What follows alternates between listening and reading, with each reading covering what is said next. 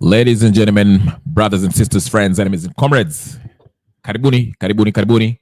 Welcome, welcome. Get in, get in. I'm giving you a few minutes. Get in. Karibu, karibu. It's me again. I'm back. This is Kenyan Revolutionary. Thank you very much, Gypsy. I see you on the comment section. Asante sana for being here. The Three Musketeers. I have liked the video already. Thank you, thank you, thank you, thank you. As you all know, the first order of business, once you get in, once you get the notification that I'm on, the first order of business is to do what? Like the video. And if you haven't subscribed, go ahead, subscribe, and put your notification on. So every time I come in, you know I'm on and you can join me in the studio if you like. I will put the link in. So for everyone who wants to come in, you can come in. Everybody and everybody and everybody. When I say everybody, I mean everyone can come in. Karibuni sana. Okay, mada ya leo. It is Gen Z movement. Are they changing Kenyan politics? Karibu sana Vicky Hanel. Nice seeing you. Hey, Jambo today from Birmingham. Birmingham kama kawaida. Yay! England are in the Euros. So congratulations. I don't know. I'll have to find a new planet to go live in if they win the Euros. Because the banter. But karibu sana. Everyone, karibu. Please. I'm giving you guys a few minutes to get in as we're about to get started. So much to cover. As you know, if you're living under a rock, let me remind you that President William Samoei Ruto, today, he sacked everyone in his cabinet, told them, Ishia, endeni, please, I have no use for you. Aliwaambia, aliwafukuza job because he dissolves the cabinet, the whole cabinet, except Musalia Mudavadi and I forgot his name again. I keep on forgetting this guy's name. I don't know what's his name. The guy from Diaspora Ministry, CS of Diaspora and all that stuff. He's the one who survived. But everyone else working at Murkomen, Maskini Nani, who is I'm not going to say Maskini. Linturi also is gone. Handsome Nyabuto karibu sana. Yes. Anatuambia, yes, Gen Zs are ready to change Kenya. Okay, let's get in. Hansan Nyabuto, please like, comment, and all that good stuff. Let me put the link. I will invite everyone else. But before I put the link, ladies and gentlemen, brothers and sisters, as you get in, please, the first order of business, like the video and subscribe. Like the video, subscribe. We're about to get started. I will start with this speech, a fiery speech by hopefully, our next president, Mr. Okia Wamatata. He was sounding like a lion in the Senate. And Mr. Amos Kingi, who is President Ruto's ally, had to stop him and say, hey, listen, you cannot refer to the president as Mr., which I felt he was being petty. But regardless, it was something that, Rene anasema ako back for round 2. Okay, tuende kazi. We are round 2. Like hapo. Na kama just subscribe. Hey. I don't know what I'll do to you. Nitakuwa kama Ruto, I'll fire the whole people. I don't know. Anyway, I'm just joking. But anyway, karibu sana Rene again. Like.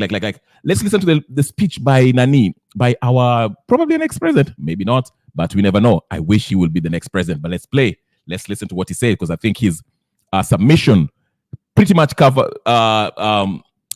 captured the mood of most of the Gen Zs, not only the most of Gen Zs, but most of Kenyans who feel like this president has failed them. The worst thing for this president is that nobody trusts him. And once you lose the trust of the people of the Wananchi, there's nothing you can say or do that can convince them to rally behind you. To be a leader, you have to have people to believe in your vision. Now, you can have good plans, but if people don't believe you, what does it matter? Nobody cares, okay? That's why I'm saying there should be a vote of no confidence on Ruto, because he's done, dada, ishia, boss, kazi yako imeisha. But anyway, let's listen to Okiya Mtata. He had a fiery speech that we have to play and listen to it. It's not long. It's not a protracted speech. It's quite short, but fiery. So here it is. By Okiya Mtata. Like the video. Karibuni sana. Ladies and gentlemen, I noticed there's a lot of people. My whatever is inaniambia kwamba watu wengi wanaangalia but they're not subscribing. Can you subscribe? Don't be a backbencher. Ingia uwe mwana wa kondoo. You know the song, how it goes. Come on. Subscribe and like the video. Do not be shy. I'll put in the link so you can get in and give your maoni yako. Ama namna gani? All right, let's get started.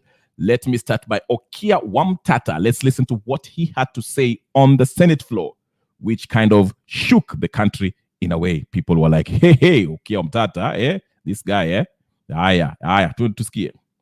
Let's listen to him. Sorry. That is like there's been a call of other things. I hear I don't know if the cabinet has been dissolved or stuff like that. That is like putting balm on a wound. What we demand, or what I personally think is ready to happen, is that the entire Kenya Kwanza administration, led by Mr. Ruto, must vacate power.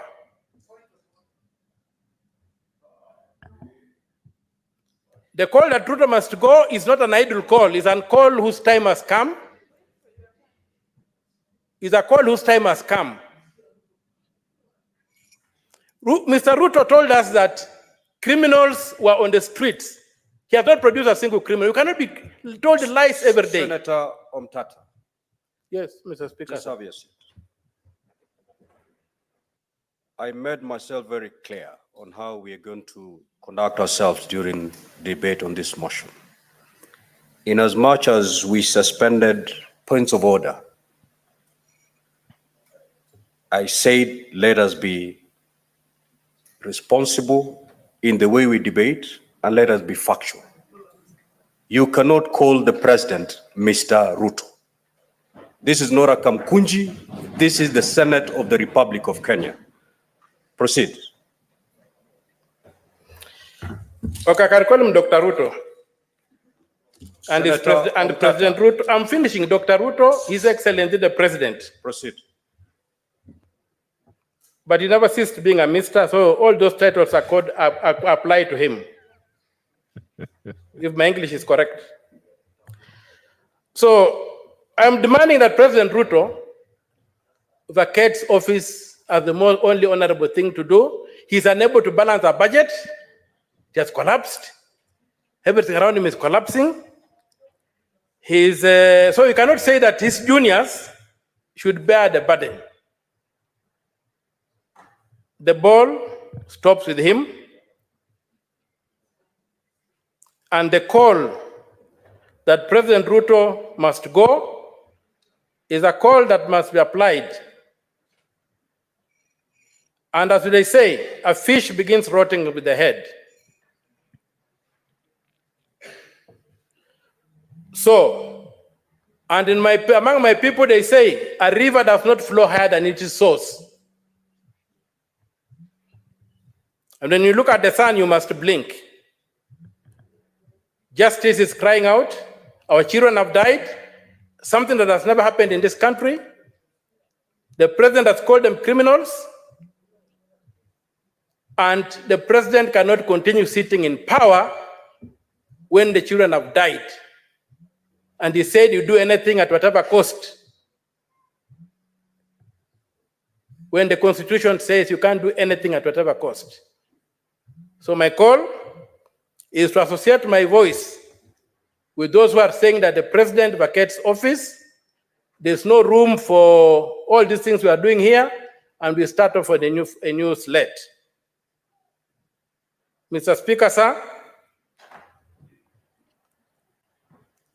anything less than that will not avenge the blood that has been spilled on our streets. A street that is hallowed, a street that is recognized in the Constitution as an arena for engaging politically. As the arena whereby, when this institution fails, the people of Kenya invoke Article 1 and go to engage. When you desecrate such a venue, you don't do anything. There's not even a call that these things should be investigated. Instead, they're trying to say that we go and have dialogue to assage, to see how to distort what is happening, to do whatever, to see how. I just look at these people like prison guards who are fighting for who becomes the chief warden. Then they learn that there's a prison break. So they all forget about what they are fighting for. They say the first thing we must do is to ensure that this prison is not destroyed. Because their business is the prison. Their business is to keep the people in the prison. So they are now coalescing, forgetting about the fight they were having, who becomes the chief warden. Now they are saying the prison must be kept intact. We're not going to allow that. This country has moved. The government that has to govern this country must govern by law. And Mr. Speaker, sir, I reiterate my words that if really the president values this country, he should do the honorable thing, fall on his sword. President Ruto, fall on your sword and retain, if you have to retain any. All right. All right. I see NBM has joined us. Karibu sana NBM. Do you think Ruto should fall on his sword ama Okiya Omtata amevuta bangi? Karibu. NBM, can you hear me? Maybe umekwama. NBM. Aya. Internet ni shida huko. Anyways, as we continue, that was Okiya Omtata. There was another gentleman too who also echoed something similar to Okiya Omtata's call for the president to resign, because he said the fish rots from the head. So it's not the tail that needs to go, but the whole fish needs to go. Here it is. Let me see here. I just got the video here, which came a few hours ago. If I can find it, ladies and gentlemen, brothers and sisters, friends, enemies, and comrades, are you ready? Please keep the likes up, and you are free to join me in the studio for a discussion. You can give me your view, and we'll continue to conversate over what's going on in Kenya. Here it is. This is none other than Miguna, who spoke directly to the president. Here it is. Listen carefully, ladies and gentlemen, brothers and sisters, friends and comrades. Here. Okay, hold on. Just give me a second. Let me put it up. Rigathi Mudavadi, they are appointed. Ruto, resign. Dissolve your entire government, starting from you, Rigathi Mudavadi, the unappointed chief of staff, your advisors, all the bureaucrats, CEOs, everyone, the IG of police, the DCI, all the killer squads. It's too late now. You can't get out of this through PR stunts. No games, no tricks, no kanu abracadabra. Ruto, you must resign and go now. You are weak, you are cornered, your lies have been exposed. Kenyans have rejected you. We have recalled you under Article 1 of the Constitution, the power vested on the sovereign people of Kenya to exercise power directly. And the Gen Zs and the millennials and the revolutionary patriots have said enough is enough. You have killed too many people. You have not apologized for any of the deaths. You've not done anything to show that you are contrite. There is going to be no difference between the so-called cabinet you're going to appoint and the ones that you have just quote unquote suspended. You've not dissolved anything. We are going back to the polls. The IBC cannot be set up in your own image so that you can rig the next elections. We are going to reconstitute the IBC afresh, an accountable, transparent IBC that only answers to the people of Kenya. You are irredeemably corrupt. You are irredeemably a tyrant. You cannot be saved. You are beyond redemption, and you must resign now. This is the irreducible minimum. Ruto must go. Viva. Viva. Okay, Ruto must go. That is the call by Okiya Omtata, Gen Zs, and Miguna. The people are saying it is not enough to fire cabinet minister. Ruto must go. Let me tell you something. Let me just tell you something what I think about all these things here that's happening. Ruto is scared to death. Scared to death. Wacha niwaambie kwa nini. Ruto at first alitokea, unakumbuka, after the 25th whatever. Alafu then people started talking about going to the State House. Akaleta majeshi. Even nani Uhuru Kenyatta at the height of his power, or in his when he was under siege in 2017, when Raila brought his people and went to Uhuru Park, he never brought the army. He never went to the military and weka military. Hey, military, and then hapo ije mwangalia to stop things. No, Uhuru never used the military. Yes, Uhuru was also scared, but he didn't panic to this level where Ruto is panicking. He brought the military, for Christ's sakes. Okay? Now, after that, akatoka akasema, wacha nionyeshe kifua. He came out and he was speaking with, anajifanya yeye ndio kifua ndio hiyo, ati nyinyi criminals, Alafu akaona moto bado inazidi. He was abducting people, shooting people, doing everything. Akaona hiyo haiwaka. Sasa akaona okay, you know what? Let me go on a PR stunt. Have a PR stunt. Akaita wakina Eric na sijui nani, Linus, or the way he called him, Linus. Okay? Akawaleta. Then he tried, never even apologized, didn't work out. He's trying to akajaribu. Aya, nini tena? Akajifanya ati reject. He rejected the finance bill. Still is not working.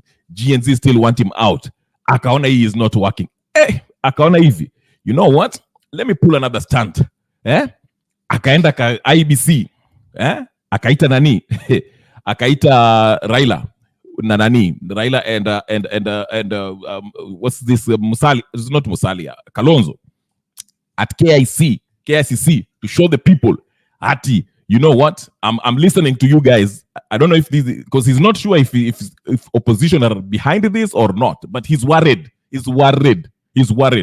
So akaleta Raila hapo, wakaanza kutuambia mambo ya NADCO. Raila akaanza kusema ati sijui NADCO, if we renew this NADCO, it will help the Gen Zs get off the streets.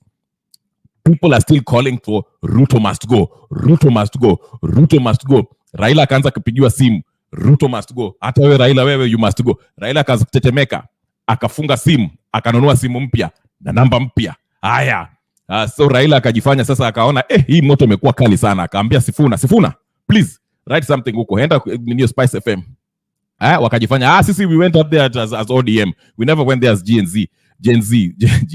Z. Wakajaribu. Ruto kaona hii moto bado inawaka. Bado wanamfinya. Gen Z bado wanamfinya. Akasema, nimejaribu kuleta Raila, nimejaribu kuleta army, nikajaribu kila kitu. This thing has caught fire. The revolution keeps on. Majamaa wananifinya. So he said, okay, you know what? Okay. Wacha niite press conference. Sasa hii itakuwa cabinet yote. Nyinyi Murkomen, sijui nani, this sports talanta, sijui nini, ambayo wanted to go to Paris with the sijui nani, nyote endeni nyumbani. Linturi hata endeni nyumbani. Please endeni nyumbani. Kwendeni. I've done everything. I'm trying to do everything. I'm trying to survive, because this revolution seems to have caught fire and there's no way of quenching this fire. Imekuwa moto. Hawa vijana, these criminals, these young people, Gen Z, whatever their name is, they're losing their freaking mind. I will even try to fire. I'll even try to impeach Gachagua. I'll do everything. Vijana, please, get off my back. Mmekuwa mwandazimu. Nyote. Kenya is burning. I don't know what to do else. Raila cannot help me. Where is Uhuru? Uhuru cannot help me. I don't know what. Murkomen cannot help me. Oscar Sudi is not helping me. Everything is out of hand. He's trying everything. Hizo abracadabra zake amejaribu, amefukuza kila mtu. Hata kesho ataamka atafukuza Musalia. Ataamka atafukuza kila mtu. He doesn't know what to do. He's in a panic mode. Tuesday inakuja, hawa vijana bado wanasijui wanataka kwenda huko Uhuru Park, sijui wanataka hawa vijana have lost them. These criminals are taking over Kenya. Ruto is backed in a corner. Ruto is weak. Nobody can save him. Badi yesterday came out and say, Raila always saves us. Always intervene. Raila cannot save him anymore. Raila amefunga simu. Amesema, hey, I'm not sure, my friend. I'm not sure. Yeah? And people are even watching keenly to see who is going to take this CS position. now you can hear them. They're starting to talk at sijui itakuwa inclusivity. It will reflect sijui every part of Kenya. Inclusivity. Because listen, here is the disconnect between this political class, wakina Kalonzo, Ruto, Raila, and all them. They think that people are mad at him mambo ya handshake. They think that. Even Raila wrote that. They fail to understand that vijana wamechoka na hii serikali ya Ruto. They are tired of what has been happening historically. Hii corruption na hii ujinga yote inaendelea. And at the end of the day, once we start tukianza kumaandamana, munaenda mnakuwa na na handshake, alafu mnaendelea na upuzi yenu. Imagine now Ruto is trying something else. He's saying, "Aya, kujeni, I will invite 150 people to sit down with me so we can discuss these things." 150 youths, 50 of them will be youths, professionals, need analytic abracadabra, even witch doctors, please come over. Witch doctors can show up too. I don't care. Anything. Yeah? Wachawi, mapasta, kila mtu. I'm trying. Ruto is trying. Zakayo ameshuka hata sijui atafanya nini. He is cornered. He doesn't know what to do. He fails to understand that moto imewaka. Now vijana wamesema the bare minimum, irreducible minimum, ile uwezi kuenda ninio, ni kutoka. Resign. Ruto, you must resign. Toka. It doesn't matter. And by the way, this is another strategy that they're using. And this is the strategy he was using. That's why he brought in the opposition. And I'm so glad. Actually, what happened in KICC was, I think God is working in mysterious ways. Unajua kwa nini? It is exposing the true people who want change. Listen, after ODM, to be fair, ODM wrote that Raila always helps Kenya, nini.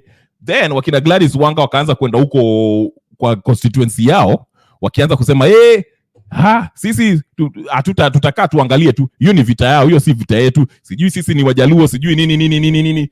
And the young Luos are saying, hii si mambo ya ukabila, please. Hii si mambo ya ukabila. This is a Kenyan problem. Everybody is in it. Tumechoka na Ruto. Baba akitaka kushikana na nini, waende watenze hiyo nadko yao, tutawashika na hiyo nadko yenu na mtaresign nyote, na nyote mtaenda nyumbani na hiyo nadko yenu. So but the last, listen, Raila is the vestige of the yesteryear's politics. Ile politics ya ile ya ukabila, politics ya regionalism. And you know what happened? As a result of this lady huyu nani Gladys Wanga kwenda huko na kusema sijui sisi tumekufa sijui nini, try to make it a tribal thing. Okay? Now there's also some Tuesday, I don't know if it's Tuesday or tomorrow or yesterday or today happened. Karibu sana Atticus. They exposed Gladys Wanga, who was before said to be the highest performing governor. Yeah? Na sasa wanaanza kumexpose, wamesema ile pesa ameiba. I will show you. Just because hiyo matamshi yake ile alianza kusema, because she's trying to make it tribal. Ati wanataka kuweka ODM as if ODM is the representative of the Luo nation. So they are telling, Wajaluo waache. Raila is losing his grip on his constituency. Okay? Because the constituency wame change. These are young folks. These are not the same old people who are looking at politics as sisi kama watu wa Lake Victoria, sisi watu kama watu wa Mount Kenya. And it's also the same thing with wakina Gachagua. You see what sisi watu wa Mlima Kenya, sijui sisi ni wapi. Gen Z wanaua hiyo kitu. They are malizing that. And these old folks, irredeemably corrupt politicians like the Railas, Gachaguas, na hiyo Rutos and everybody else, and wanaenda kuwekwa, wanarudi nyumbani wote. That's why I'm saying immediately when Gladys Wanga, when she went there and tried to make it a tribal thing, anaambia watu ati sisi Wajaluo sijui tukaya hivi, they started exposing her. The ndugu yake sijui ameliiba bilioni sijui ngapi. I'll show you. In fact, there's a poster of it. So the thing is that these young folks, they are saying this. Wanasema kitu ambayo the previous people, millennials. Well, millennials are kind of part of this Gen X, okay, movement, okay? There's something that, you know, let me take you back. Let me help you. Like this video, like it. Wait, subscribe now, like. Let me tell you something. I'm your political dietitian. Wacha niwaeleze kitu. This move did not start with Gen Z. Ilianza na wakina. Unakumbuka vile Orengo na Shikuku, Matiba, na nani, hata Kibake, hata nani, Raila, vile walikuwa napigania huko 1980s na 1990s multipartyism, okay? Walianza, okay? They did their part.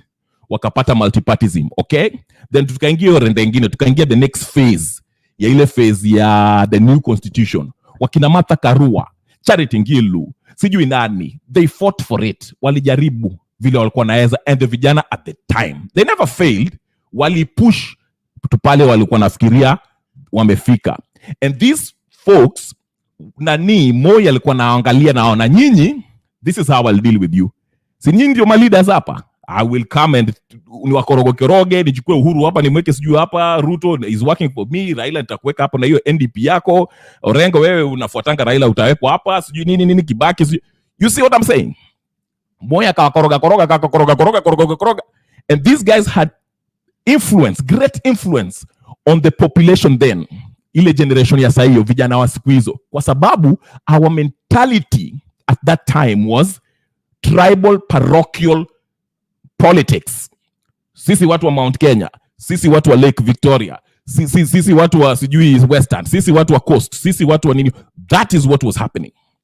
So even though they were pushing for freedoms for Ninio, they were still limited because they were limited by the fact that they were looking at the Uhurus, Railas, Rutos as regional tribal chieftains.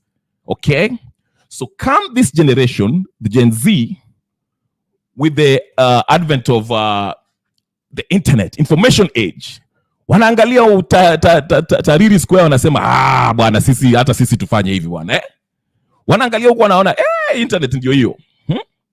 And they're saying, no. We've sat down, tumeangalia, tumewapima, zile manini movements zilikuwa nao, zile za sijui sabasaba, sijui nini. They've looked at back then, wakasema, you know what? The common denominator ukuanga hivi. Hawa majamaa wanavurugana, alafu wanaweka government of national unity. Hawa watu wanavurugana, alafu wanaweka government of national unity. Wakasema, you know what? We need to break that cycle.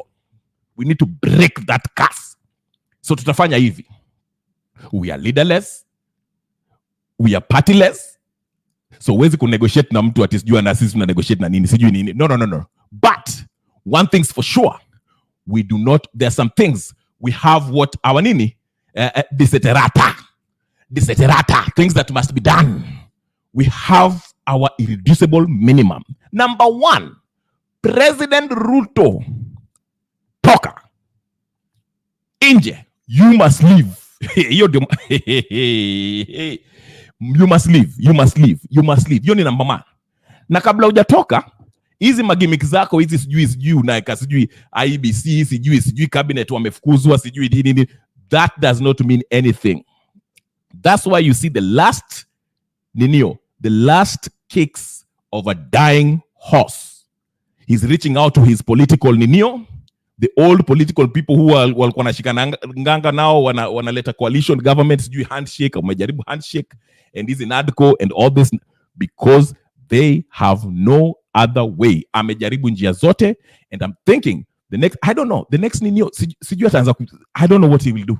Amejaribu. Ngoja tuliambiwa ati I'm waiting for that meeting sijui 150 sijui nani. Unaona? So the guy is out of ideas. He doesn't know what to do with himself. Hajui afanye nini? Hajui. Rene Black anasema he should have never called the citizens those names. They have constitutional rights. Absolutely. Helen of Troy anatuambia nini? Ruto is the real problem in Kenya. The head is rotten, so attaching a new body to a rotten head won't work. A new cabinet will not work effectively under Ruto, who is in their right who is in their right will work for Ruto. Who is in the right mind? I think that's what you meant, okay? Aya, Atticus ndio. Atticus, karibu. I haven't seen you for a while. Karibu. Make sure to subscribe and like the video. Like the video and subscribe, ladies and gentlemen, brothers, sisters, friends, and comrades. Atticus anambia, Raila needs to realize wazee wameisha. These young people don't care about him or his stories. Where Atticus tuli. That is story. Wacha Raila atakupatia historia. Rede Black is saying, like I said, you can't show the burglar where the house key is and expect not to get robbed. Absolutely. Amosanga, karibu. Anybody tainted by Nyayoism must go. Absolutely. Hawa watoto wote, these are Moi orphans. Wote ukiangalia vizuri, they are all Moi orphans. Ruto must know that all abductions of our young people, Gen Z, be released all immediately from across the 47 counties of the Republic. Yes, in the Republic. Yes. Okay. If you fight for liberty, don't do it expecting a reward. That is Raila's problem. He expects to be rewarded while so many fought as well. Absolutely. As Yomondi selling, time has come. They need to go home. Absolutely. Okay. Nani anatuambia, this unstoppable movement, tribeless and partyless. Hey, ndio nawaambia sasa they're trying, they're trying everything. So unaona nani alikuwa analeta Azimio to help him. The mistake, ndio maana Azimio are not strategic pia. The last thing they should have done is trying to get into the government. Hiyo ndio sasa itakasirisha kila mtu. Kwa sababu, ukishashikana na anything attached to Ruto as of right now, yote will catch fire. Anything. Mimi ningekuwa Raila singeenda. Ningepiga tu simu hata ningejifanya kwa ninio. Ningekaa kwa nyumba nimwambia, I join you but mimi ni mgonjwa. Wewe tu endelea na hiyo sahihi. Piga sahihi lakini tutakubaliana lakini chini ya maji. Wewe usijali. Because now he's on the firing line. Na Azimio pia, especially the ODM side, to be fair, because the Martha Karua walisema hawataki hiyo mambo ya ninio, hiyo amendment bill. Kalonzo pia baadaye akajifanya ati, unajua Kalonzo watermelon kama kawaida, came back and sijui anasema sijui nini. Bure kabisa. Bure kabisa. Then anasema accountability is a great start. But if you think you are right about everything, then you don't deserve to rule. Absolutely. Leaders should listen to their people. Ruto. Anyway, Mohammed Abdi Kadir. We don't want anyone who served the former governments. We can't trust them anymore, regardless their party. We need God-fearing leaders who are ready to safeguard the country. I guess that's what you mean. Yeah, good point. Yes, we need somebody who's really God-fearing, somebody with integrity. Unajua Ruto pia anajifanya God-fearing, lakini mambo yake we all know what that means. Ladies and gentlemen, like I'm about to show you something. There's so much going on. Nakwambia Ruto is in trouble. And the attention will also start. I had the movement. I also had that the Gen Zs will start focusing on also the governors, because what is happening with these governors wanaiba pesa. It was never Orengo only. Orengo aliiba 900 million and still counting. Ndugu yetu wa Matangi mara nasikia wa Mutangi walikuanga mwizi wa magari huko UK, Interpol inamtafuta, sijui so many things. Mimi nawaambia hii government, from senators, MCA, MPs are shooting people, senators are shooting people, governors wanaiba left, right and center. Ruto ndio huyo mkora naua watu, the CSS are sijui doing what. Yani, the whole thing is a huge mess. And the Gen Z are cleaning it up. Easy riots, but protests, peaceful protests. They've been only there for how long? Less than a month. And look at how watu wanatetemeka. It's exposing people. Wale walianza na kiburi, sasa wamenyamaza kimya because of this protest. So protest may it continue. Kila siku maandamano iendelee. Tuesday is coming, 16th. This is going to be mammoth. And nani ameogopa, anatetemeka kabisa. In fact, Ruto will go to Uganda. Muangalia vizuri. Pigeni Museveni, muangalie kama Ruto wako huko. He might be there already. I'm telling you. He is scared. And not only him, also his governor na maninio. Gladys Wanga ulifanya mistake ukaongea. Sasa wanakukujia hata wewe. Wanakupigia simu. Ungenyamaza tu. Ungenyamaza, lakini unafikiri ati sijui. Hey, Gladys Wanga. Yeah. Anyway, Miguna says, here's a tweet by Miguna. He says, these three men symbolize corruption, incompetence, tyranny, and the culture of impunity. They must resign first, together with hundreds of the rotten principal secretaries, advisors, and senior bureaucrats, hangers-on, PAs, etc., before we chart the way forward. Yes. Hata ile amendment walipitisha ni upuzi, hatutaki kusikia. We don't want to hear about that. Atika sana tuambia.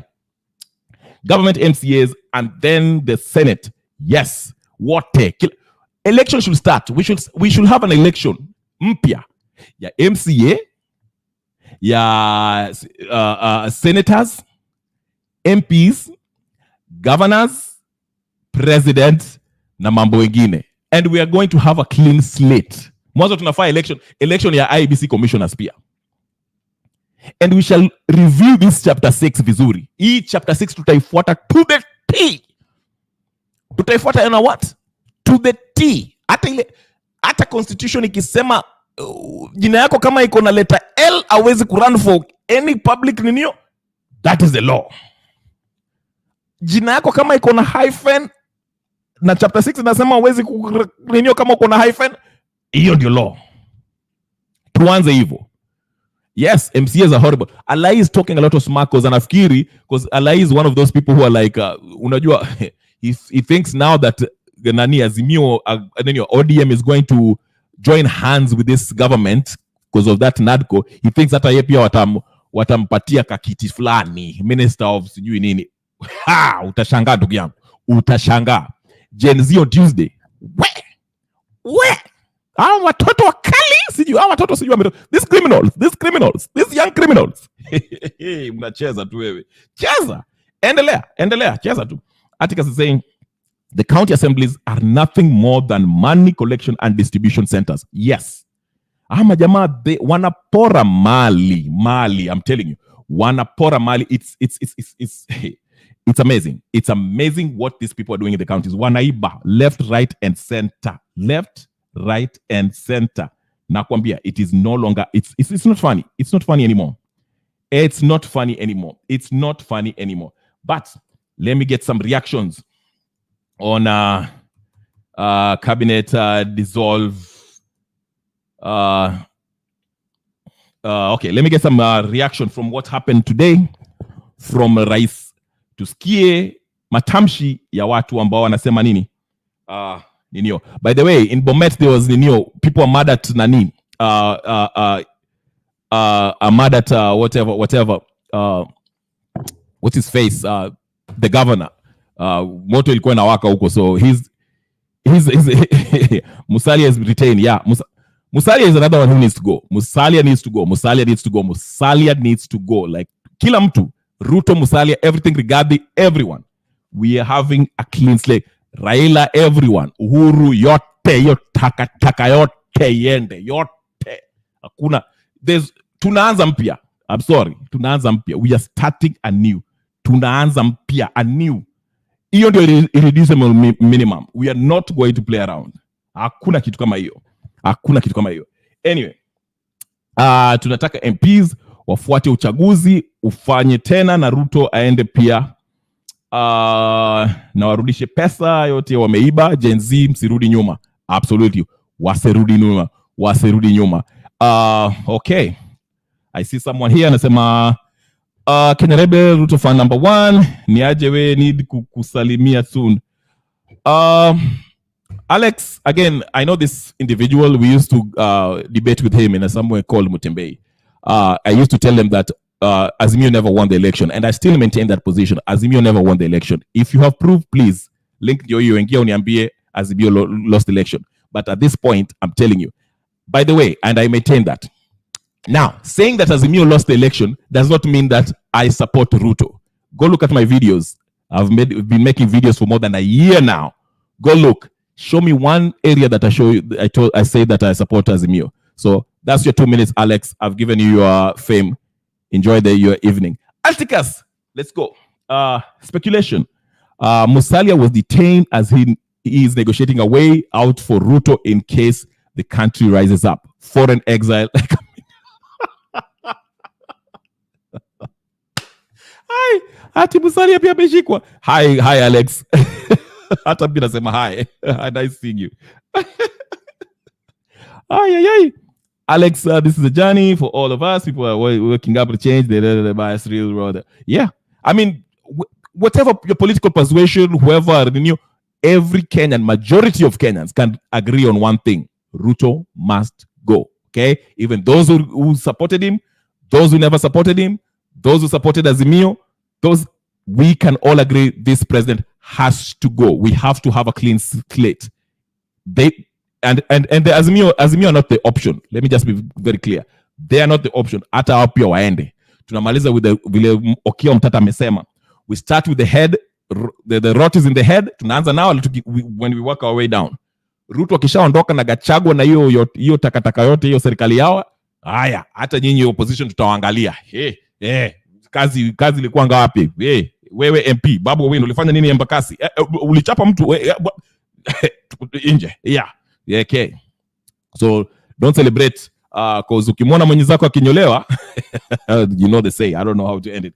Joseph Ayo, like the video, subscribe, share, comment, do all that good stuff. Joseph Ayo anasema Gen Z is doing a good job, but they may end up doing the same thing. Maybe you will get people out of Kenya. I don't know. Yes, anasema Ruto must go. Must go. Yes, absolutely. Ruto must go. Aya, Atticus now anasema we Kenyans were not born to be slaves to anyone. I was born free and I will die free. No government will rule over me without my consent. Absolutely. Liberty or death. Yes, liberty or death. Alex anasema Babu Owino must go. Go say that in Embakasi. Utachapwa mawe. The last time I checked, your ODM member. Enda kaseme hivyo. Unless you left. Alex, yeah, we go way back. Like peanut butter and jelly sandwich. Atticus, liberty or death. Yes. Renee, excellent job. Yes. Atticus anasema agree with Alex. Babu Owino must go. He is a thug. Jamani, hii sijui this generation X sijui I don't know what they did. This revolution is what's the word? That's the word. Nyinyi wazungu tafuteni hiyo word. Contagious. Sijui ni contagious ama ndio wanasema nini. But it's really opening up people who are from either of whether you're Kenya Kwanza, Azimio, anything in the middle. Naona mnasema vitu ambayo I would have never thought a year ago or something like that. You guys are really hey. Like the video, ladies and gentlemen, brothers, sisters, friends, and comrades. Like the video now. Nataka at least 200 likes. Is that too much? 200 likes. If you're going to watch this on repeat, please do the same. All right, Ruto must go. Absolutely. Abu Kinyao, like the video, subscribe. Alex say, did you see Sifuna reaction? 80 Ruto actions today was good read.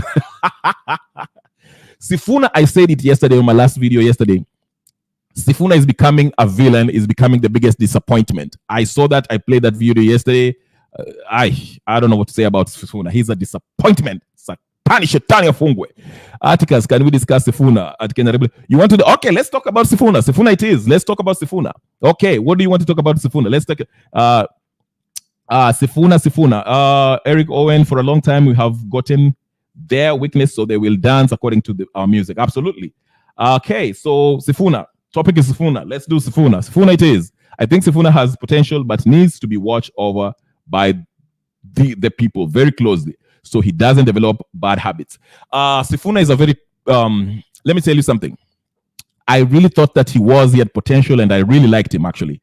But after this bill, conflict of interest bill, and I watched the interview when he was trying to make a case for himself, kujitetea in Spice FM, I realized this guy can be compromised very easily. Ndio maana nasema hivi, for those young folks, bright minds like Sifuna and maybe Otiende Amolo, but Otiende Amolo is a lost cause.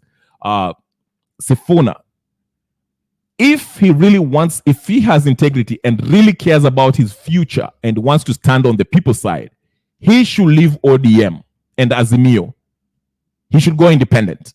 He would have a great future. He can have a following. I think he has build up enough. He can be his own person. But as long as he's under the ODM Azimio banner.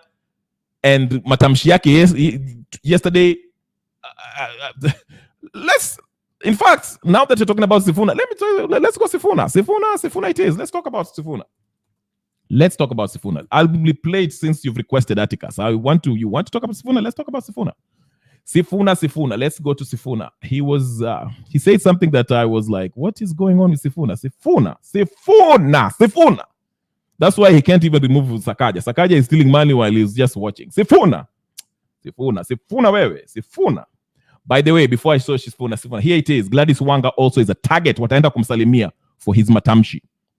Okay? Good night to all. Strong stay, so Jay-Z and peaceful. Okay, bye Renee. Take care of yourself. Ndio huyo Alex ameingia. Sasa, ladies and gentlemen, uchokozi iko karibu kwanza. Karibu sana Alex. Unajua Kenya Rebel. Yeah. You didn't have to say we know each other like peanut and butter. I mean, that was wrong. I only know my wife like peanut and butter. I said we go back. We go way back. I didn't say we know each other. Najua umeingia hapa na kasheshe like endelea. Here you can say anything. Habari yako bana? Mzuri. Long time. How have you been? How have you been? I'm very fine, bro. You know, it's summertime. Blazing wealth purchasing. That's the key. But yeah, I'm here shortly because I'm in the park with my kids, so I don't want to take a lot of time. So you said let's talk about Sifuna. I don't blame Sifuna for what he's saying, and you can clearly see how Ruto wants to exonerate himself from the current conundrum that he is. First of all, you can see that Ruto was given a silver platter in the GNCs. Had he been wise enough, he could have fired these people long time ago, did what he ought to have done before he was forced to. Now, it comes too late when I think these people have made up their mind that the entire government must be dissolved, including him and Gachagua. And I think Ruto has shown potentially what a president should not show. Once you say you concede, the next thing, unavuta cabinet yako, you show the masses that they can move you. And once the masses know that they can do something about you, however potentially slow or non-significant it may be, you give them power. I think today the Kenyan people received the power they've never gotten. Imagine the entire, you see, the one office that is remaining is not constitutional. So we don't even, the Ministry of Foreign Affairs, we can understand that, but entirely we know that Ruto is in charge. This is my take. I think seeing Raila come in and speaking the way he spoke, I think Ruto thought that he still has 50% of the diehard supporters like me. Of course, I'm still the diehard supporter of Raila, but not on this time, because I think the matrix has changed. I think that what they want to do, unfortunately, is not going to happen. Ruto is negotiating for a national government, the national unity like South Africa. The same mistake Ramaphosa made. And therefore, looking at Sifuna's sentiments, he is going slow because he knows that that might be the alternative for Ruto. But how potentially destructive is that going to be? I think Baba yesterday had to negate some of his statements, not in totality. I think Azimio is in shambles because Kalonzo is looking way far and realizing that Baba is going to the AUC and potentially is remaining to be with the people back here.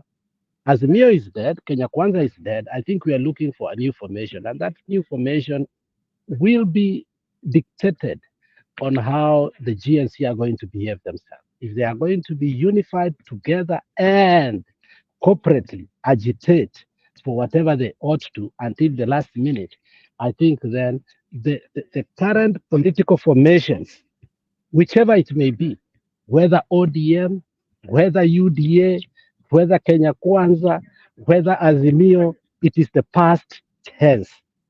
So people are trying to realign themselves in a very wrong way. This is the time to be quiet and understand that silence pays sometimes. But on this level, I think we are sick and tired of all the entire establishment, the entire system. And if there was a time that we can get it right, it is this time that we can do what? We do a total overhaul. And when we say the total overhaul, nobody should lie to you that, oh, the cabinet ministers watakuja will be vetted again by the current legislature, which actually passed what? The finance bill. I think musikojolewe bana. Just understand progressively what happened to 2023-24 finance bill, 2024-25 finance bill. All these, remember, however bad people are, we must use their statement too, but also say that they also must go. Mbadi told Ruto that, look, your cabinet stinks like a skunk. We don't want to give you some people only. We will give you all of you. Go rot with them. You remember that statement? Yes, yes. So today he wrote with them because he himself said that they are what? They are not qualified. Mhm. And that sometimes he has made sentiments like, yeah, wengine nyinyi najua more than what goes in your ministries. You know, such kind of sentiments. It shows very well that he brought a skunk that is smelling to him and there's nothing he can do. So I think tell Raila and the entire ODM team that, look, the GNC and the entire millennium and also now the entire country are not going to accepting anything less than an overhaul. And let them not even think of a government of national unity. It is not going to happen. It is too late. Even if you were to reduce the cabinets from 20-something to 14, it is way too late. First of all, he has agreed, let's see those people in court, but we still don't trust the courts.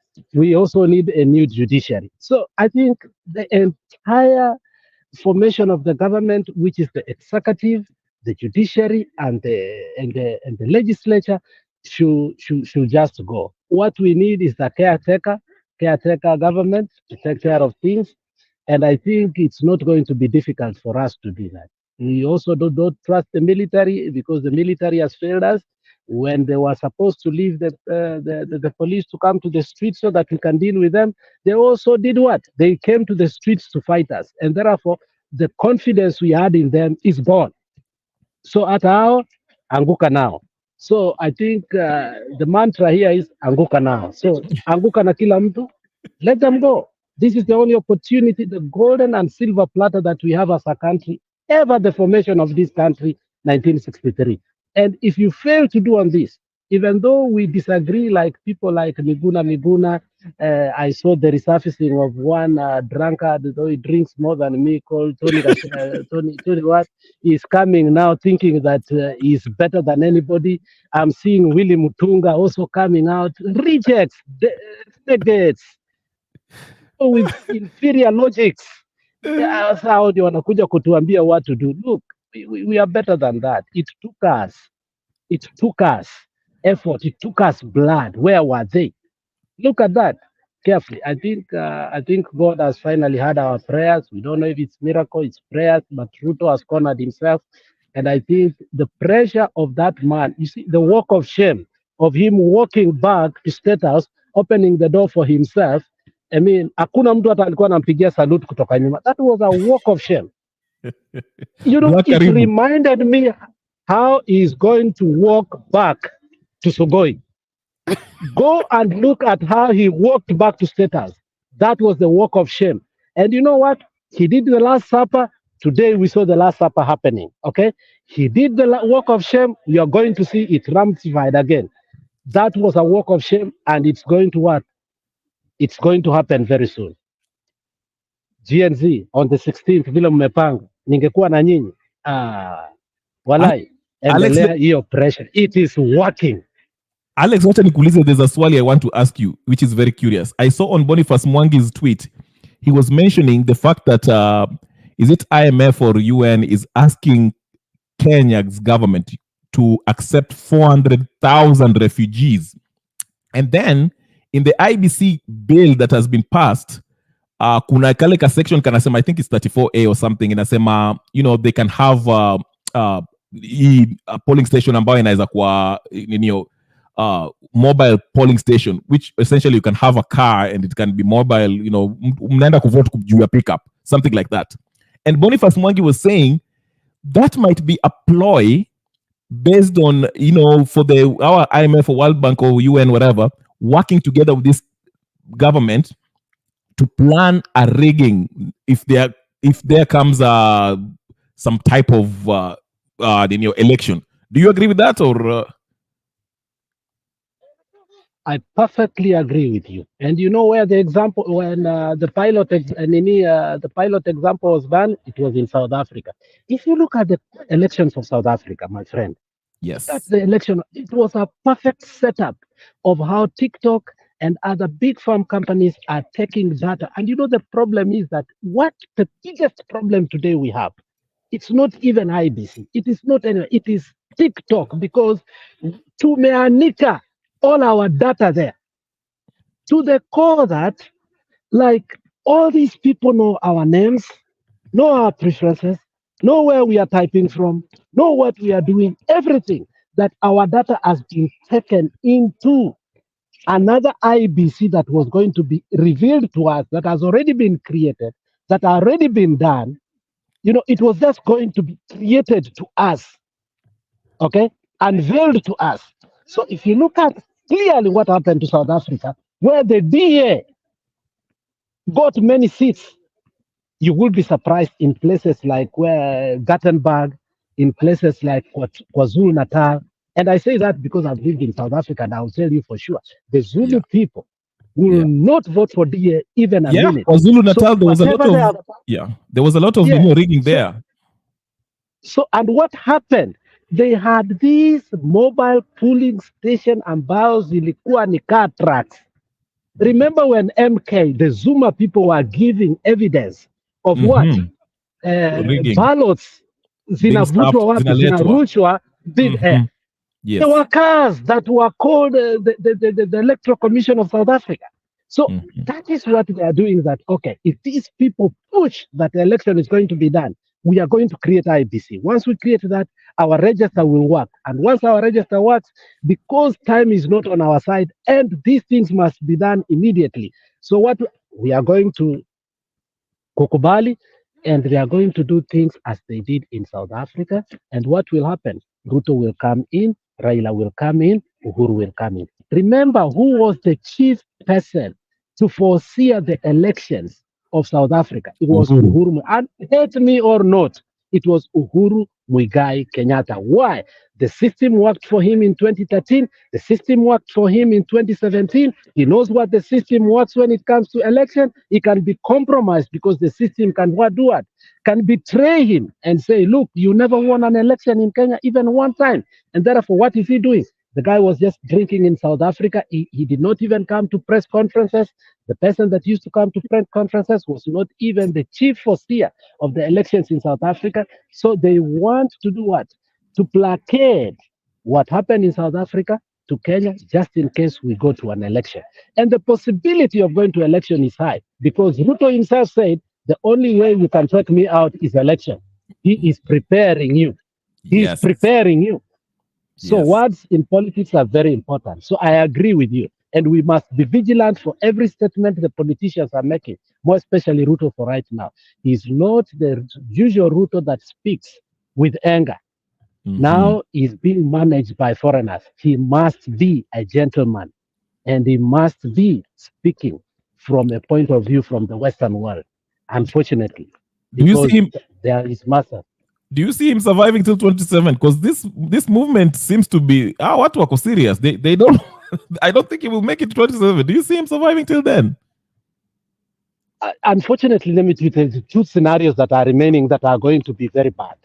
Caleb Amisi has already told us, okay, he's not what within the kitchen cabinet of Raila is talking about. Now, we have two centers of powers. They want to merge together. The fact that you saw Raila with Ruto, constitutionally, who was Raila to sign that thing? That was criminal. That was unconstitutional. That was unwarranted. That was illegal. He signs as who? What position does he have? Okay? We don't have the leader of opposition in Kenya. Okay? So if you look at that, if these two centers of powers want to merge, thinking that they can quell the current turbulence. Okay, after coming together, they want to form the government of national unity. But I think it's past that. And that is why you see within the ODM, there are people who are coming out and refuting it. Within UDA, the fraternity of Mount Kenya, yesterday, they had a meeting with Ruto. Also, they came out without agreeing. So both sides, they have read the signs that, look, this thing is beyond us. We thought it was a joke. And if you want to know, is that even the military is against it. Even those who came that purportedly are the military are not the Kenyan military, according yeah, to what they're saying again. Okay? yeah. I saw So that. I kuna saw. shida nyingi. Mm. Go ahead. No, I was just saying that there was that ninio, unakumbuka vile protest ilikuwa inafanyika, alafu there was one person who was identified as a police officer from Uganda who was shooting people. Did you see that? Yeah, I saw that. So I I was like, saw that. I don't know the authenticity of it. But whoever is saying that Angalia the Ruto is not going anywhere, my friend, once you start saying things like I concede, once you start firing your entire cabinet, once you start going to other countries and taking 200 million because you know very well anytime you might get out of power, and now you start taking money to offshore countries. Who sent Murkomen to go get the 200 million? You think that money belongs to Murkomen? Somebody is hiding his money before his time goes to go. So you must read the signs currently, which countries are trading with Kenya with big time money. No, I mean the economy. Look, 2 days in a week. By Monday, watu wameanza kuenda kwa streets. Business are closed. We are talking about capital markets. We are talking about importation and exportation. We are talking about freezing of what? Freezing of people coming to Kenya and going out. Yeah. Monday wanaanza. Tuesday they did happen. Wednesday is clean up. Thursday they are there. Friday is clean. Saturday is our weekend. It has been for 1 month. What kind of economy is this for 1 month that we are not making money? You want to tell me we still have an economy? no, we don't. My friend, we are in ICU. And when you hear the president say these things and having a walk of shame and firing his people, it is truly that the president is desperate. The center is not holding water. Hata nani Gachagua. Why do they want to remove Gachagua? Some people are blaming Gachagua might be behind this ninio. What is your take on Gachagua? Is it this going to benefit him? Ama, what do you think? Because Gachagua, I heard there's a motion that they want to impeach him. Why now? How is that going to help the situation? Ama Ruto is looking for a scapegoat. Because to me, the way I see it, maybe he's firing this anafuza ama cabinet minister alete watu wa opposition, because maybe he think that will kind of earn him some favor, hata akipata 50% of the support for doing that, because he believes maybe our Azimio they have some support enough ili itamshikilia mpaka 2027. Alafu he's trying to remove Gachagua because now maybe he doesn't see the use of watu wa Central, anachukua watu wa Nyanza to substitute the people of Central. How do you see this Gachagua thing going on? Ama Gachagua pia, This is my personal opinion, and it might be right or wrong, but on this I think I'm 98% right.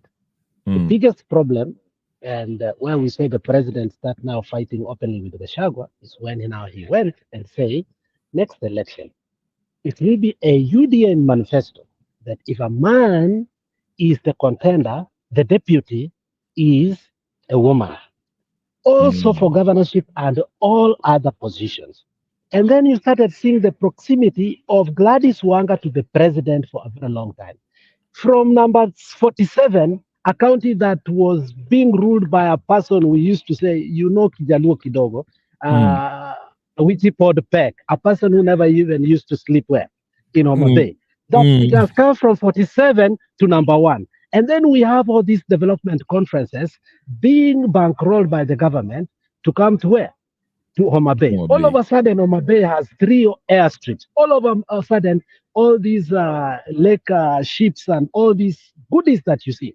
And if you look, the other day, Gladys Wanga actually messed up by saying when Gachagua was trying to agitate for the GNC, Then Gladys Wanga comes and makes a press conference, which made headlines throughout all the mainstream media, where he's saying that this is not our fight. We are fighting people's fight. Okay? It shows, and Baba goes and meets Ruto. And the next day, the cabinet is dismissed. Gachagua is being fought so that he cannot be the deputy of William Samoei Ruto, period. But, the problem is Ruto already showed Gachagua the powers and the constitutionality of the office of the deputy president, unfortunately. So he doesn't need to learn about it. He can just do what he did and also apply more pressure. That's why you see the other day, the governor of Nyeri saying in a funeral openly, hatujui kwa nini hata hatukupea huyu jamaa kura. You think that was out of sheer stupidity? No, everything is planned. Okay? So Gachagua has his axis, Ruto has his axis, and Ruto axis is to fight. And let me tell you, at this particular time, if you ask yourself, why was Mudavadi retained? Ruto is desperate for the Western votes. Yes. If they have to steal, they still have to show that they are popular in the Western. And Alfred Mutua. I think Alfred Mutua also survived. Yeah. No, not Alfred. Ni ule mwanamke njao. There's Alfred Mutua alitoka hiyo nini ya nini kitambo sana. Foreign Affairs and Diaspora. Alitolewa, remember. Okay. And another thing, another thing you need to see here is watu wanasema Gachagua is nobody. At one time I was talking to somebody last time during the election, and it's good to learn from people. And the guy told me, Kalonzo hata ulize MP hawezi pata, ugavana hawezi pata, MCA hawezi pata Ukambani. Lakini wacha nikuambie kitu kimoja, Kalonzo hatuwezi mtupa. Nikamuuliza kwa nini? Ile wakati Kalonzo was wavering between Azimio and what? And he wanted to be the deputy, not Martha Karua. Huyu jamaa akaniambia something that was very important that I can apply to Gachagua today. Akaniambia hivi, if you have cows and you have only one bull remaining, you don't slaughter the bull. At least leave it, tuone kama itafanya kazi, so that we can have even a premature bull. And then we can carry with what? The posterity. Yes. Yes. So this premature bull still matters to the people of the mountain. You cannot just say, oh, Gachagua does not matter. If you look at the Limuru 3, it was Gachagua himself who said, Aje, let our spokesman be who? Uhuru Muigai Kenyatta. Did you see anybody refuse? So don't just rubbish Gachagua here. We have rubbished him way too long. And we thought the guy was even stupid. Let me tell you, Gachagua is not stupid. I will come to tell you this.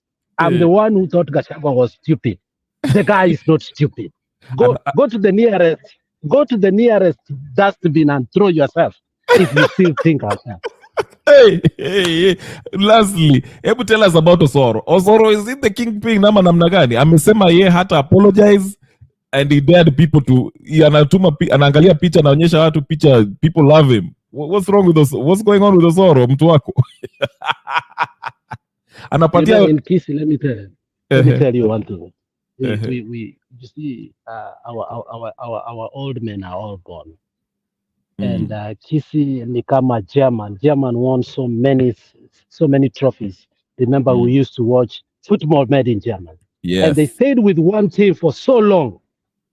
They stayed in one team for so long with one team in World Cup. Finally, they realized they have now to reinvent. Now they started a small team with young people to build it up. So today in Kisi, if you look at the politicians, all of them, Osoro is in his 40s, Simbarati in his 40s, Kibagendi in his 40s, Barongo in his 40s, Nyakundi in his 40s, Jahir 40s, Manduku 40s. I mean, all our leaders are in the second adolescence. Okay? So we have adolescents and teenagers in politics. And the only adult ni mtu ana shrub, badala aseme CBC anasema shibishi. That's Machogu. Who we are very ashamed of. As long as we know what it means. Yeah, we are rebuilding a political brand for the future. and we are giving everybody an opportunity, okay? Not based on the party, not based on the money they have, not based on their rhetoric, based on the love for the community. And Osoro has achieved a little bit love from a couple of people, though not me, okay? And he has known how to play his politics, the politics of the church, the Seventh-day Adventist, which matters in Kisii.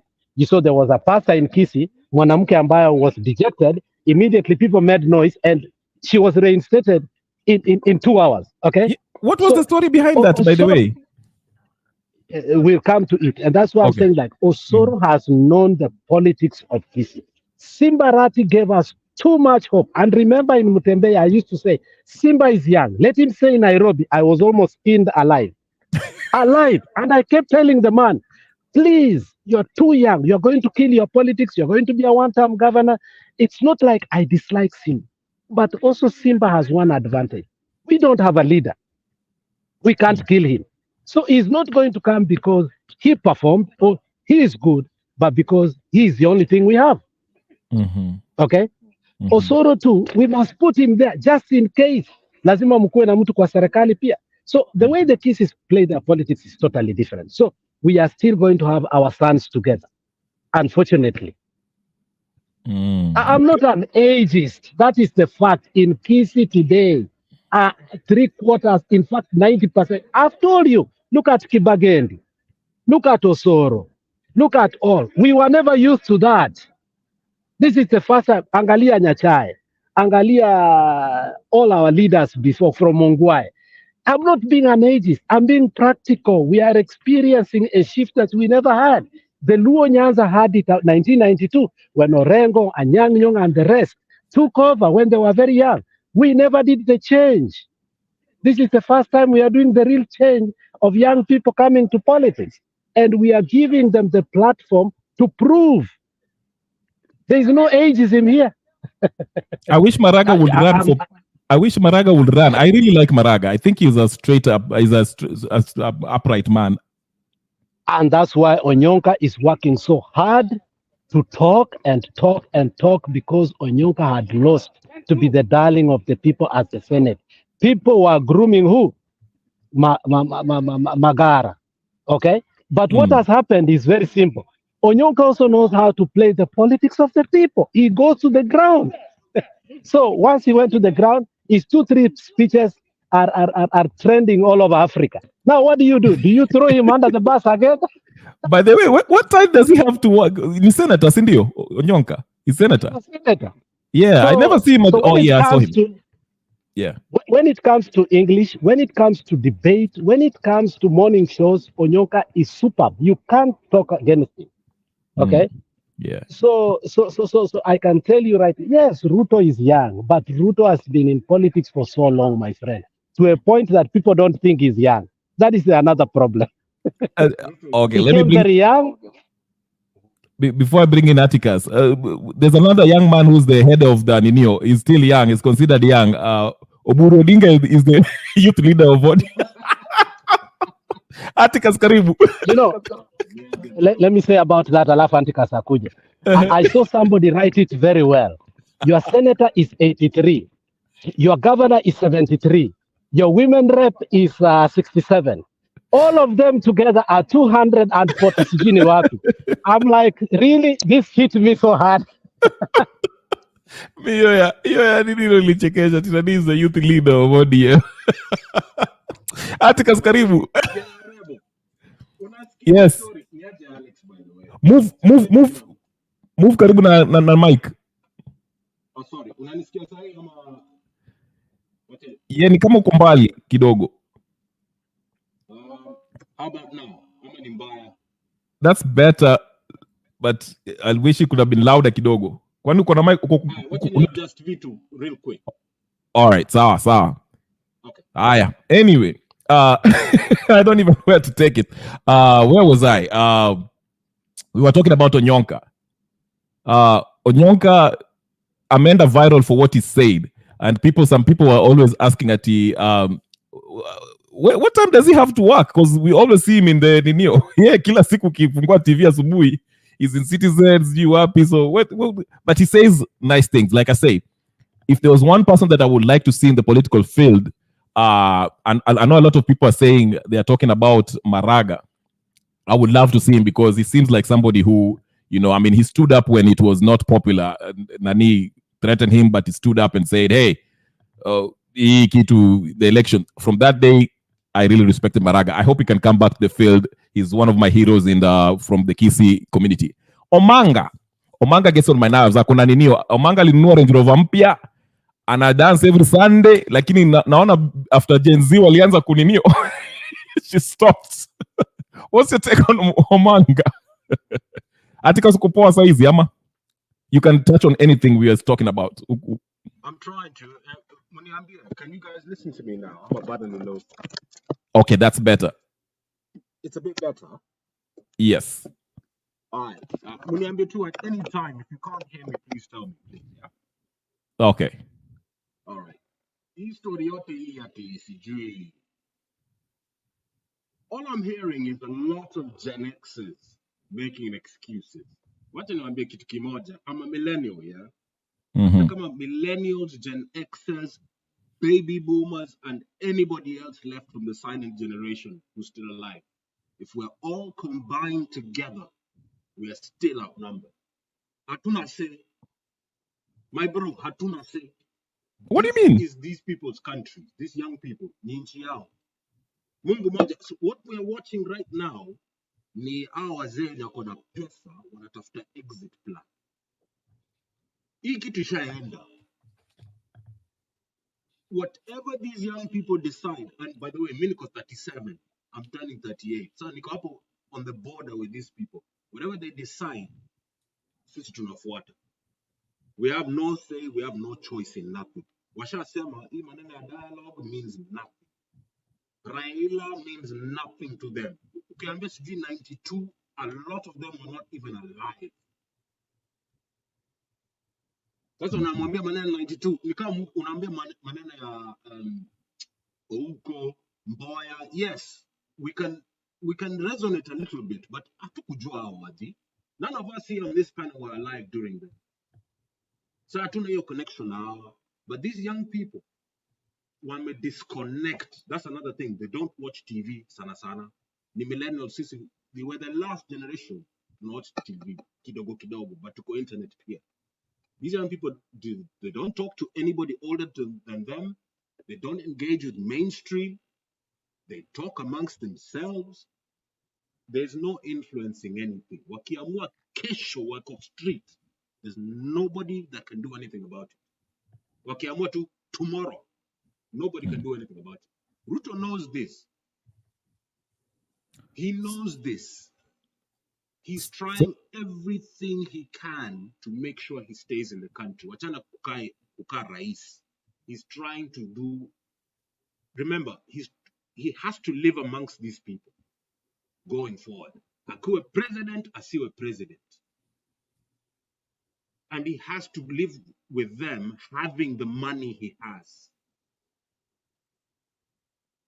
Mavijana don't care. Hii maneno ati mheshimiwa. That's our generation, millennials na kurudi nyuma. Hii maneno kuomba binadamu. We were trained in that nonsense, but not them. They don't worship flesh. Your title means nothing. Wewe ni binadamu kama mimi. They called Ruto. Naona wazee wanasema ati, you can't call Ruto that. You call him Mr. President, mheshimiwa, excellency. These people don't care. Wanauliza, I have a business. Why do I have to put the president's picture up on the wall? Na picha ya baba yangu mwenyewe iko hapo juu. Picha ya mama yangu iko hapo juu. But ati picha ya rais ikuwe hapo kwa sababu ni biashara yangu. Wacha niachie Alex. Alex mbona hapo umeruka kidogo? Alex anatupanga ba. Black pia kwa hapa. Black. Karibu. Your debut.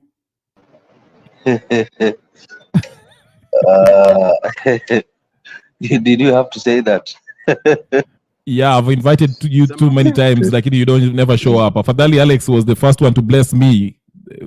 Alikuja hapa kitambo. Okay. It's a pleasure, it's always great to support a brother. And I'm glad that I met my other brother here, Alex. Asante. Mlikuwa mnapelekana Any day, mkiwa- yeah. You can continue. It's encouraged here. Yeah. Niko outdoors kiasi. Alafu niko na cold pia. I think you can even tell from my voice. All of a sudden nimepata deep voice. You sound like Nyagaka. At my old age, I'm breaking my voice now. You know, you sound like Murkomen after he was fired. I should have. I wish he got it live. It would have been great to speak to that guy. I have a lot of things to share, you know, and many of which would not be so kind. So, yeah. So I just want to say hi to everyone that is watching us and is listening to us wherever they are. I hope you're all doing fine. Glad to get to this platform. It's a good thing you've done here, Kenya Rebel, and congratulations. Thank you. Yeah. Today we had something very remarkable that happened in our country in regards to what the president did, and not by his own liking, but by the fact that there was pressure that was mounted to him by the movement, which is led by Generation Z, and later on, millennials joined in. So it's kudos to Gen Z, and I'm saying Z because that's how I was taught to pronounce Z, letter Z, the alphabet Z, not Z. Like huku nje tunasikianga huku nje. So I'm proud of Generation Z and the millennials for what they've done, because reforms are key and vital. And unless these reforms are done now, then I don't think we're going to have a country left, no? Because as it is, Kenya has been doing poorly, and this is as a result of bad governance all the way since independence to this point. But like I always say, it's better late than ever, so than never, right? We should have done this very many years ago, but all the same, it's fine. We are here now, and the fact that the president has dismissed his cabinet, we this issue of government of national unity, it has never brought any goodness in our country in regards to development. Because even if you look from the days of Kibaki, Uhuru, if anything, it just created sort of a government which had no checks, which had no group or side that would put them to account for their actions and whatever they do in their dockets in regards to ministries, funds. If anything, it always brewed more scandals than ever because, you know, we are all in it, so we are all eating. You know, that's the kind of mentality. So we all look out for each other. And so I've never been an advocate for governments of national unity. And if that's the trajectory, by judging by what the president spoke about, that is going to reach out to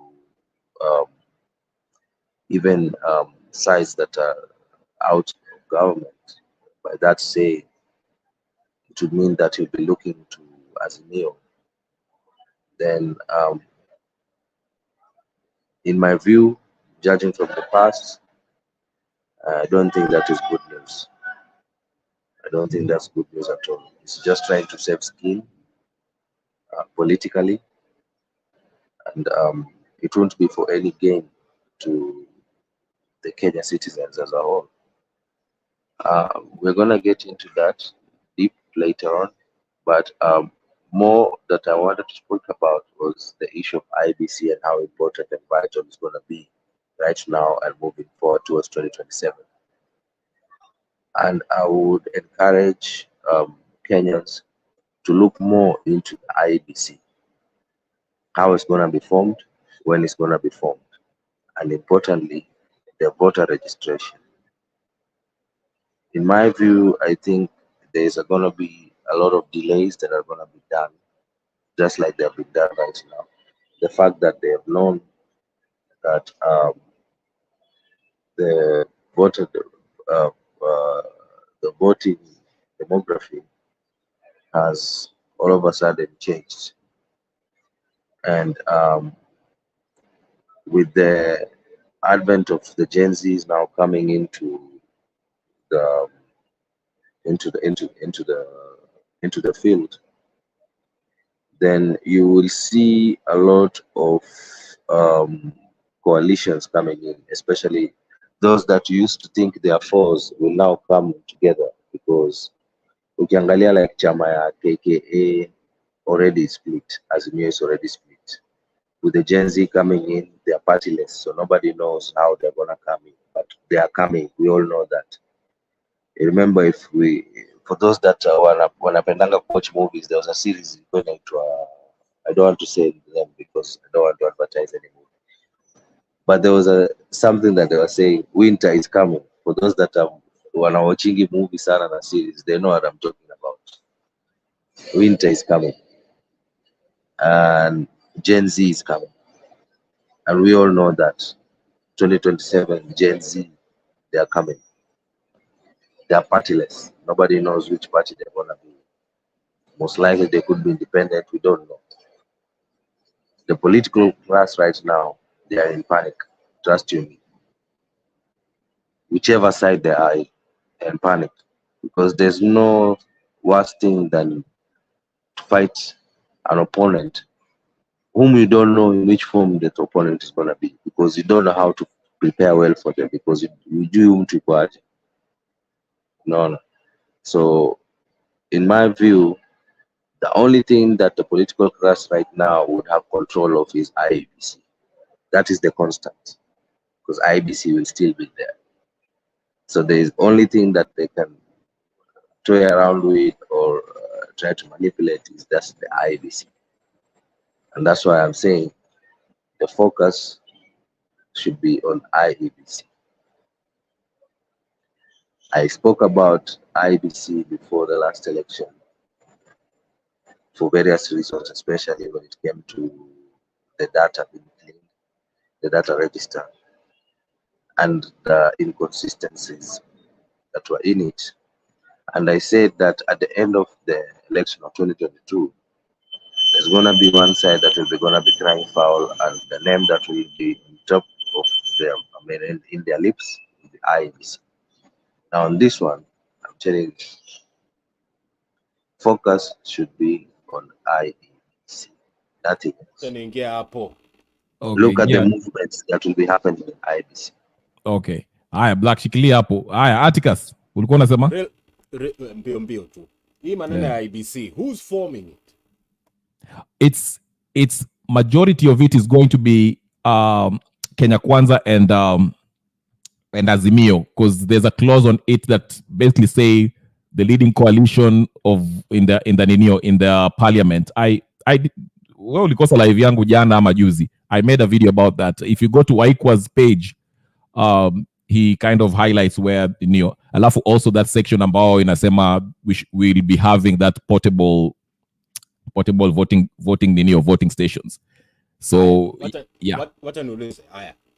Sasa unafikiria hii raia ya TikTok, hii raia inajiita baddies na magenge, watakubali hiyo?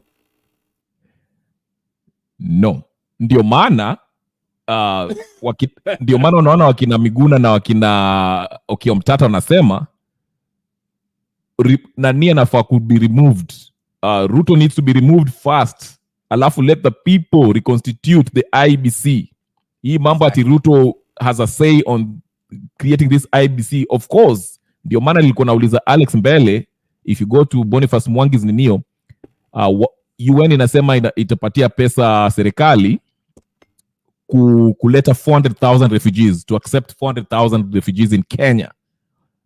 So given that, unajua, that's the same trick that's been used vile unaona, for those of you who are in US, unaona there's a huge influx of illegal immigrants, okay? Yes. Michigan, they just passed a law that hawezi kuleta complain ya any electoral rigging. Now you don't have, in fact, there's some places where you don't have to prove your citizenship. Working up on an ID, whatever the case is. After some places, there are places in Arizona where they never even ask for ID. So anyway, they're saying that this is being used kuleta hizi immigrants USA, you Democrats wamejua they're probably going to lose, but they want to use these illegal immigrants ku vote. Yeah, so that's the same thing people are asking in Kenya. Why is it the UN or IMF, whatever? I think the case is it's on my page somewhere in Medica, and it's only them. Wameambia Ruto ati wataleta they should accept 400,000 immigrants, refugees. So ndio maana like Alex was saying here, and I've been saying also the same thing. Itakuwa kama ile ya ninio, wataiweka a close. They'll make it as if it's a close ninio. It's a close election, okay? Then those 400,000. Those are the people who are going to make the difference. Then, like South Africa, unaona walifanya after that, hiyo mzozo, it was a close election. Then they'll form a government of national unity, but Ruto will retain most of the power. Vile DEA wali rig na mambo wengine, then wakapewa the most powerful position. So I think that's Kenya the trick. Rebel. Yes. Kenya Rebel. Yeah. Sorry to cut you through.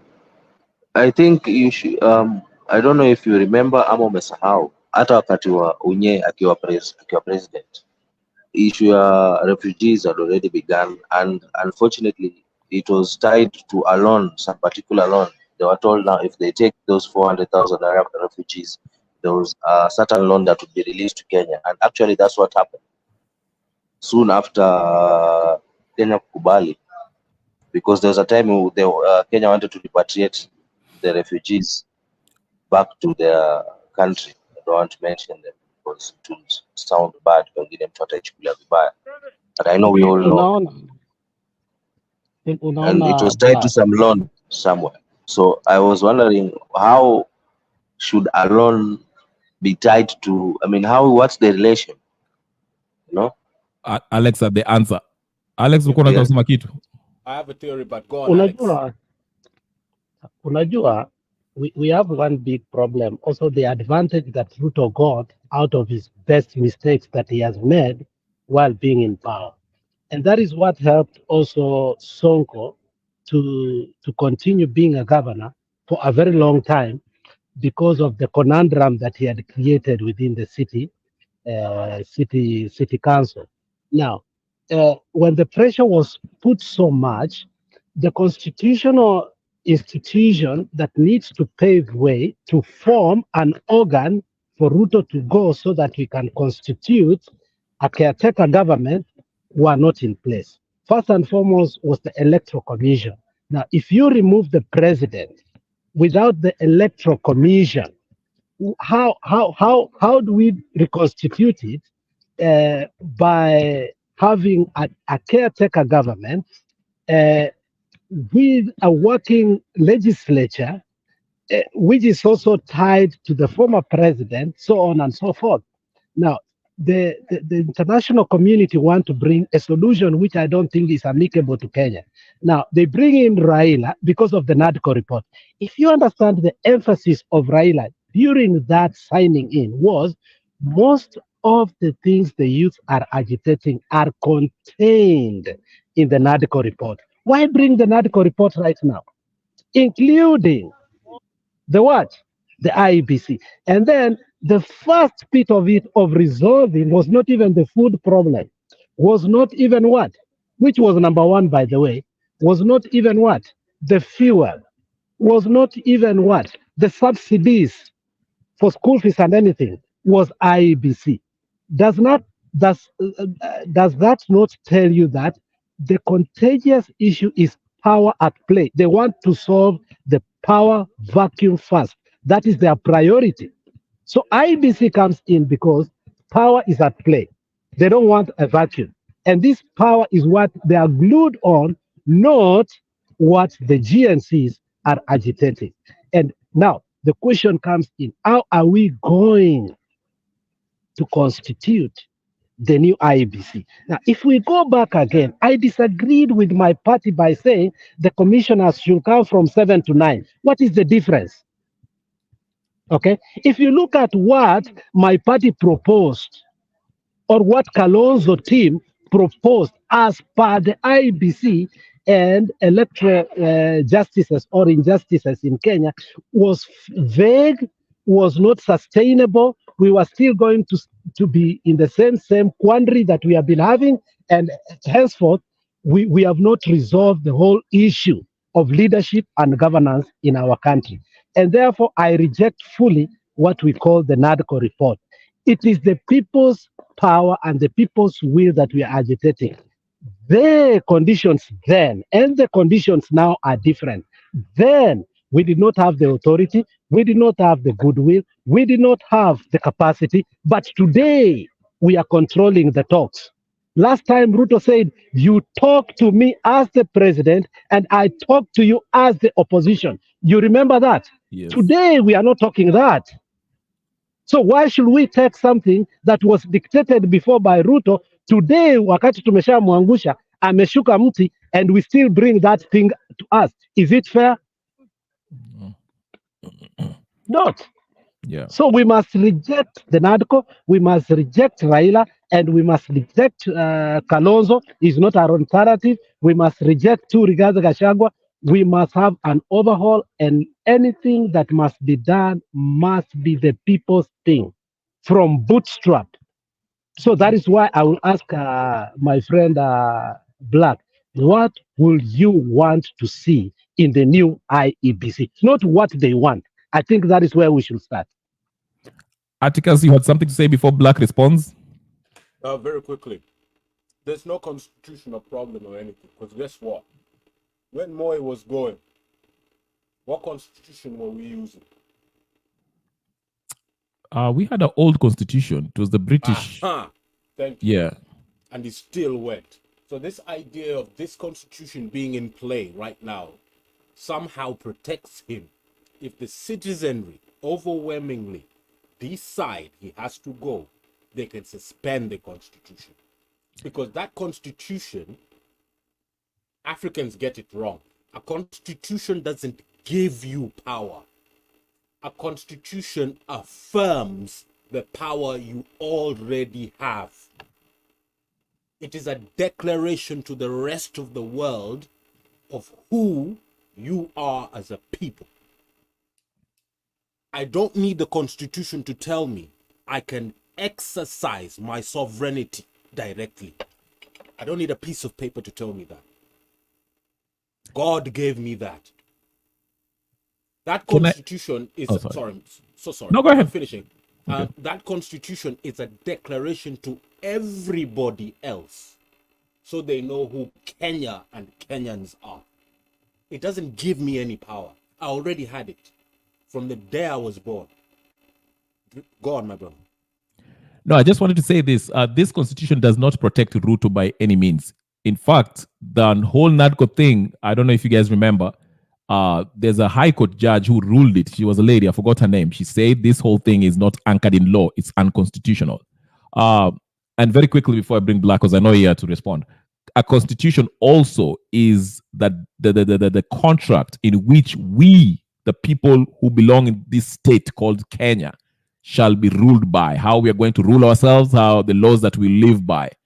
And there's every profession you can think of, whether it comes to money, how we manage our money, how we collect it, how we spend it, and how, yes, the powers that we have and the rights that we exercise in this, within the borders of these countries. Yes, you're a sovereign being, but also being a sovereign being, you know, what happens if you're infringing to somebody else's rights by killing him, taking their life? That's where the Constitution. So yeah. Excellent. So no. You're right. You're right. Except one correction. Right. We're not ruled. We're not subject. We're governed. Yes, governed. Okay. I want us as Africans to get that out of our heads. You know, I'm a Luo. We never had a king. We never had kings. We have clans. So there's this saying: okachie meal. I don't eat in your house. So you can't tell me what to do because I feed myself. So we don't have this king system. We're governed by consent. If I don't agree, Right. there's no govern nothing. So there's nobody That's who has a yeah. right over anybody.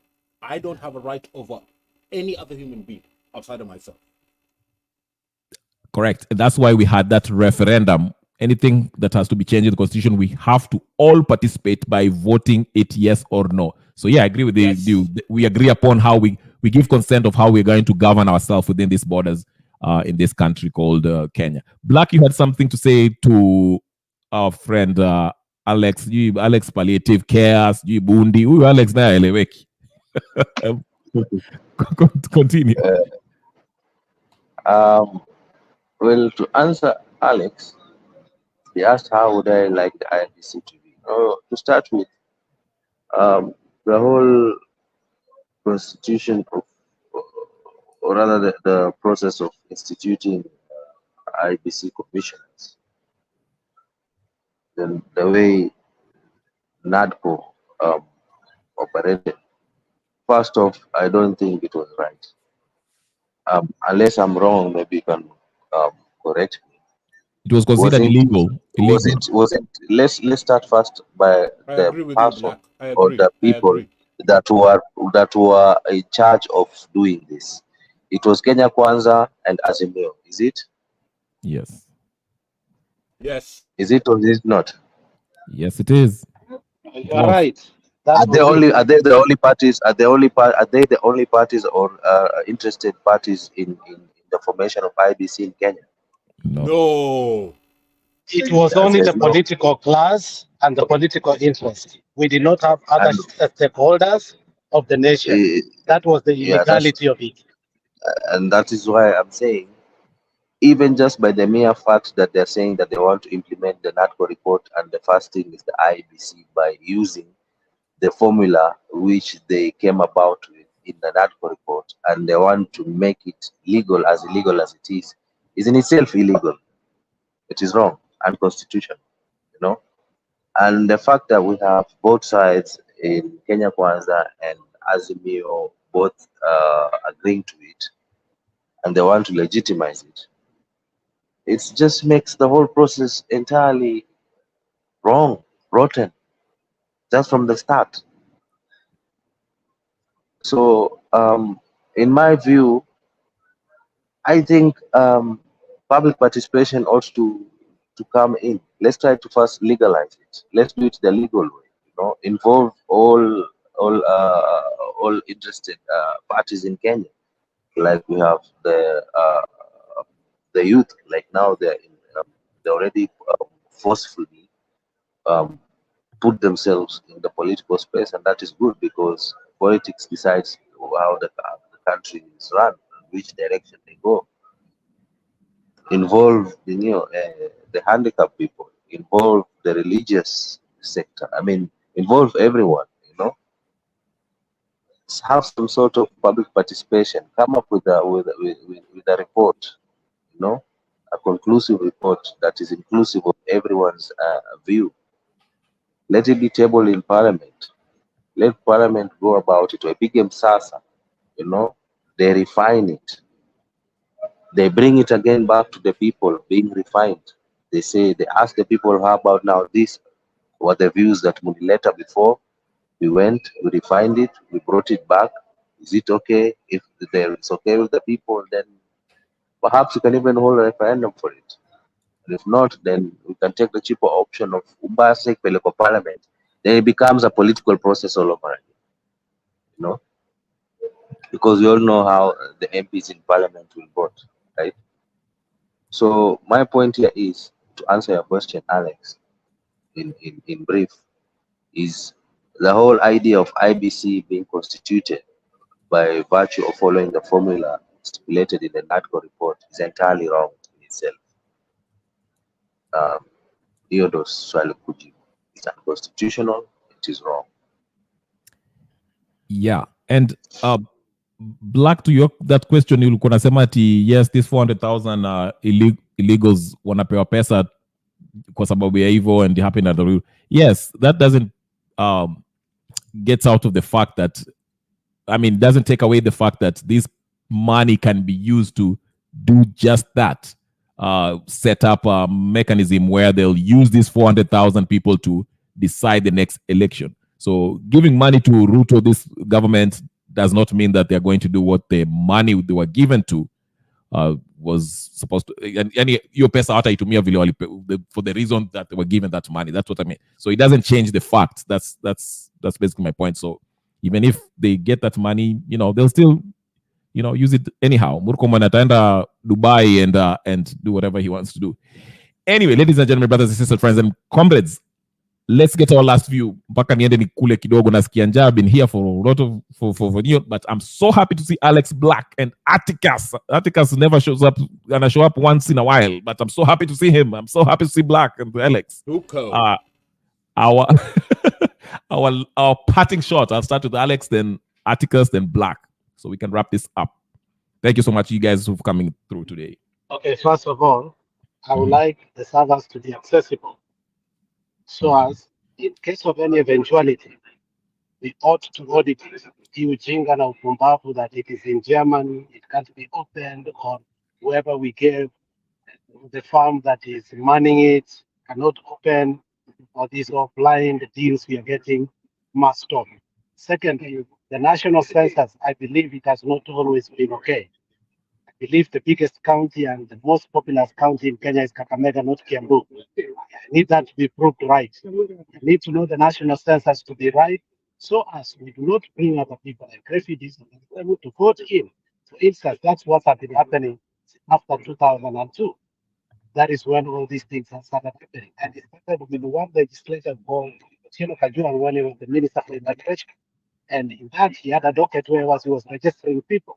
And that is where the rain started precipitating. So it is not root of the problem, it is where it started.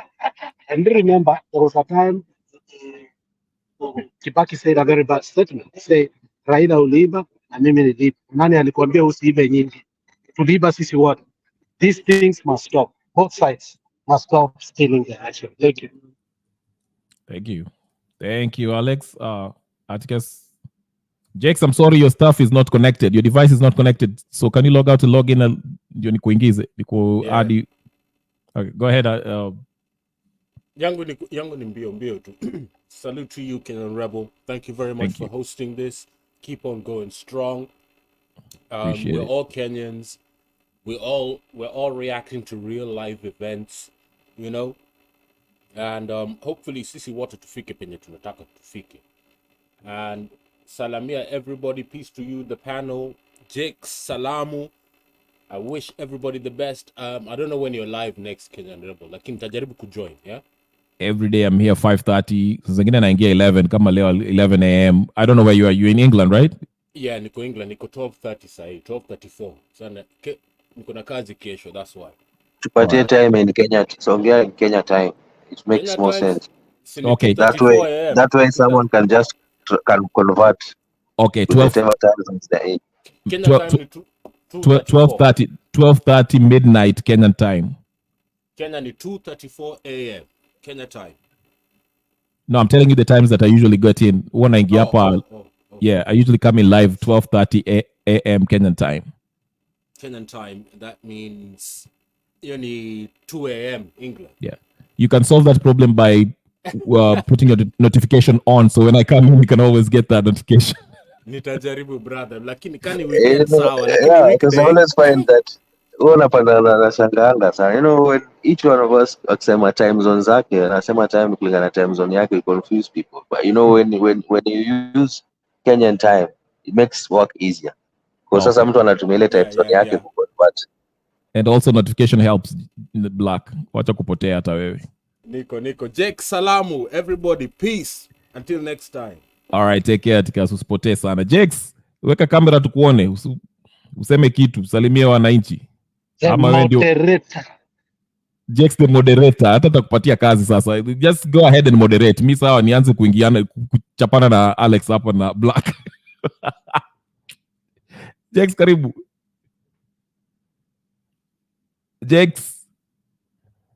Jakes, I don't know what's going on with him. Ataki kuongea ama aya black endelea while Jakes is adjusting his ninio whatever he's doing. Sijui kama ameingia tu. Okay. Well, I would like to just reiterate the same thing that Alex said, the issue of the censor. Mm-hmm. You know, that's an issue, or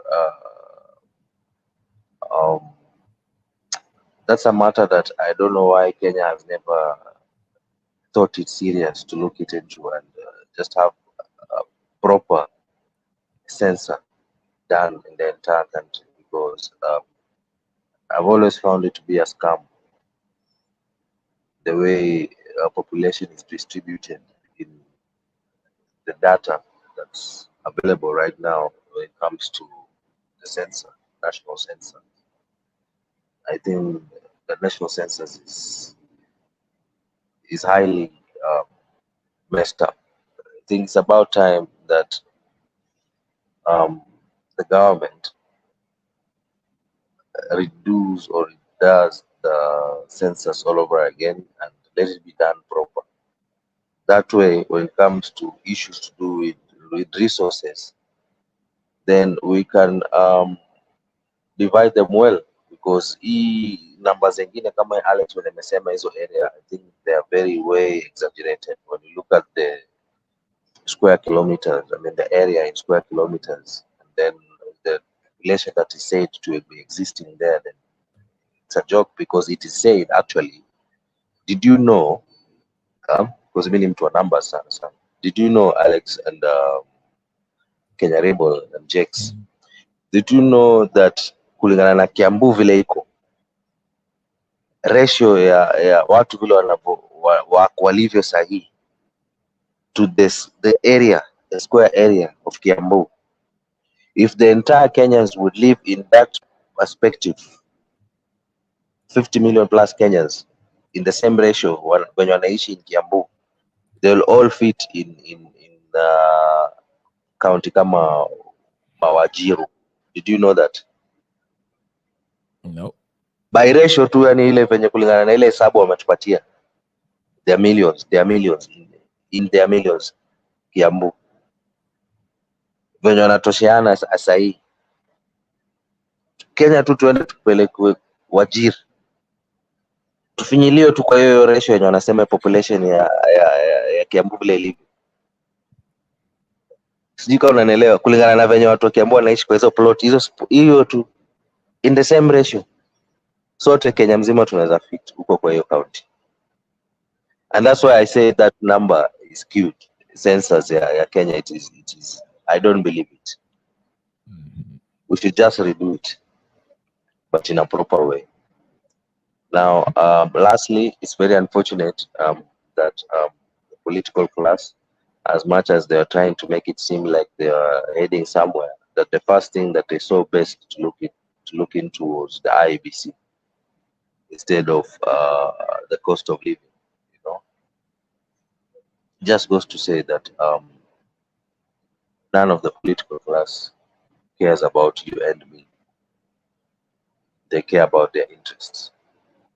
And I think maybe that is something that as Kenyans we also need to have a look again in enforcing, deliberately use the word enforcing, how priorities and how issues are prioritized by the leaders in our country.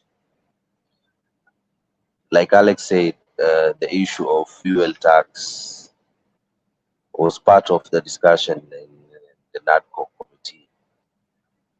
But the first thing they decided to address was IBC. I mean, no, that is entirely wrong. I think Wakenya wako penye wametokelezea pale nje because of cost of living imekuwa unbearable and the finance bill was going to make it even hard. So it's not the finance bill that made people come out. They were already, and walikuwa tayari walikuwa wamefika boiling point. Naona. So I think they should just address the cost of living hizi issues zingine za political formations and all that, that's not any of our concern. Proper governance and the cost of living is all that we need. Okay. Haya, na ununue kofta na ununue ndio hiyo homa ishe. Jex. Nitatafuta mwarobaini. By the way, marubaini was hiyo kitu niko naponesha bwana, hata ukiona malaria. Jex, Mike inafanya? Yeah, hatapona. Kuna kitu unaekanga kwa mapua alafu hiyo ndio ya wazee. Unasema nini? Inaitwaje ile? Kuna kitu unaingisha kwa mapua alafu snip. Tumbaku. Ile kuna jina. Hiyo ndio homa itapona for you. Yeah. Tumbaku. All right, Jex. Unanusa hivi alafu unachemua. Yes, hiyo. Jex, umekuja kama the party is ending, wewe ndio unaingia bwana. Si ulikuja mapema kama last time, ama ulikuwa unaogopa captain ako hapa? Nyu upelekanga na captain. I don't know what you did to him. Unmute. I mean, your voice is not there. Jex kuski. I can't hear you still. Jex sauti. Haya, rudi basi. Technical difficulties. Bado mnataka kungoja Jex ama ni tumwache? Unastahili ujifundishe sign language bwana. Unastahili ujifundishe sign language. Tumpatie nafasi pia. I'm sure he must be having something that he wants to say. Yeah. I'm sure. So meanwhile, Gen Zs have done us great. We have been the problem in this whole mess. I mean, how have we been black way? Yes, our mentality, as it is right now, you'd be surprised that bado kuna watu wanasema Ruto wetu ama Gachagua wetu ama Raila wetu ama Kalonzo wetu, and that's the kind of mentality that has put us in this mess. Because I was even surprised nani Nugo Kanga wamegeuka Raila and nani Omosh Jakabab. One now. Wanasema ti Raila umetuangusha. I was surprised. I was like, what? By ile kukubali kuketi chini dialogue. Ndio anamuuliza as who. Right. Which is true. I even had Alex asking the same, as who, because this whole movement was not begun by Raila. I mean, and it's not everything that's going to be about him and whichever government that's going to be in place. I mean, this was started by the Gen Z, so it's best to let them, take this thing till the end. Mr. Black, even if he was part of it, when it comes to signing, you have to see the legality of it. So you're signing a document that is affecting the nation as who? That's the question. That's the point. And for the first time, let us not be so flippant. Let us not be so flippant in supporting things that honestly we are fighting against. Okay? We contradict ourselves. And I agree. Yeah, then what are we fighting if we support Raila on that cause? Then we can as well say Ruto is okay. We should fold our arms and say, because and constantly that's what we've been doing. That Raila is a saint, is infallible. And you see, there was a time I had a short problem with my own people, and you know that. When I disagreed with him, I said, look, we can't keep on saying the guy is right when even has done a mistake. Oh, akisema bibi yako akona mimba. This statement, akisema bibi yako akona mimba, start buying diapers. You see, that thing is true. And we can start buying diapers. And it stuck with the people like it used to be a joke, but it stuck with the people. Oh, BBI is good. Alex. Once I read it, BBI is good. All this is good. All this is good. And you know what? We are in the place we are because internal democracy is a myth. We want to have a national democracy, but party internal democracy is a myth in Kenya. If you want to make sure that we have a robust democracy, we have to start it internally. I have to be able to criticize black to criticize me, but where we agree as a country corporately, we must say, oh, black on this. If it's IBC, I think you're right. Census is a problem. Secondly, servers are not accessible. Thirdly, we have an issue with the 400,000. We need to accept some things that are corporately accepted by the nation. The issue of 400,000 people. Nobody should come here and start making noise about that. The issue of accessing the servers. That's the only way to stop bloodshed in a country. The issue of census, you have brought it, like the ratio, the issue of statistics and ratio. And I did that in economics in a topic called population. Okay, and then Kenya is having something called population explosion. When you start looking at Kiambu per ratio, the way Black has said, and if we start talking about it, let me tell you, Dakosana are my best friends, based on just saying that Kiambu is not the most populous county in the nation. And I can prove it from statistics. Hapo mtu ataweka maths kando, ataweka kabila mbele. That's the problem we have. We can't move ahead if sometimes we put tribe and we negate knowledge, wisdom, and facts on the table, and that we start following individuals and we start following things that are. What Raila did was a criminal offense. In fact, since it is in the people's hand, that was felonious. Raila committed a felony to me. Thank you. Alex, wacha nikuulize. Baba akisema, mimi ni nani? Remember this? Nayo mentality ndio imetuleta kwa hizi shida, unaona? To be honest, really. And that's why I say we are the problem, really. Our generation and the ones before us, we are the problems. We are the problem as to why we are in this position right now. You know, we need to stop idolizing leaders to make them seem like they are demigods. You know, like we immediately suspend our thinking. You know? Right. That is what tunakosea. And that's what made Sifuna speak the way he spoke today. That was not Sifuna's language. And anybody who's criticizing Sifuna is because Sifuna does not understand. For a very long time, he's been a sycophant where he needed not to be. Now he's caught in between a hard rock and a hard place, to a point that he's congratulating Ruto, but he has been saying Ruto must go. What was the debate? What was all the debate that he was having with this guy who was used to be the assistant of Martha Karua, Mungatana, paka anamwambia go bring Digo elders here. That was a very good, robust debate he had within that particular time. Then he's the number one to say that that's good riddance. You know, you negate everything you have ever achieved. Look, you negate everything you ever achieved in life by one statement. You should not have been the one to issue that kind of statement, especially knowing the national agitation and the euphoria the people have against this government. You should have been the last to see what. Now, a day before, Raila had said something and people had bashed him. What will make him do that? Is because of sycophancy. You know, there is upright sycophancy and there is silent sycophancy.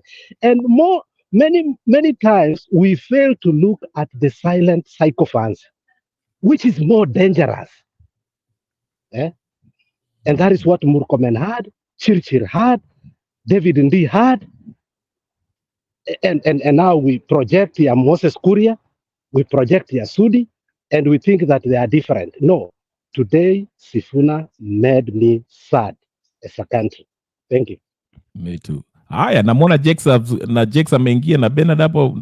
Jex, naona umeshafanya vitu. Jex, please tell us about your channel. Sijui kwa nini you guys don't go live anymore. I don't see your friend. It used to be Alex and somebody else. Yule jamaa kutoka Mombasa, I forgot his name. Tell us about your channel na maoni yako pia. Usijali mambo na channel yetu kutokuja live. Bi uangalia, subscribe. Nimesubscribe lakini sikuoni. Ndio kwa maana hii masaa tuko on, we are prepare, tunasoma bwana vibaya sana. Shule imetukimbisha ni aje, but we are good. Sawa. Yeah, Nice yeah, seeing we are you. I'm good. happy. It's a reunion here. You can be the moderator. Endelea. Hapa siwezi kuwa moderator, hapa nakuja kuharibu kama venye wewe unaharibu kwingine. Unabati captain ako I hapa. love that. I love that. I want to see vile utaharibu leo. Aliharibu last time lakini watu walimwingilia. Captain was here to kumchafua kidogo. Two things. Number one, I want to agree with you in several aspects, but let me begin by saying this. A good dancer should know when to leave the stage, and Raila Odinga ought to know that it's not always his word that people will buy. This was not his fight.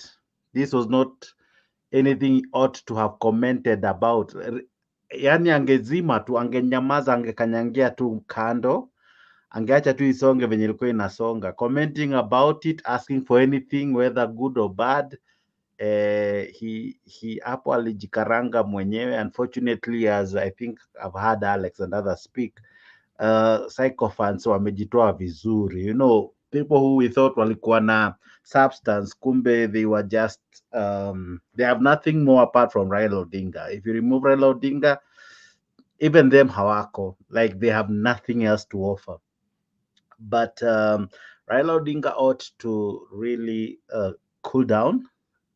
He made his bed, he should now lie on it. Aliamua kwenda AUC. It was difficult to accept, tuliaccept, sasa asonge tu nalo, anguke tu nalo, tuko tu sawa. We have come of age, all right. And the political change does not need him, in that he has done enough. We commend him for that, but that to that level and to that extent, we say it's enough. He now needs to, kama kungekuwa na stories za AUC na maybe angetukua ametupanga hivi, tungemwambia sao it's time to retire, but since he still has some other things he's looking forward to, wacha asonge nazo. Lakini for now achana tu na hizi stories za Gen Z. It's beyond him, it's beyond ODM. And if they're not careful, even them watasalamiwa vizuri. I think hata Kalonzo alisema walisalamiwa mpaka Raila Odinga alichange namba ya simu Gen Z wacheki na wadhi. So it's a nice moment to be alive and to be a Kenyan. Very interesting that to change the dynamics, to change the narrative. It's no longer about a political party, a certain tribe, a certain person, individual, cult, and all. Apana. It's now about issues, germane issues affecting our land, you know. And kudos to William Ruto. Baba Shalina amefanya kitu, at least amefanya kitu moja, amefuta makabinet. Tunamgoja pia yeye mwenyewe, you know, it will be a good day mwenyewe pia akisema hata mimi nimeona kama Baba Shalina, acha pia niende home. That will also be good. I don't know how easy it will be for him to resign. So, but since sioni akifanya kitu kama hiyo, tutamgoja tu kule mbele tutamgoja vizuri sana. We are quite ready. The good thing, even kuanzia saizi, hata cabinet zenye watachaguliwa watakaguliwa na microscope vibaya sana, like hakuna kupita tu hivyo. Even parliament wakienda kwa scrutinize, it will not be business as usual. All right, now wale tunawapea sasa the next jukumu ni MCAs wa Bomet, MCA wa Kericho, MCA wa all those counties that today watu walijitokeza na kusema they are not satisfied with their governors. The MCAs should do us a favor, do us a solid, bring an impeachment motion. All right, and then the senators wafanye ile kitu, ama hata hao wasalamiwe vizuri. But anyway, I know juzi I had them speak. They seem to have seen the light. They have had the proverbial come to Jesus moment. So I hope when a governor analetwa kwao akiambiwa ni kutumwa home, because that is the feeling on the ground as we wait for our date with destinies with all these MPs, and we show them who really is the people, because we are the people, we are the nation. Of course, even ndio Kenya Rebel angebonga angeenda kwa channel ingine. But now back to myself. Back to myself. I want to say this, and I want to say it with all due respect. I think it's time. It's time to ambiane ukweli that our country can no longer run the way it used to run. We need to change everything from up to down. Tuanze na head because hapo ndio uovu umejaa. Tuteremke tuingie kwa speaker. Kwanza speaker wa National Assembly anafaa tumfanye ile kitu, turudi majority leader, and then all the MPs. Tuteremke kwa counties. We look at these governors. And I'm equally glad that even investors have now bore the courage to tell out these governors, you governors munatutumia vibaya, munatuitisha mashamba, muna grab land, you know, you are misusing our investment. I love what the Tatu City, is it a president chairperson or whatever, that investor, what he did to Wamatangi, and many others will be coming out. Because enough is enough. It cannot be business as usual. You cannot kill over 41 protesters and you still call yourself IG Kome. So those guys needs to go home. Kama tu jana. Like, I don't know what they're doing. They should just save themselves the embarrassment and resign. Because I don't know how they will feel when Ruto atawafanya ile kitu, because Ruto alingoja MP CSs waende meeting, waamke asubuhi wajitayarishe, waende job, wafanye tu mikutano hii hapa kule, watoetoe tu maahadi, and then saa 8 tu hivi chief anawafuta job, you know. It wasn't fair. Jakes, kulikuwa na CS alikuwa anafaa kwenda Paris na madomo wake. Boss, that was cold.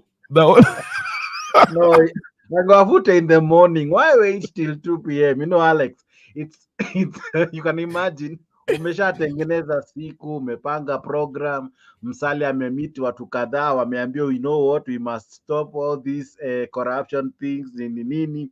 Watu wamesema vile watafanya kazi wakiwa wamejitolea. And then saa 8 driver anakuambia, hey bro, ni kama utachukua leo Uber. Jui kazi umemwaga na hii gari lazima turudishe, hii gari ni ya gava, so wewe itisha Uber, you know. So walifutwa saa 8 mchana, walifutwa saa 8 ya mchana. Yes, actually no, saa 8, saa 9, because alifaa asome speech saa 8 akaipush to saa 9, aliwafuta saa 9. You know, after days activity. what's his name? Umse Budalagi. You know, kulikuwa na mwingine alikuwa ameenda coast kuinspect the beach, akaokota makaratasi. That was Alfred Mutua, alikuwa anaokota makaratasi kule coast, and he was promising the watu wa coast vile atawabaia hizi steam bikes. Afadhali wa coast. Ababu Namwamba went as a minister for sport. He's coming as a fan, Olympic fan. you know, Olympic fan. I want you to imagine if you are the driver of one of those, yes, and this is a government car. You are not supposed to carry a civilian, you know, because these guys were civilian, because it was. But you know, there are stipulations. There are stipulations that govern that. For instance, Ababu Namwamba will have to finish his duties. It will be provisional, and by the time he comes, I think that is when officially it will end. But the other ministers, as far as I'm concerned, by writing in the X space and giving a thank you for being the former, I think that was it. I think all these things were pre-planned. By the time Raila came to the stage and spoke with William Samoei Ruto, I think they had planned the minister for who and who is going to be this. They had set the stage. Ruto was looking for a way out. There was nothing that was left. And a few people did not see it coming, like Murkomen and Moses Kuria. They kept just yapping. And it's going to be difficult. And for the first time, the judiciary is going to show that it doesn't want to fail the people, because the last stroke that hit Kenya so bad was the judiciary by allowing the KDF to come to the streets to fight the young people. So Exactly. if it were to redo what itself, Redeem. recleanse itself or redeem itself, it must start with Murkomen, Moses Kuria, and other people, Nakumincha, the people where graft has been completely ignored over time. Now, we are going to see the resurfacing of some cases like Osoro will be brought to court. Ruto is going to do everything in his capacity because he has been cornered internationally, locally. And let me tell you, there was a time some ministers and other people were willing when the pressure was so up and the president gave the 4 o'clock press briefing. It is not normal. Afadhali yale amefire watu. But 4 p.m., the whole day was pressured. Imagine dealing with the intelligence, dealing with everything. And when Gachagua spoke about that he was not told about the briefing by the intelligence, Ruto constantly was receiving to a point that he had to act on the KDF, which means the pressure was too much for him to allow that and also face the nation so that he can look that he's still in command because actually he was not in command. There are people who wanted to resign. So, but Actually, Ruto is Ruto. if Alex, if I can add to what you're saying, this Go dude ahead. was never in the All right. country.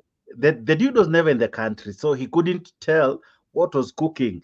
Some of these things in hit come a surprise. The guy kama hayuko next to Kenya Rebel, I think hata akiwa US alala kwa Airbnb ya Kenya Rebel, amezunguka sana. He has been all over. Jakes, So, nipatie dakika moja tu niingize Bernard. I know amesimama hapo is waiting. This is a different Bernard, not the Bernard you guys think. But Bernard, karibu sana. Asante sana. Yes. I'm just enjoying listening to everyone because I think we're all on the same page. Okay. We agree that we're in a turning point. Okay. Yeah, I didn't want to leave you usisikie tu we are being left out, but okay. Jakes, finish your thought process. Ulikuwa na presentation nzuri sana ukafanya Alex akadandia. Yeah, so as I was saying, it's a very nice moment. The other thing I think we ought to ask ourselves is who now should replace them? Because it's one thing to remove the skunk, as Nani called them, John Baddy. It's another thing to replace them with quality, because Ruto has only been attracting birds of a feather, like people like him. He has never attracted quality. So we really need to see what comes out of this. Who becomes CS of agriculture? You can imagine that we had someone who had a rape charge against him was our CS. You can imagine it was that serious. Someone who had, with his own mouth, confessed had over 39 pending court cases, and hey, Alex, how did you even come here? How did you even get here? Someone with all those cases, with all those scandals. Kwanza kuna kavideo hata leo kamefufuka kenye ameshikwa kwa room na binti wa wenyewe, ati alisema aliconfuse room, alikuwa anaingia Airbnb A akaingia C akakuta mwanadada alafu how did we get that? Unajua ni kama South Africa, Zuma alilala na msichana ako na HIV. Akiulizwa akasema I took a shower. Was that Zuma or Bill Clinton with Monica It was Zuma. No, it was Zuma. Oh, okay. Look, the rain started precipitating when we allowed two people to seek for an elective seat. And this is what the British people told us and the Americans. Though sometimes I do not like them, but this is what they told us. They told us choices have what? Consequences. When we allowed the illegality of seeking the highest office for people who are facing capital offenses back at home, but at the same time they were facing what? International criminal charges, I think we lost it. We totally lost it. So that is how people like Linturi comes in. Otherwise, had we adhered to our law, I think we could not be where we are. And that is the same conundrum that America is going to face in the future. Of course, we don't want Biden, but the alternative is a felon. Look, the future of this country is going to be very difficult. It's good for now because those who support the Republicans are enjoying it. But let me tell you, in the future, it is going to be a difficult country. So one thing I've learned today is that junk in, junk out. So Ruto brought in junk. He had to leave, he had to remove it. Now, what he does from here will be interesting because one, I wouldn't want to be in his shoes. He's really working very hard to save himself politically because as far as many of us are concerned, he's almost doomed. I don't know who he brings because he has to bring a total shift, like he has to give us the opposite of Rinturi. All right. He has to give us the opposite of Murkomen. He has to give us the opposite of Shiesh, Machogu. He has to do that. Like he, I don't know. You can imagine Machogu, the amount of pain some parents feel, and he's still there. But thank God they are not there now. But maybe I may ask, what's the difference between what he did and what Kibaki did? He dismissed them. Can he reappoint? Let's say he says Kindiki tried, for example, and reappoint. Can he do? Did he fire them? Did he Well, dismiss to Yes, yes, reappoint? yes, they, yes, they have to go through yes. the Ninio, Yes, but sir. again, italeta, Vetting. yeah, They vetting, have yes. to go through Just go through vetting, parliamentary but they can vetting. be appointed. Yeah, So he didn't start. But now, unless only if the reason had to do with any of them being what do you call this, kuhukumiwa na koti, Mhm. for a criminal offense, then that will be the end of it. But just as they are, of course, wanaweza you rudishwa see, the problem in a is going different. to be here, Mr. Black. I thought about this. I understand what you're saying. The problem is going to be this. By tomorrow, a lot of charges are going to be brought to these people. I know very well the able senator for for Nandi Hills has always told us he doesn't like Murkomen. Obviously, he's going to bring a lot of charges against Murkomen, especially the roof leak in KJIA and other things. So these people are going to be facing a plethora of charges in a few days to a point that it will be almost difficult for the UDA as a party to decide to dominate somebody like them, again to go to vetting. Mbadi is still there. He will say the skunk has still come here. Ruto doesn't want that anymore. So for me, if I was Ruto, and I said it earlier in a certain platform, Ruto was given a silver platter a long time ago. Had he been wise, he would have told people like Linturi, watu wamewakataa sio mimi. I need to save this country. Angesha fire before Exactly. today. Because the other Unaelewa? question, Alex, would be, Too late. Eh, yeah, the other question would be why today? What changed between the day he was defending CS Linturi during that space meeting, saying that the day that a CS has been taken to court, that day he will fire them. What has changed that today he chose to, dismiss all of them? What has changed? What is this new thing? What is this new development that made him to fire them today rather than when we asked him in the first place, because he had like 2 weeks, I mean, Goja 2 weeks to buying time.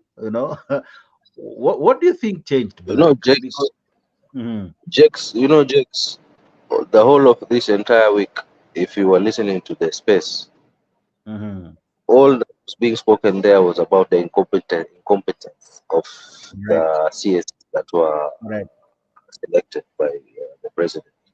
mhm, A lot being said, like you can say 80%, if I can put up a number to it, 80% of the discussion was on the incompetence of the yeah, cabinet. yeah, There are many people who are saying that they don't even know all the cabinet secretaries, you know, and the yeah, discussion were more about Murkomen, Linturi, all about them mhm, and the scandals that they have. I don't know, the oil scandal by Korea, and Enturi's pet fertilizer. So it was all about the CS. And the president right now being on the ground, unajua mbeleni he used to travel a lot, like you just said. So, and maybe perhaps never used to take a lot of time focusing or being keen on what's happening on the ground. Maybe he was just taking in reports from whoever was filling him the reports about maybe everything is okay, blah. But he never sat down to put a keen eye and good ear to the ground by being here. So since alikuwa mara nyingi yako nje, hiyo ndio kwa imemchomea, but now he's on the ground. So Black, And he's listening. let me bring a new thought here, Black, as you go on, I think, because Dex was speaking, but let me bring for you a new thought process here. Ruto understands what he wants to do. In politics, you don't leave a vacuum after resolving one problem. You ask yourself what is coming next. Look, we are going to face the same scenario that we had during Uhuru Muigai Kenyatta. Ruto has no choice other than to reconstitute all the committees in parliament. The majority leader ought to go, and is going to go. The minority leader might stay, but also the opposite side is going to reconstitute the same way we reconstituted last time. Now, if Ruto wants his coming cabinet to survive, he will do what Uhuru Muigai Kenyatta did. And remember, who is advising Ruto at this particular time? Who does he depend in comes to what? To MPs, so that at least if he loses the central members of parliament when it comes this time around, he wants to align himself with the Western Bloc, which is basically Musalia and Raila. So we are going to see the committees that were powerful reconstituted to face the new CS who are going to be what? Vetted so as they pass. If we allow these crooks, these two crooks now I call them, okay? They are no longer brothers. We don't want anything called brothers, handshakes, brothers. We are not going to allow that language. But if you see their plan, that is what they want to do. So it's not even, the question is not even who is going to be nominated to face the vetting. The question is who is going to vet them? And that is why we must understand we are doing this thing progressively. We started from the executive and the pressure, but we have not forgotten the crooks that passed the finance bill 3 times. They are not righteous again to take these people to them so that they can vet. As who? If they could not pass the finance bill, if they brought all these problems to this place we are, why should even they vet the people who are going to manage this country? So I think we should not even go there. So now the next place is Swaza Kusalimia, all these people. Enough pressure must be put in parliament so that things can be in order. Otherwise, if you let it out, Kenyans have a short memory. I don't know if this time we'll have long time memory, but that's what Uhuru did. Changed to what? Short-changed the committees, and we passed. We brought Mutai Ngunyi, we brought ABCD. We forgot that we had a bigger problem. This problem comes from the last administration anyway. And Black, I don't know if you're through, but even if we were to speak of vetting these cabinet secretaries, under the leadership of Wetangula, who oversaw the finance bill go through all the 3 stages with his attend kama alikuwa na push to his songe ipite, him as well, I don't think he ought to be our speaker. He was so biased.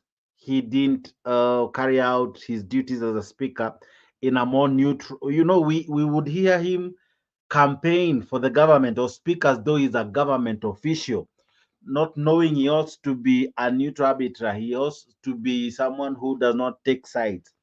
But we saw him demean Azimio or anyone who had contrary opinion. And here is a scenario then, all this that has happened originated from his own office, because if the Speaker of the National Assembly and Parliament did everything right, I don't think tungekuwa tumefika hapa, unfortunately, but is equally a blessing in disguise. Walianguka nalo, sasa ndio hawa sisi tumeamua sasa, you know what, even then they ought to go home. The question now remains is, will they be fair? Will they be neutral? Who will they listen to more? the president or the people of the republic. How will they carry themselves, or from now henceforth? How will Parliament be? Will we have? Will MPs be afraid to carry out their mandate because they are doomed if they do? They are doomed if they don't. How do you perceive Parliament moving forward? How will it be? Definitely, issue of accountability is off and out the window. That's a Mhm. fact. Yeah, yeah. There'll be no one to oversight anyone. Mhm. Scandals will be left, right, center, but itakuanga chini ya maji. You can imagine in the previous government, I'll just give an example. The Likoni ferry, you remember? Yeah, Hmm? yeah. At first, they were saying they wanted to bring in cable cars. Mhm. For those of us who've been out here in these countries, mnajuanga cable cars. So they were gonna have cable cars run through one end of Likoni ferry channel to the other end of Likoni ferry channel. Didn't happen, but money was already put in the ground. Secondly, they came and brought about the Likoni floating bridge, right? Mhm. Close to billion shillings was spent on that. Soon after, mekuja wakasema eti itajengwa na itakuja bomolewe. Now they are building another bridge. A whole close to 2 billion, 1.8 billion was spent. So that's about 2 billion, rounding it off to the nearest billion. That would be 2 billion. Now, hiyo time ilikuwa tayari Jubilee wameshikana na kina Raila, you know. But I believe if at all there was no such unity, ile handshake between Raila and Uhuru, questions would have arisen that would have rose would have been why should we spend close to 2 billion on a bridge that you're planning and intending to demolish in the next 2 years? Why? Why then not just build a bridge altogether once and for all? Yeah, Is it? I mean, does it make sense? You're spending 2 billion, close to 2 billion. That was 1.8 billion. Yeah, ujenge bridge yenye unajua mtaibomoa after 2 years. I mean, yeah. what logic was there? You understand? Exactly. So, Mhm. by the fact that there was that handshake, nobody was there to question these things, and Mhm. that is where we're heading right now. If at all we are going to have a government of national unity, we'll be there to put the government to account to the funds being spent and these But projects. Black, speaking of national unity, even as we bring in Bernard and you as well, and Alex and everyone else, national unity, does it mean that we bring in Azimio and other parties to be in cabinet? Should we, you know, That's what it means. from where I sit, I think Ruto should be allowed to, to sail through with his issues, hadi mwisho, so that he doesn't have a scapegoat, because that is the weapon that they used to decampaign Raila Odinga last time. As much as we didn't have a government of national unity, it will be Basically, tragic. It will be to tragic be if anyone tragic. fails him. No, no, no, no, no, Yes, no, no, no. basically Hold on, hold he on. wants No, to no, no, no, no. sink with sink with the rest. Black, hold on. No, no, no. Black, hold on. We are not in campaign. Let's be honest. We had a government of national unity. Please, we are not in campaign. We are making our country new. We don't belong to ODM. We don't belong to Azimio. We don't belong to UDA. We don't belong to KK. By trying Correct. to say that Raila was not in the government, we are lying. Again, we will not be able to resolve problems if we say that Raila was not in last government. That's a Mm. big lie. But also saying that Ruto was also partly not that government, we'll be lying again. Let us Mhm. accept that we had an amorphous government that did not understand what it was doing. Opposition was in Correct. the government was in the opposition, and we did not understand who was what accountable. And Yes, that is yes. the same scenario that is wants to be created. We don't, that's what I'm asking. Do we really need that? Because we need to stay clear that Ruto's fault should remain his fault. We shouldn't have a situation where we are not able to pinpoint who did what, because everyone was in government and everyone was not in government. But that's What what do you that's think? what That's the question, that's really. what he's trying to do, basically. Like that's why the same. That's why I brought the example of this single project. Yeah, about how it happened, and still nobody was there to point it out, because the people that should have pointed it out, and that's the opposition then, or the minority then, who are also in government, like my brother Alex has said. So already Ruto was in government, Raila was in government, Uhuru was the government. So now who was there that was gonna speak on behalf of the Kenyans to point out the wrongs that were being done with regards to embezzlement of funds or misappropriation of funds, like in that case which I just mentioned? Nobody, because they were all part of the. So, and that is the same place where we're heading right now. If at all, government of national unity, which the president said, is going to reach out to all different formations, then form the next government or other cabinet, then All right. we are heading to a wrong place and to a wrong end, to be honest. Bernard, what does, from where you see, what do you think? How do we prove Well, ourselves? for me, I think I like putting things into context. Yeah. Number one, where are we and how do we get here? Ruto was who's deputy president, and all he did is undermine his boss. Correct. So to try and liken the handshake between Raila and Uhuru with that between Ruto and Raila is, to me, is completely false. Uhuru is different, is a different animal from Ruto. They're two different men. And the case in point, Uhuru comes into power. First term, he puts down the SGR. It's the first railway built in Kenya in 100 years. Second term, his accomplishments are just, Uhuru built more roads than than all presidents combined before him, including the Mau Mau road, thing that cuts through the four Mount Kenya counties. Uhuru built, talking about a bridge in Mombasa. I know he built Dongo Kundu bypass. That is complete. I've been on it. And the handshake with Raila, Uhuru was very, very emphatic in the handshake. That he actually he held a meeting over in the State Lodge, the one in Nyeri, and he told Kikuyus that, look, the first person I told I'm gonna shake Raila's hand was Ruto. Yeah. And that morning I told him that this is what I'm going to Harambee House and I'm meeting this guy and I'm shaking his hand. Ruto completely denied that. And when Uhuru shook Raila's hand, he was very clear. He said, my brother, let's right the wrongs that have gone wrong in Kenya. And remember, Uhuru was carrying a lot of pain because he was carrying his father's mistakes. And that's why, if you want to understand Uhuru, look at what his dad did. His dad was extremely forceful, and especially the bad blood between the Luos and Kikuyus came from when Uhuru's dad went to open Kisumu General Hospital. And some boys there, some chairs were thrown, and Kenyatta's bodyguards opened fire, and 16 kids were killed. That was the beginning of the bad blood between Kikuyus and Luos. And Jomo Kenyatta never stepped into Kisumu after that hospital was opened, ever again, till he died. So Uhuru was trying to right these wrongs.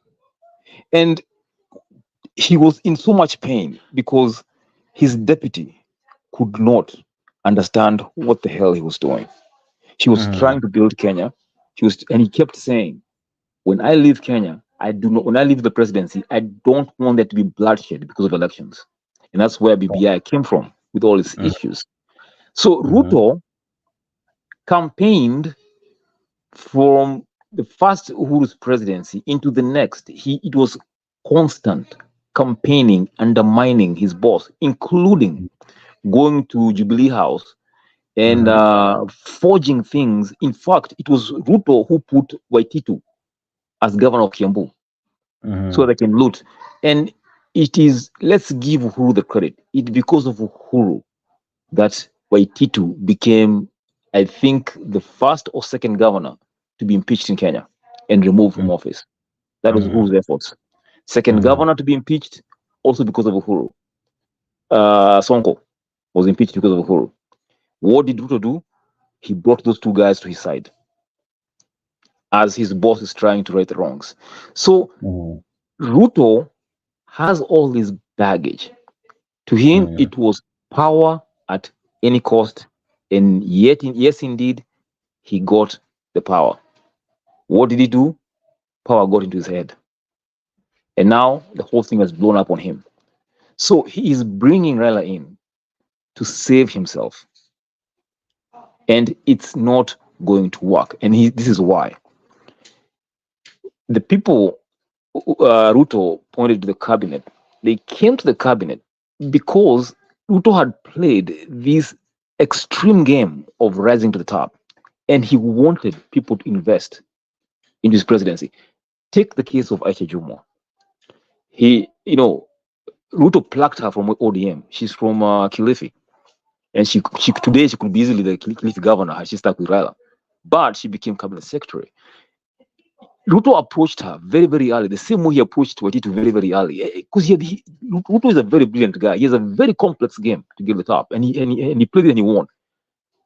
People like Aisha Jumwa went and killed people in Kilifi. She went to someone's house, I think, at one point and shot somebody and killed. It was a long, long struggle for Ruto to get to the top. Yes. So these people fought so hard. Akina Susan Keheka, they put in a lot of money. They sold whatever they owned to invest in the Ruto presidency. Now the whole thing blows up. Ruto fires them. Guess what? They're gonna start fighting Ruto. That's why Ruto is not gonna survive. If Ruto finishes his 5 years, to me it will be a miracle. Because the guy has screwed up so bad. Like right now, what do you expect? What do you expect Moses Kuria to do? Just to show you how firm Ruto is. Moses Kuria disbanded his own party. Okay. Because of being promised a cabinet seat. How stupid could he have been? And in fact, there was this woman from Kirinyaga, the other light-skinned woman. She was there way before Iguru ever joined UDA. I heard her saying that Moses Kuria had seen very, very far, saying that we need a Mount Kenya party. In Ngirichi, yes. We need a Mount Kenya party.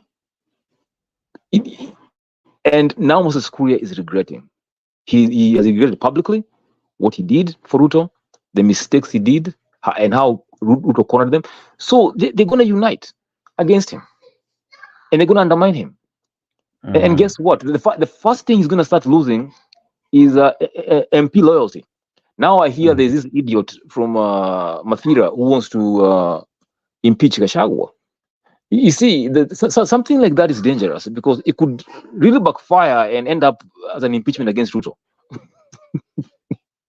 Of course. So the chaos. And let's face it. In 2 years, show me a project that Ruto has completed or initiated that is on. Zero. The guy has been 100% politics. The first thing he did when he came to power, I remember I keep quoting that trip he made to Homa Bay to try and dislodge Raila as the kingpin of the law. That was his non-stop obsession. How do I infiltrate this community, and who's the next kingpin? How can they make me the kingpin? And I remember even he went to Sagana State Lodge with Gachagua and declared himself the kingpin of the mountain. Like, what nonsense is this? Dude, you have an office job. Your job is to enter an office in the morning, get briefed about XYZ happening in the country, try and figure things out. Your job is an office job.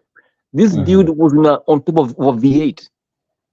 When he's in Kenya, he was on a V8 somewhere on top, telling people, tutafanya, tutatenga, tutataleta, pikipiki za stima, sijui nini. After that, he goes to JKIA and heads out. Anyway, that's my take. He's not surviving. Now, if I can speak in a minute only, if you can allow me. Yeah, but I wanted to ask Lex and you. Let me ask you this: there are guys who even resigned from their post, Akina Murkomen, Alice, and Nduale.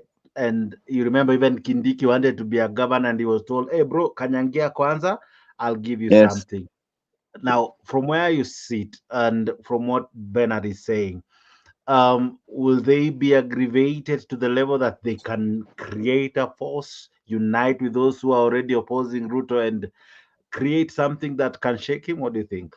No, no. Remember, you have a huge problem because inside the Huru government, Mhm. two factions came up. You have the Tangatanga and the other group, Kilaweke. So the guys who ended up with Ruto Kindiki were the ones who were actually opposed to the Uhuru wing of the government. And Uhuru has said publicly he'll never forgive them. And as we speak right now, Uhuru has gained a firm grip of Central Kenya. Correct. So what's going to happen first is Uhuru has beef with them. He's going to make sure he finishes them off. Yeah, he's going to go make sure he makes sure they don't even get nominated anywhere. And if they get nominated, he supports the person opposing them and give them really a run for their money. So that's the problem, because had they, in Uhuru's calculations, had they listened to him, what Uhuru was going to do is, yes, Raila has his weaknesses, but let's put him in power, but let's have certain things going on for us. All right. Including things like the Mau Mau highway, which from what I understand is would have been the longest dual carriageway in Kenya. Much longer than Kenol Marua or Thika Road combined. I don't know the numbers, but that was Uhuru's calculation. So these guys gambled that if they side with Ruto, they'll get, these positions they got. But now he's a problem. Ruto had no philosophy. He doesn't stand for anything. So they're completely lost. And the people are waiting for them on the ground to eat them up. Okay. Black, same question. To start with, I think my brother who just spoke, is it Bernard? Is his name Bernard? Yeah. Yes. Bernard. I think that mindset is what has brought us to this problem that we have. Sorry, you need to remove that and throw it very far. Because if you can still sit down, you can still sit and talk about Uhuru has closed, a tight grip on a particular area. I mean, that's the kind of mentality that's brought us into this problem that we are in right now. Because by saying that, indirectly, you're bringing in the tribal card. Because when you say that, basically you're saying he has control over the Kikuyus, and that's what you're saying. Tribe, there's nothing wrong with tribe. That's what I'm telling you, and that's why I could deduce from the way you are speaking. Yeah, I'm proud. I'm proud to be from mentality. Central Kenya. I'm proud to be Central Kenya. Now that's why I said I don't shy away. I don't shy away from talking about my tribe. I don't think there's anything wrong with it, and it's something that I'm very proud of. I was right. I was right. Yeah, I'm honest. I'm very honest. So that's what I'm telling. That's what I was saying. That's what I'm gonna say. The man I'm gonna say, when you think because I could tell. Yes, that's why I could tell from the way you are speaking, the way I listen to you. That is the kind of mentality which you have, and that is the one that is brought us these problems.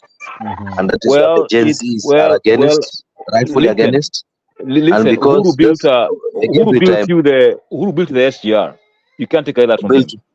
And I will speak about that as well. Number one, did you know that the SGR plan was birthed by Kibaki? Why didn't Kibaki build it? Do you know? Just listen. You know, when there is power and wisdom in listening. That's why I listen to you, and I could tell what your mindset is. I can read your mind, and that's why I'm telling you. Do you know when you plan? A clever man is one who plans like they will never die. Do you know that? Okay.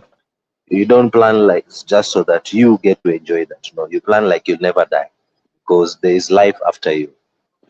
Now, as a leader, equally you plan like you never die. That SGR plan ilikuwa imetoka kwa enzi za Uhuru za Kibaki. It's not all the time that a government comes up with projects, especially long-term projects, and they get to fulfill all of them at once. These are long-term projects. If they are able, due to funds, if they are able to implement them in their term, they will do them. If not, the next governments that would come in would come and undertake them. Now, and that's the reason why, as it is right now, you've seen Ruto unveiling some projects. For example, like giving examples that I know, Mombasa. When was the housing levy brought in? Jex, if you can remind me that, or Alex or Kenya Rebo. Mambo housing levy ilianza lini? Housing levy ilianza kitambo before Ruto, but Ruto brought it in terms of when did they start being deducted? Last year, 2023, tunaongelea around August. The first deduction was August last year. Good. Now, early this year, Ruto went and unveiled the Buxton houses as affordable houses. Do you think those houses could have been built in just those few months that Malaysia said? No. Hizo nyumba zilianza kujengwa tangu since Uhuru was there. Now, can you say that Ruto is the one who built them or constructed them? The answer is no. So that's the kind of picture I wanted, because Nime realize you have the idea that when you see a president launching something, then it's him who did it and it's him who thought about it. Because that's the kind of mindset I got from you. Can I give you a quick example? Can I give you an example? Can I give you an example of something Uhuru did specifically by himself? Let me finish. The issue of you're bringing SGR, sijui alijenga barabara gani. Do you know that Kibaki after Moi alijenga barabara nyingi zaidi? It's only that no. Just listen. I'm not comparing. Just listen. I'm not comparing how many roads Kibaki did and how many roads Uhuru did. I'm just telling you that Kibaki made very many roads. Comparing from where he got us from, the era of Moi, we had no roads existing at all. Correct. Understand? Correct. So he put systems in place. By those systems, it made it convenient and efficient for Uhuru to be able to continue to do and achieve the things that he achieved. You understand? That's the point that I'm trying to tell you. It's not about counting how many roads were constructed under Uhuru and how many roads. No, that's not the point. Now, when you bring in the idea of certain groups here and there, you forget that under Uhuru we had Waluke. We all know that. That's a guy that was convicted, supposed to go to jail. Akatolewa jail. Correct. Right? He's out there until now. Correct. There are protesters that were just fighting for their rights and they're in jail right now. Isn't it? Correct. Right? Correct. Now, the kind of picture that you're trying to say that I don't know who did this, and you're saying is the leader of I don't know which community, and you're proud of being that. And that's what I was telling you. That's the kind of mentality that brought us into this mess that we are in. So when I tell you as a brother, kindly try to remove that mindset, or at least reset. Have a factory reset of that mindset, and try to think in the scope of what these Gen Zs are advocating for, and that is being tribeless. Then you'll get to understand the kind of Kenya that they are trying to build, which will be good for your children's children. Right? So let me ask you. Yes. If tribes are so bad, why did God create them? Who? God. I think we are going in a wrong trajectory. That's not even go there. I mean, honestly, we are degenerating. We are totally degenerating. It was a day for us to ask ourselves a question that, after what Ruto has done, is he pacifying us? Is that enough? What ought we do? What should we mitigate so that we don't fall a prey into something that is so plastic? You see, once we start that conversation, trust me, we are going to lose it. And that's And where also, politicians you are thrive. right. That is You are where right. politicians thrive. And I agree. And I agree with that. That's why I was Gentlemen, saying, I was I telling, also want you to just look a at this. minute. That's Just what I a was moment. telling him. Just a I'll moment, look at just trajectory, Dogo. a second too.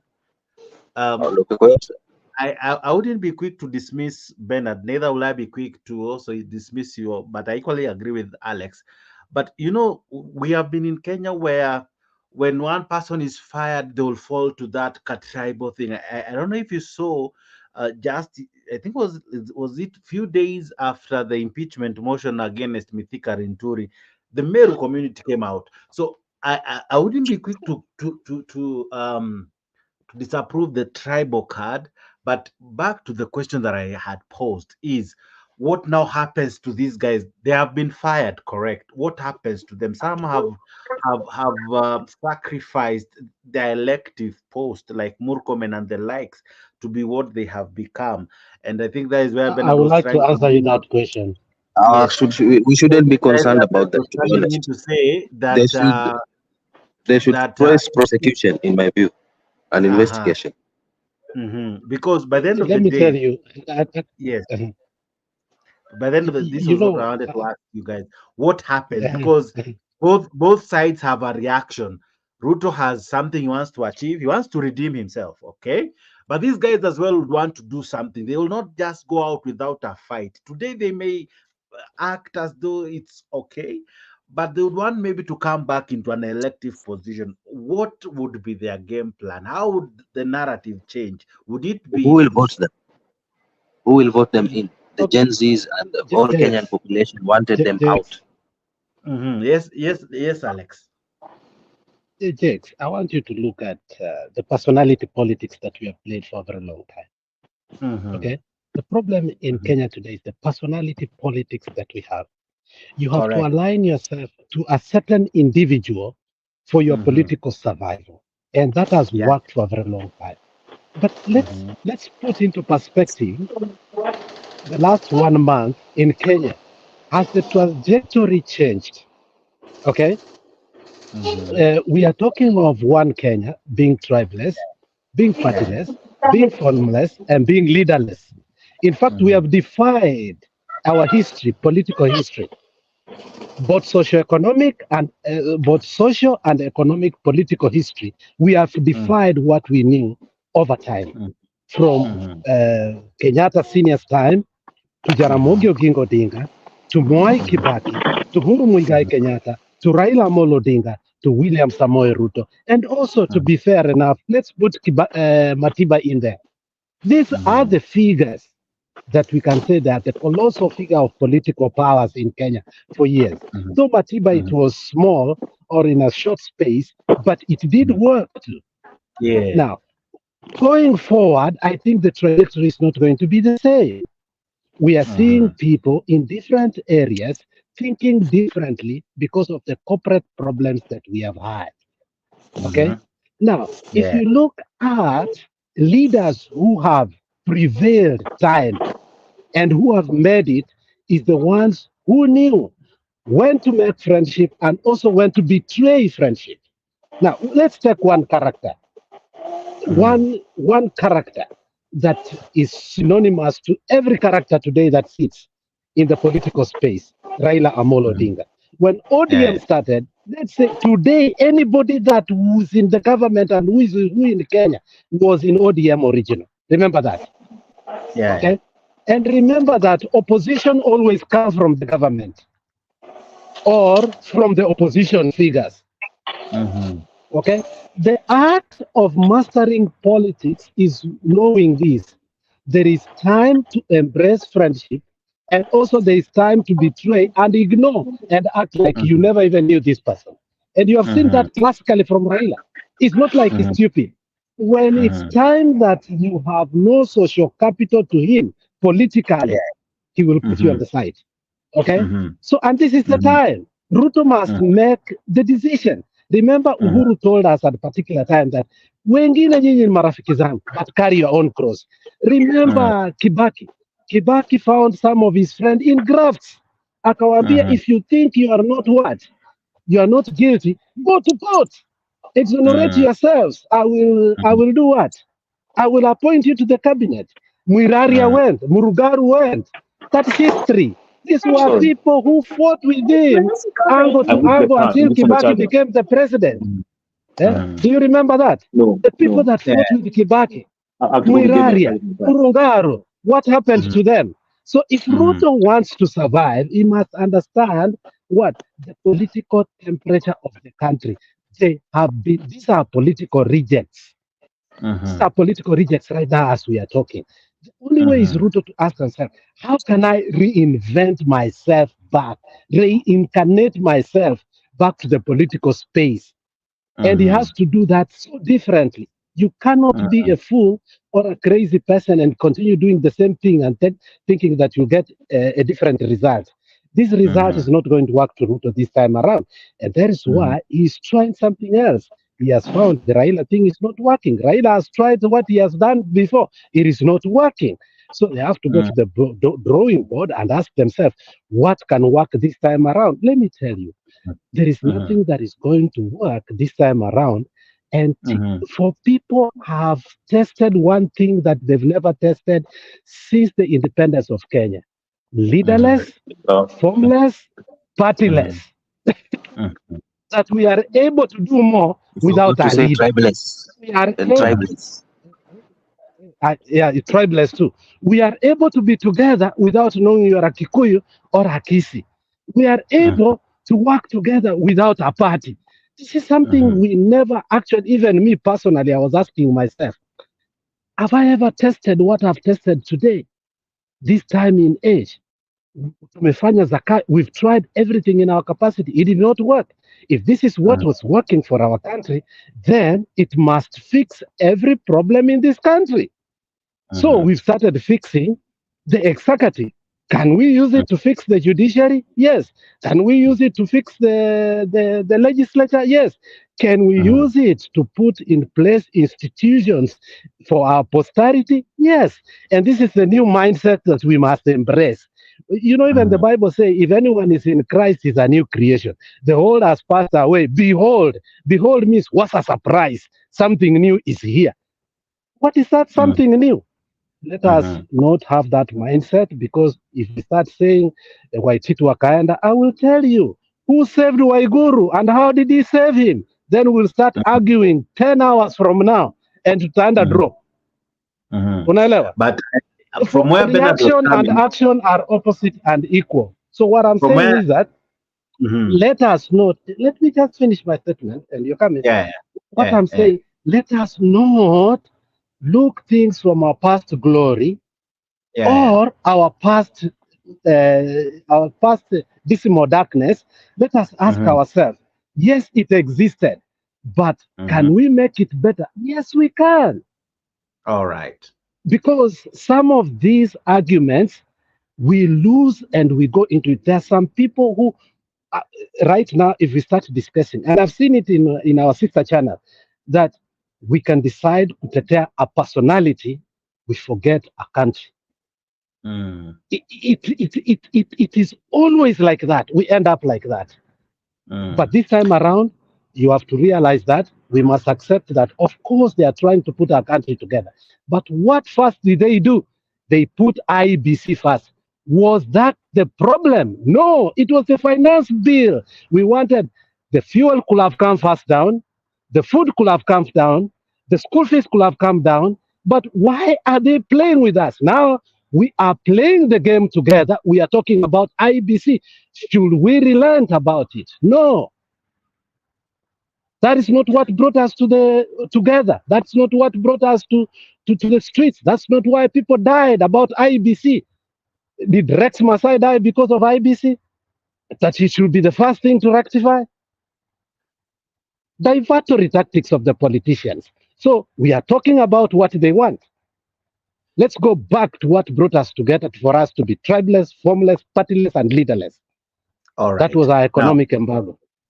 Correct. Now, going back to that, of course, Gen Zs had, or they have, or we have a list of sorry, bare minimum, what we say this ought to be done. Of course, IBC is also part of what we wanted because there's a process that wants to be carried out, and that is to recall some of these MPs. Yeah, so we cannot do that without an IBC. So it's prudent that we have an IBC in place, and of course, it's also a constitutional right. You can imagine 2 years down the line, we still not have an IBC. So it was already a problem. So to me, I think it's good, though the timing is questionable. But we ought to have an IBC. There is no question about that. We ought to have it because how do we recall an MP if there is no IBC to oversee maybe an election for the same? There are constituencies that already are suffering because they don't have an MP. Those seats are yet to be declared vacant.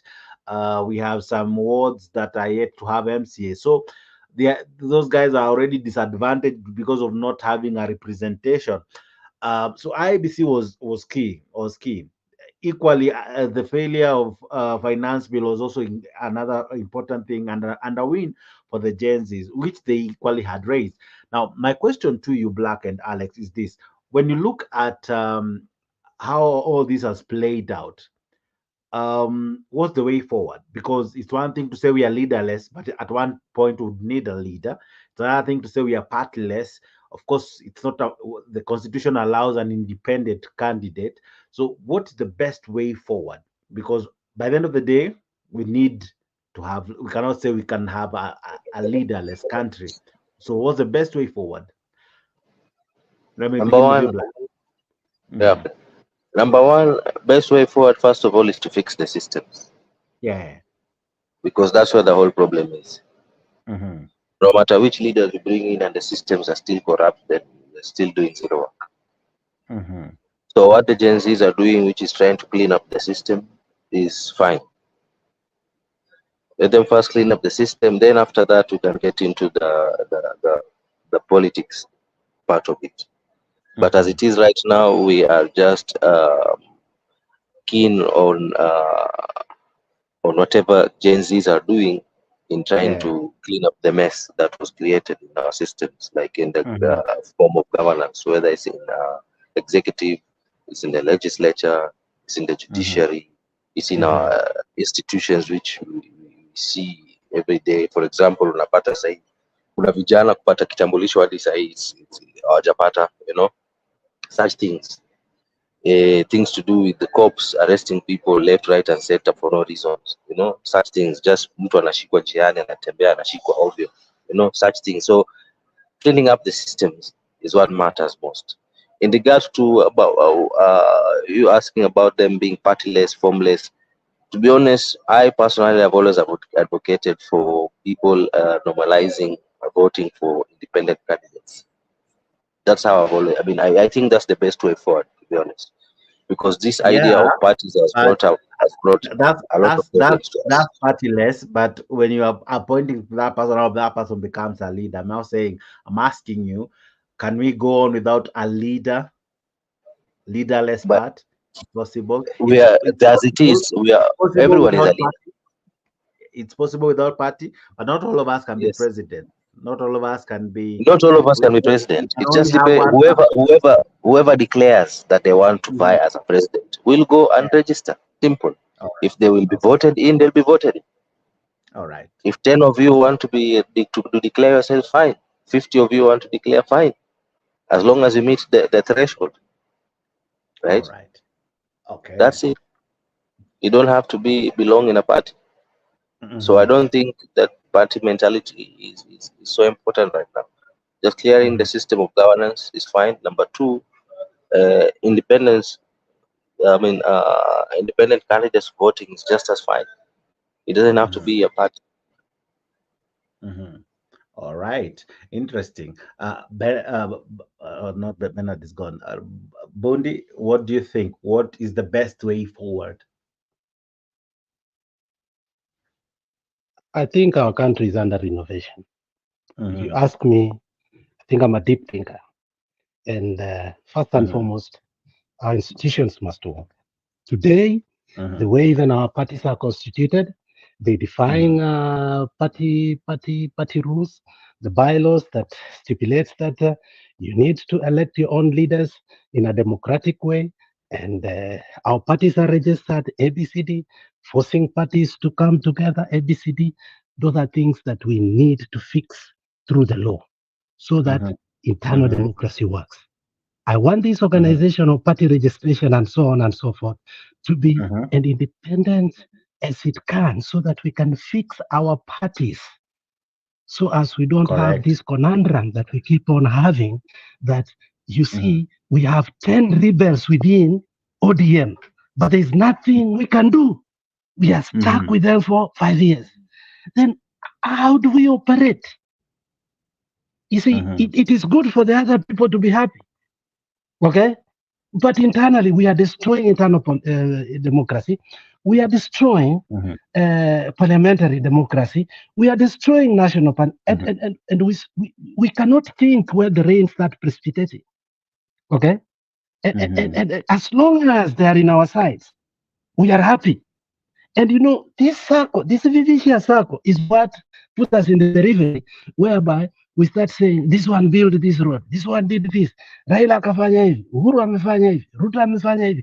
But we forget that if we fix our institutions, these parties that has nothing to do with anything. For instance, two things. Ruto comes to power. Uhuru MV in where? In Lake Victoria. Who goes to launch it? Ruto. And who goes with him? Raila.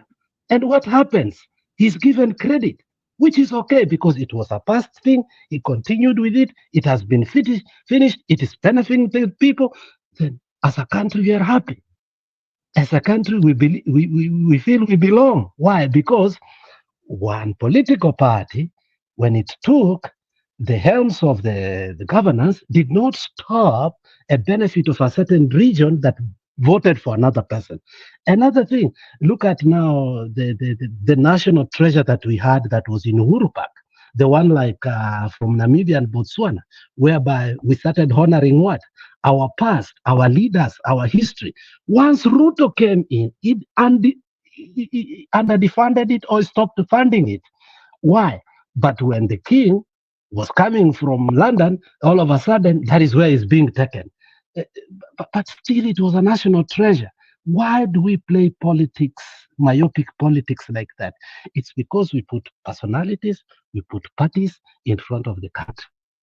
Very dangerous. We are not nationalistic, we are not patriotics, and GNCs are showing us that, well, we can be patriotic, we can be what? Nationalistic, and yet we can be what? Democrats. We can agitate for our country, or we can be Republicans. So as when a country is going wrong, we must look at the root cause of it, not the bad fruits or the good fruits. We must totally go back and ask the way we said BBI could have resolved a few things. However, the process was wrong. It should be people what? The people who engineer the whole thing, not the politicians, not the leaders. Now, once we put, for instance, now the GNC have caused a shift of our politics because it was engineered by them and the originality of thought was through them. And even if we go to the law of court, nothing can be done. And therefore, they must continue with it. Somebody should not hijack it. Raila should not hijack it, Ruto should not hijack it, because it's stipulated in the Constitution. So my whole idea is let us go back to constitutionality, which for a very long time, our host here has been saying, but was not working. The Constitution wasn't working. It wasn't completely. The KDF being brought to the people to beat the people while the picketing was very wrong. Why? Because the Constitution is not working. Let us fix the institution. Once we fix the institution, who cares who becomes the president? Hata kama ni mjinga rigiji, it's same like Trump. We don't care.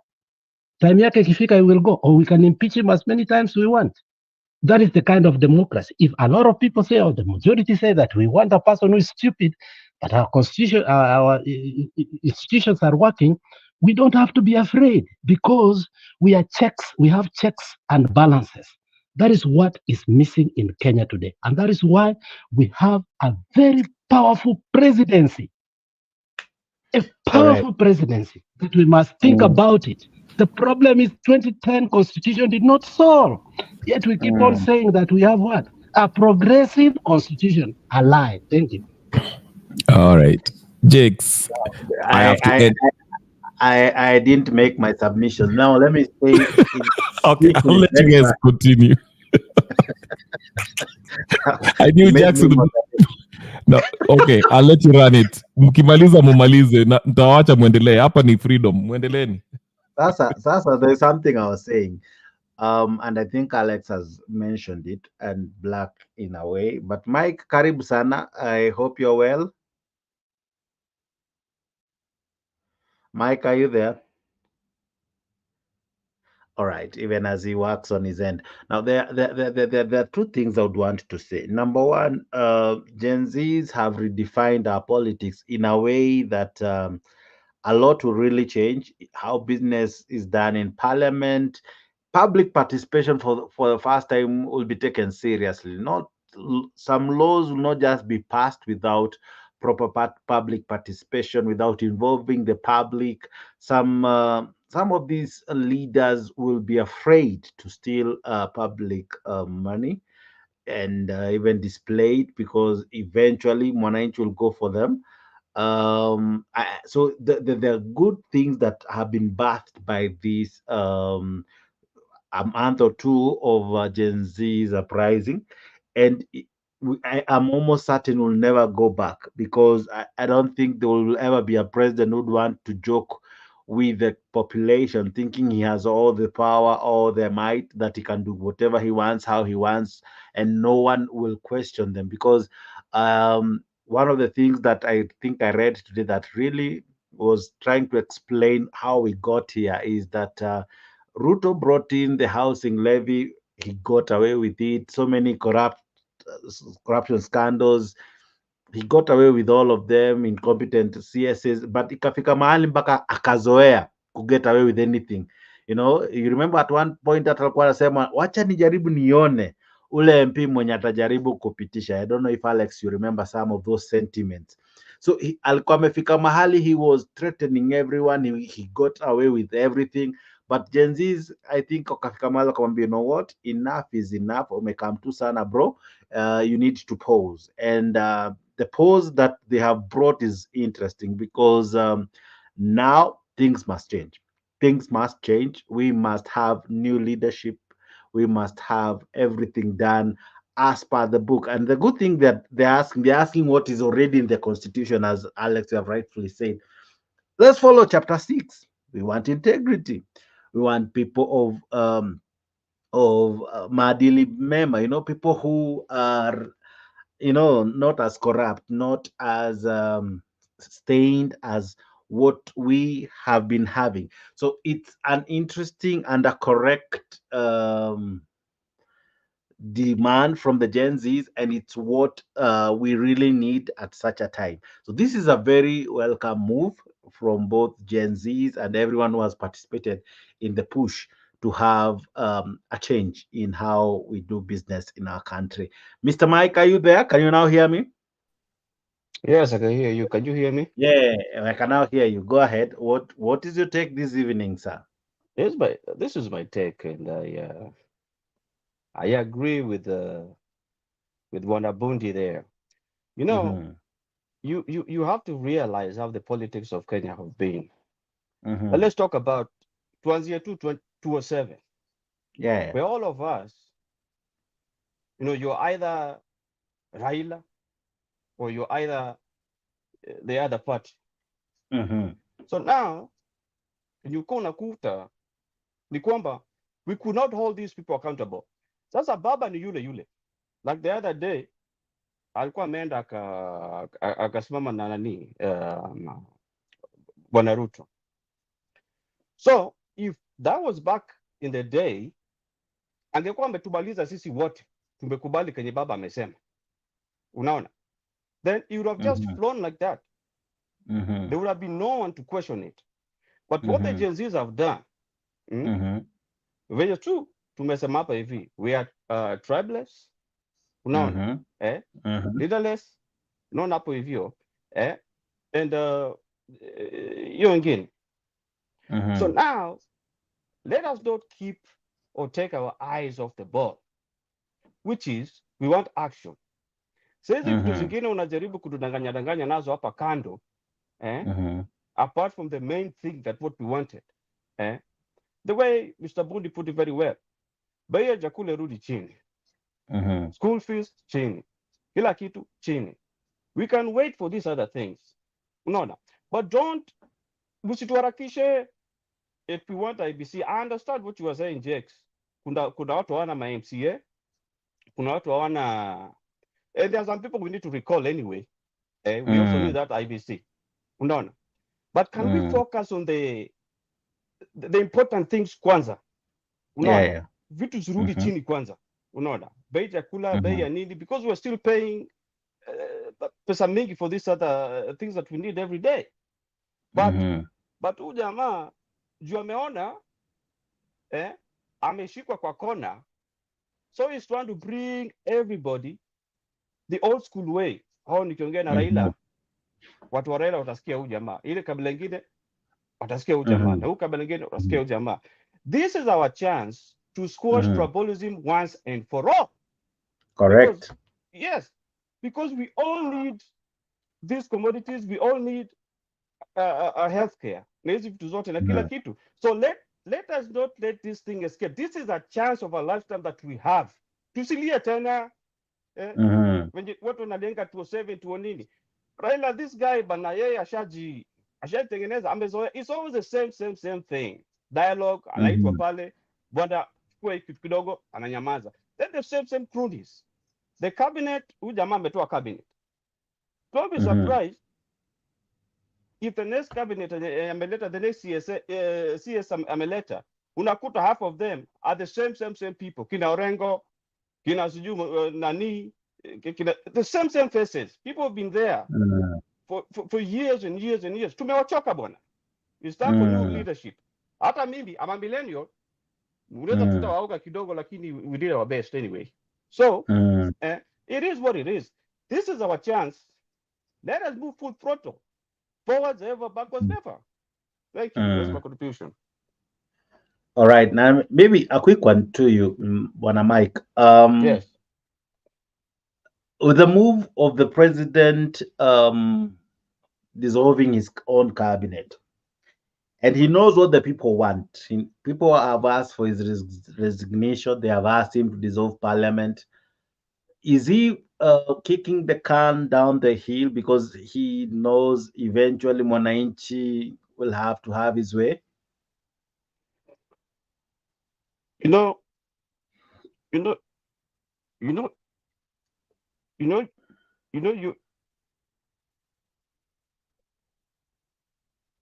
Hello? Yeah, what I'm saying, you have to know something about Ruto. Ruto is a very, very, very calculative human being. In every office he's ever held, jamaa anajuanga kucheza makadi zake. So right now, he knows bali amefika, is survival for himself. Unaona? So now he knows he's just trying to quiet the temperatures down. Awapatie kenye mnataka will look like, he's giving you what you want. Because he knows he has no exit. He has no exit. From, you name it, the Gen Z's parents, the parents of the Gen Z's, kila mtu amechoka, because we all feeling the heat. So I think this guy he's just trying to cool down the temperatures to that level where, ameona sasa watu wametulia, just like he always does.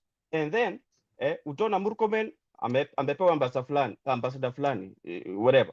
So the thing is, it's just like he's the problem. He's the problem.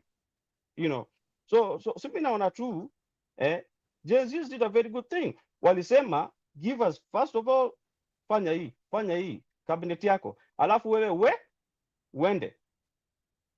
So I think it's just anacheza tu, but I think he needs to go, man, because the guy has proven he's a pathological liar. So in the game tunachezwa hapa hivi, so let's not allow it. Yes. All right. To you, Black, what the president has done, is it enough? Has he restored the trust that you have for him? It is not over till he's gone? No, he hasn't gained my trust.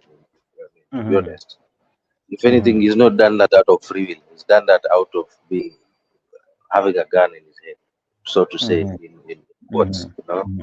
being forced, Mm-hmm. coerced. Mm-hmm. Yeah. I mean, if it was up to him, then he wouldn't have done that, right? He wouldn't have Yeah. taken them out. Mm-hmm. So there's nothing to congratulate him for. Mm-hmm. It's just that amefuata venye ameambiwa now. Mm-hmm. What Mm-hmm. all the Gen Z were talking about is good because they had said that they're gonna clean up the legislature, executive, and now once they're done with that, they're gonna go to the county. Uh, Mm-hmm. Already, I think we saw Baringo. Is it but Governor Bachok?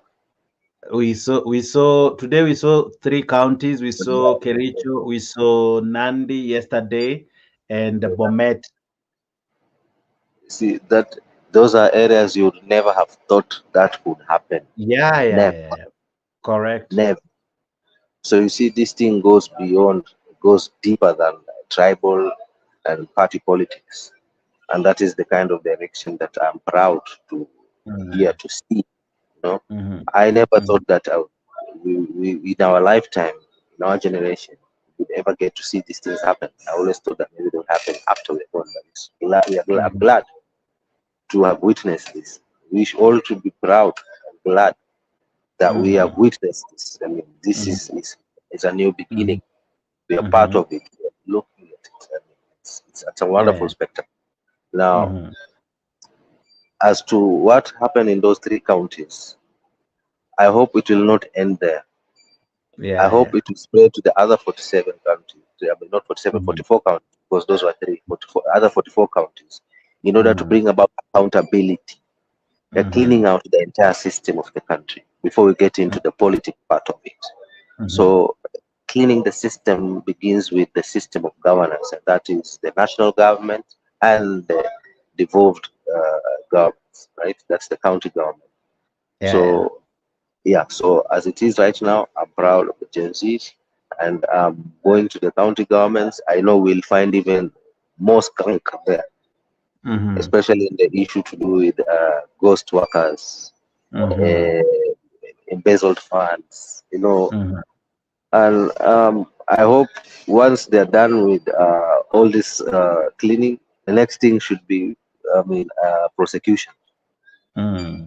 Push EACC Mm-hmm. to investigate and push the ODPP to Mm-hmm. prosecute and push the judiciary to give the just and rather justified convictions to Mm-hmm. all the guilty parties.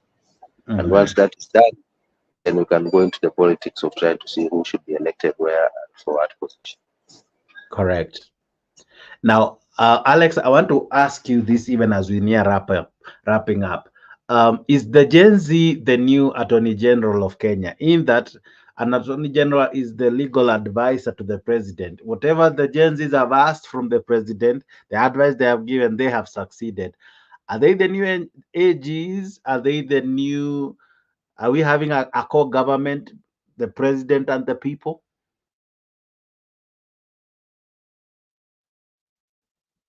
Alex? Mr. Jet, a very good question. Very, very good question because I had forgotten about that. A couple of weeks ago, or a couple of months ago, while we were debating about housing levy, we saw Ruto do the worst thing that you can ever do to a legal advisor, ignoring Mm-hmm. him while propagating issues of national interest. And Mm-hmm. at some point, the Attorney General, who is one of the key positions in any government, was Mm-hmm. asked why the silence. He said the president has not sought any recourse from me. And he was Mm-hmm. very candid. Over Mm-hmm. time, we realized even his sons were in the what? In the protest, and Adapted. somehow Yeah. even also abducted, and all these things happened. And my conclusion was Ruto has never really had an attorney general since he came to the office. It's sad to say so. People may disagree with me, but if there is anyone you ought to be very close to, especially as a president, because you are holding a constitutional office, and yet you're not a lawyer, you must be very close to your attorney general because he guides you in the matters of legality. And you must be very careful how you choose your attorney general. When Ruto chose his cabinet, I gave him an echo for putting Muturi as his cabinet in terms of the attorney general, because previously we had horrible experiences in Kenya for the first time. We had an attorney general who I cannot remember his name for 10 years. We had an attorney general who did not know Kiswahili. We had an attorney general who lost cases after cases for Uhuru Muigai Kenyatta, including some of his biggest cases. We had an attorney general who could not even help the president confirm or dismiss judges of the High Court. So the seat of the attorney general for a very long time after Maraga left became vacant. We've really never had an attorney general in Kenya until when we will have the next attorney general. We don't even know if that attorney general will be just a position filled or a man who will play his role. There is always a difference between a position and a role. And you saw Wako do his role, however terrible he was. You saw other attorney generals come in. You saw Wako being retained by even the Kebaki administration because somehow, he played his role, especially in the Wako draft and other things. We saw William Mutunga, even though he failed in 2013 in the petition, but somehow we can regard him, we felt him. There was a few changes. We saw Maraga, who made Kenya, the center of interest and therefore paving for electoral justices and in Africa. And we saw a few countries, especially Yaya Jammeh left, and the president of Zambia had to be recalled. The elections had to be overturned, something of the sort. And what became of Kenya thereafter? We had a vacuum. So for that, I will tell you that Kenya has never had an attorney general. Ruto was he was himself a legal advisor to himself, to the government, and to the people of Kenya. So the sacking or the dissolving of the cabinet as a whole, in terms of the seat of the attorney general, for me, it does not affect me at all because the man played no role.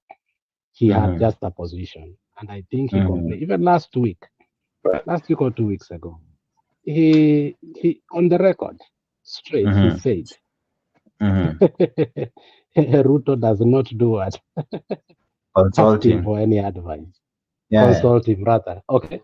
So that is one thing I said. There's something Black said I wanted to rebut. I don't know why I'm forgetting. It was quite important because I felt it was something we needed to talk about.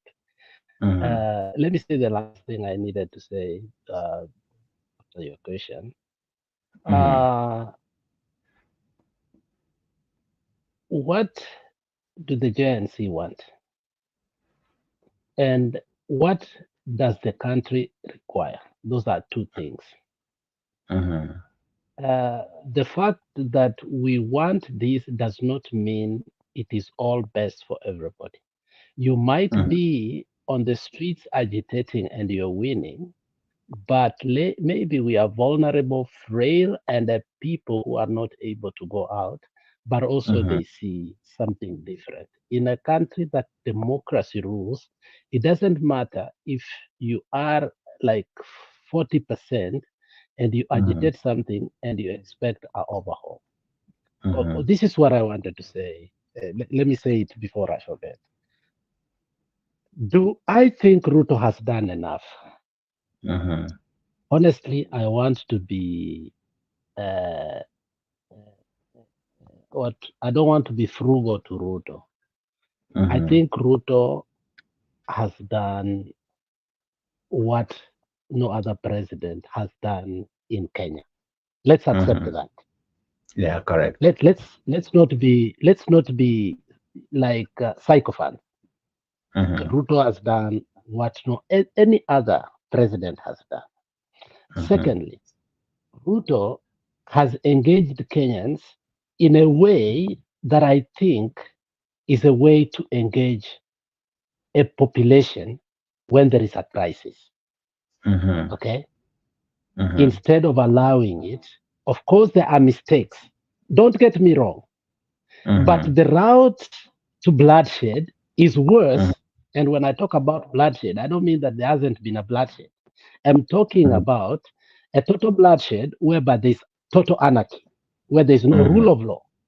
We go to the Rwandan way, or we go to the Southern Sudan way, or we go to the Somali way.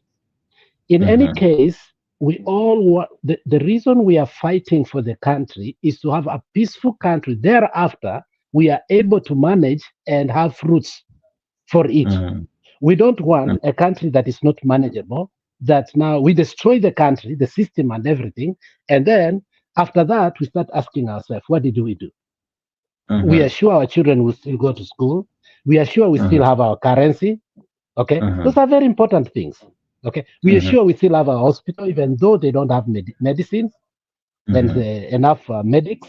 So I think on that side, people may disagree with me, but I've seen worse countries and I've gone to countries where there's no rule of law. I've been to Zimbabwe and I understood that supermarkets did not have anything in their shelves.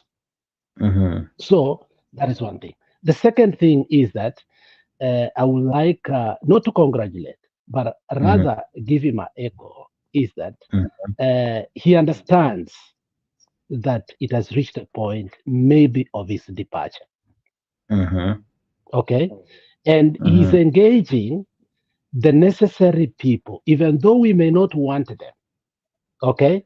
We may not want the Railas, the Kalonzos, but we as a people were agitating for them and they became part of the stakeholders of politics of that country. Like it or not, we created them. They just did not come from nowhere. Jax, do you understand? We created them. Okay? So the fact that we created them, so the question is, as either you stay or you exit, these are the stakeholders that we have. We are not going to deal with formless, tribeless, leaderless, and then we start saying we are okay. You see, of course, it is working on one side, but it's not sustainable as a country. Correct. Fully agreed. I fully agree with you. So we also have to have reasoning capacity. You see, youthhood is time to make mistakes, but adulthood is not time to make mistakes. There is a pivot whereby you can make mistakes and come back and have a comeback or resurrection or reincarnation. Okay, but there are times you make a mistake, you start divorcing at 76, bro. I mean, what's going on with you? Okay. Ufukuza watoto wako wote at 76 and you start starting anew. I mean, it doesn't work that way. Kenya at 56 or at 50 something, we ought to do things differently. We can't do things the Southern Sudan way. Okay? And yet we are the biggest economy, ABCD. So what I'm saying is this: let us stop projecting the GNCs that they are the only people who knows what they are doing. Because of the millennials who set the pace, because of the other people, the young thugs, they set the pace. But I'm not saying we live in the past glory. We must understand to harness the achievements of the times and not overdo things in a way that we may not have a nation after this. All right. Do you understand?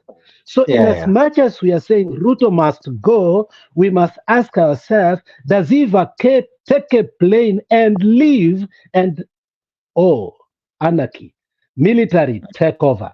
Military is having a problem because so far up to now, we don't even know what our military is. If we knew truly what our military is, we could have confidence in it. The man that recently was put, if it was General Gola, Tulikuwa tumemzoea. We have a new entity. We don't know if he's even getting along with other people. And then the military takes over. Then what happens? And I'm not being sarcastic or anything. No, I'm just trying to be like, okay, we have an entity that is partyless, formulous. Of course, it has done something that, but then when it comes now to governance and leadership, do we just accept it to be like that? No, it can't. Until you show us. And there are people now who have started taking, there are entities that have started taking advantage of the current situation, but they are more tainted than before. They are the problems, they are the root. People like Miguna today, they are hosting X-Space and they are talking like saints, like angels. But you look at them honestly in totality. People like Sonko today, they are hosting. People like Tony Gashoga, I saw him talking, and people like Willie Mutunga. I mean, they were part and the process of the problems we have today, and we cannot forget it and start embracing them and thinking that now Ruto is more worth than them. Very soon, we may also start looking Ruto the same way we looked at Moi. At some point, Moi was sanitized. We buried him like a saint.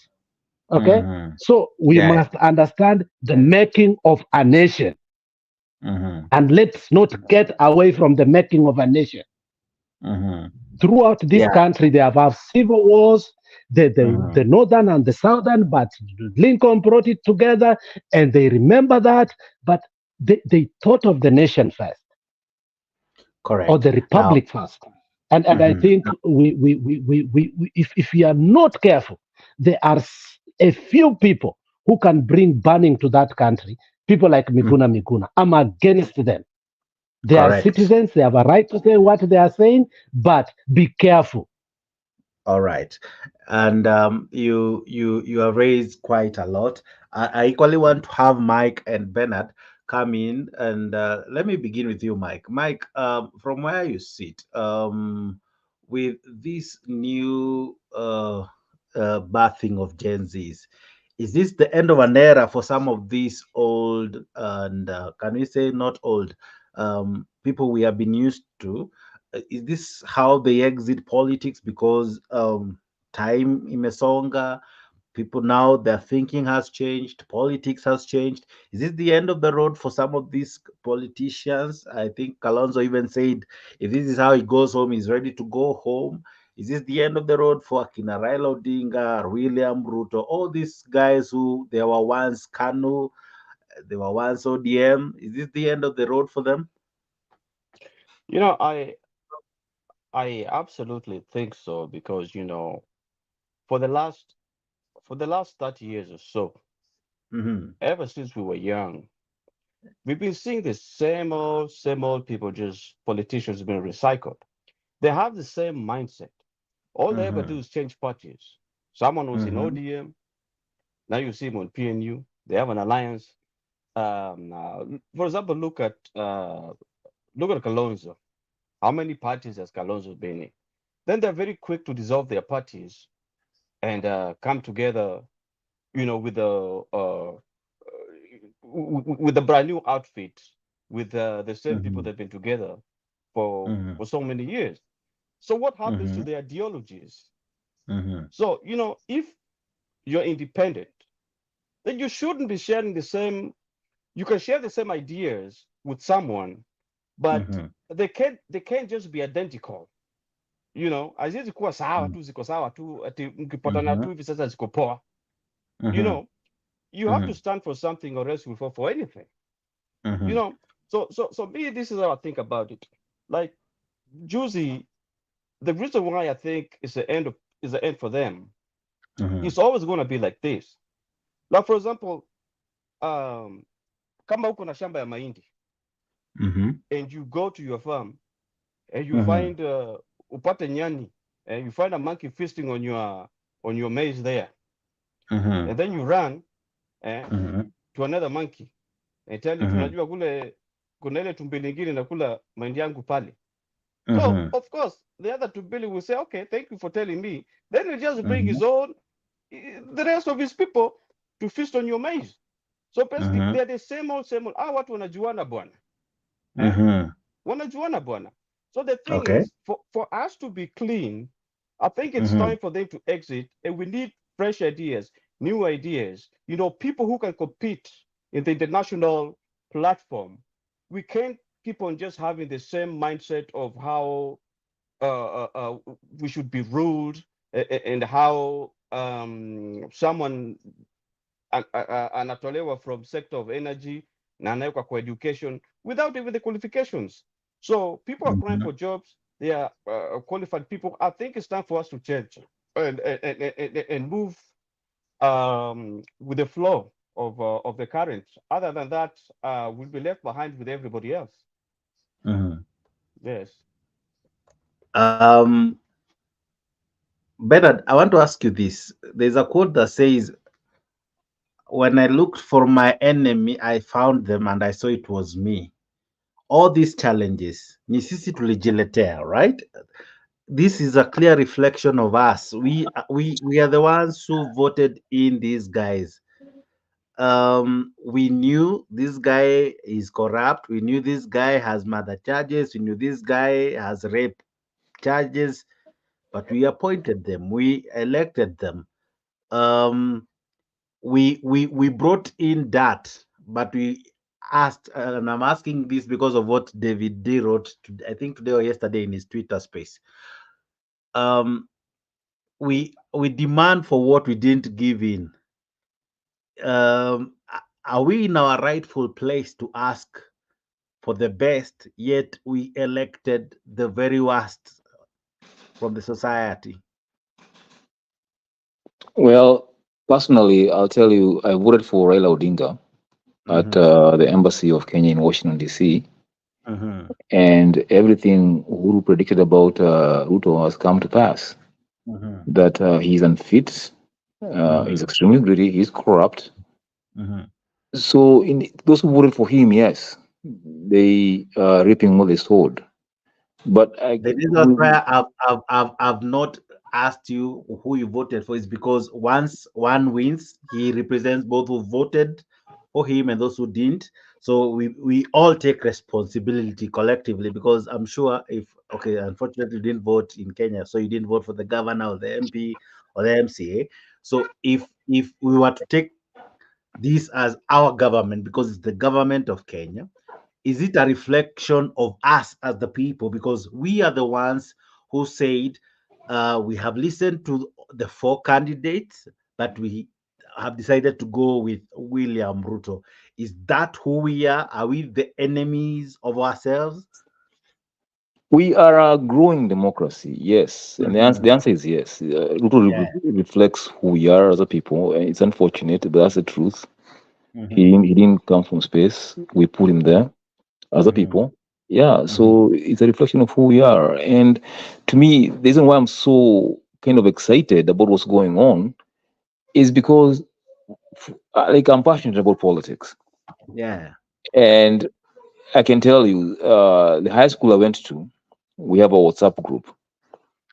And for the longest time, I could not get anyone in that group to discuss politics. They thought I was mad or something. They want to discuss European soccer and all these other fancy topics.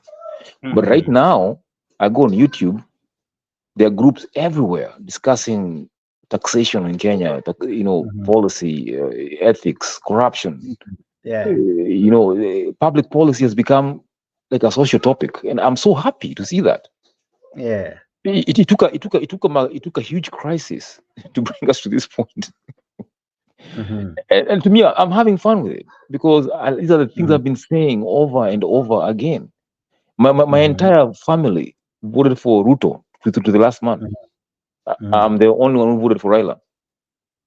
And today when I have discussions with them, it's awkward and interesting at the same time. Yeah, they tell me, we were so blind, we could not see. It's but we're growing. We are a young democracy. We are less than 70 years old, I think. And with the way things are going, Kenya could become a much better country if we play our cards the right way. Now, to my final questions to all of you, let me begin with you, Alex. Is there a second chance to some of those who fell today, some of these CS? We will see a leaner cabinet, maybe very fresh minds and very new guys.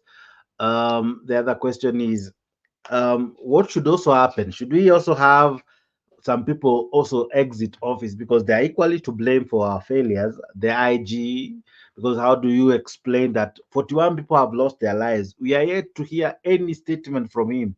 Zero statement from him. Should we see some people go be charged? That is, should we have the ESCC be disbanded because equally it has failed to curb corruption?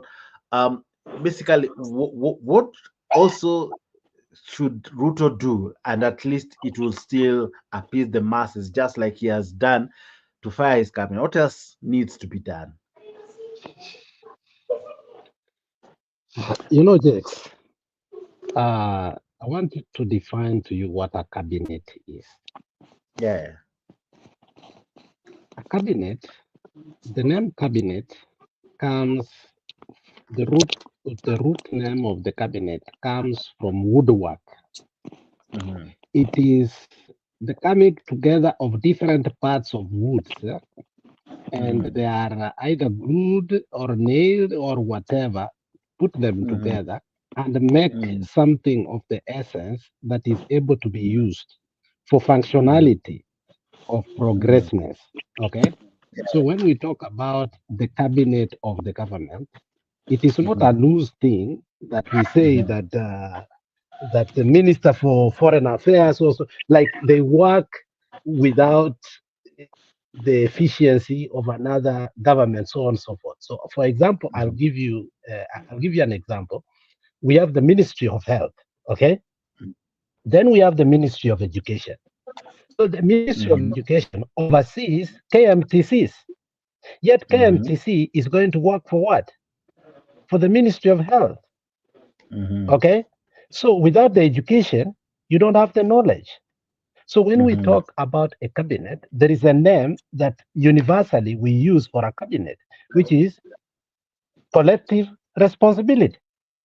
Do you understand that? So when one side fails, collectively, the responsibilities of the entire government is a disservice to the electorate or to the citizen of that country. Do you get where I'm coming from? And that is why, to the wisdom of Uhuru Muigai Kenyatta, and I'm not being a tribalist or anything here, I'm just being a patriot, to the wisdom the wisdom of Uhuru Muigai Kenyatta, he understood that the cabinet was having a problem in terms of cohesiveness. There were those that had allegiance to Ruto, there were those who had allegiance to him, and therefore he put a prime cabinet, not constitutionally, but the one who was for overseeing all the cabinets, to be Matiang'i, so as they will have collective responsibility. So this government and the cabinet totally, and the cabinet is not just the CS. Even those who are taking charge when I do permanent secretaries, they are complicit. They should have gone like yesterday too, because they have more powers actually than the ones who are fired today. Do you know that? Unfortunately, they Do are they have security of tenure? They don't.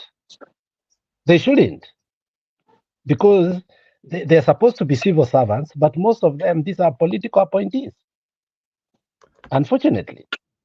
So in terms of constitutionality, I think some of them had not even achieved a certain job groups to be qualified, because in terms of merit, you're supposed as a civil servant to be climbing the job group. And you understand the schemes of services in Kenya. You understand that. You just can't come from the lowest job group and you become as that position. So for me, since Ruto said the incompetence of his CS, Collectively, they failed. Nakumincha at one time spoke about the cohesiveness of Ruto's cabinet. And remember what she said when she was in Kitale? Do you remember the statement she issued, which angered Kenyans in terms of like they have power? Do you remember that clip? He Yeah, said collectively they can go anywhere and hata wanaweza shika mtu. Do you remember that statement? yeah. I have a right to do what? To arrest you. You remember that? She even So fired him, I for think. me, exactly. So why am I saying so? The powers that were given all these cabinets was beyond the constitution. The way some of them came to power without being vetted, some cases being taken out, we saw something that should never again be repeated in our country. So the process from the very beginning was shrewd, unconstitutional, illegitimate, criminal to the core. And that is why Mbadi calls, we have told you, you have only about 8. We might accept, not we will accept, we might, but the rest is skunk. We leave you with all your skunk. So for me to accept any skunk back will be illegitimate, and I think will be unfair for those who went to the streets and also those who have been agitating for a fair and lean cabinet that understands what service delivery is. So these people, and I think we should put them in the category of Waititus and also who and Sonkos that they've been impeached by the people, and therefore they should not hold any constitutional office ever in their lifetime. I think that is the only justice that will mark that when the constitution was not working, when the executive had usurped the power of the people, we created a scenario whereby there was nobody who was above the law. I think if we go by then we will have created an example. And above that, when people take the oath of office, they are not serving the president, they are serving the republic as a whole. And therefore, they must understand service delivery supersedes allegiances of party, of philosophy, of ideology, and of meism. That is the button, the hard button point for me, that we must set an example from this cabinet that never again should Kenyans have a more porous and the worst cabinet that we have ever had from the very beginning. Somebody having 39 charges, somebody having an allegation, very active, organic, that he killed somebody. Somebody has a graft case from the previous government and he was fired. Chirchir was fired by the record. It's not an allegation. The other one also was fired, the minister, the treasury. In fact, the treasury minister was fired, found culpable of financial dealings, and yet again he was installed in the same cabinet. So I think hakuna huruma hapa bwana. You know, ile wimbo inasema aje, fanya nini nao anguka nao. Wacha tu anguka nao sasa, lazima waanguke wote. Thank you. All right. Now, Bernard, the last question to you. What else can the president do at least to make it soften the hearts of the people? Because someone said this 20%, we still need the 80. Even if he resigns, we still need some things to be done. Would a pay cut to all these institutions and it be enshrined in law that you can only earn this much, because it has become, for you to be a millionaire in Kenya, you must be a politician. So that's how it has attracted all these skunk. How else can we improve? Because we need to find a way forward so that it is not a reward of every Tom, Dick, and Harry to be a politician to make it to cabinet. It should not be so lucrative that that's how they make money. That's how they steal. That's how they, they live a life full of opulence and all. What can be done? What can Ruto do to touch the hearts of many? Number one, you should fire all the PSs Mm-hmm. and appoint people of integrity, and that should take care of business. Mm-hmm. Yeah, we cannot keep introducing rules, mark this, Mm-hmm. cap this. No, we have an integrity issue. Once you have Mm-hmm. people of integrity in place, you're good to go. Mm-hmm. Yeah, Can that's my we take. have like a reduction of their salaries? Can that also help? We don't need a reduction of salaries, because Mm-hmm. if you can perform to your level of your pay, Mm-hmm. the country will benefit. Mm-hmm. Yeah. Okay. Mike, same question, but with a different twist. There are people even asking for a scrap of CDF because that's how it has created these in the name of MPs. What do you think? Well, first of all, I want to tell Bernard that you're not the only person that your family thought you were crazy when you started talking politics.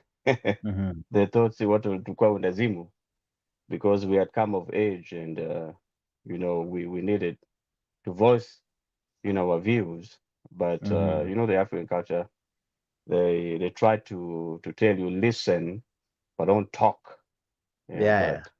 it's time for the Gen Zs now. And so first of all, I think that you shouldn't have such a huge salary, um,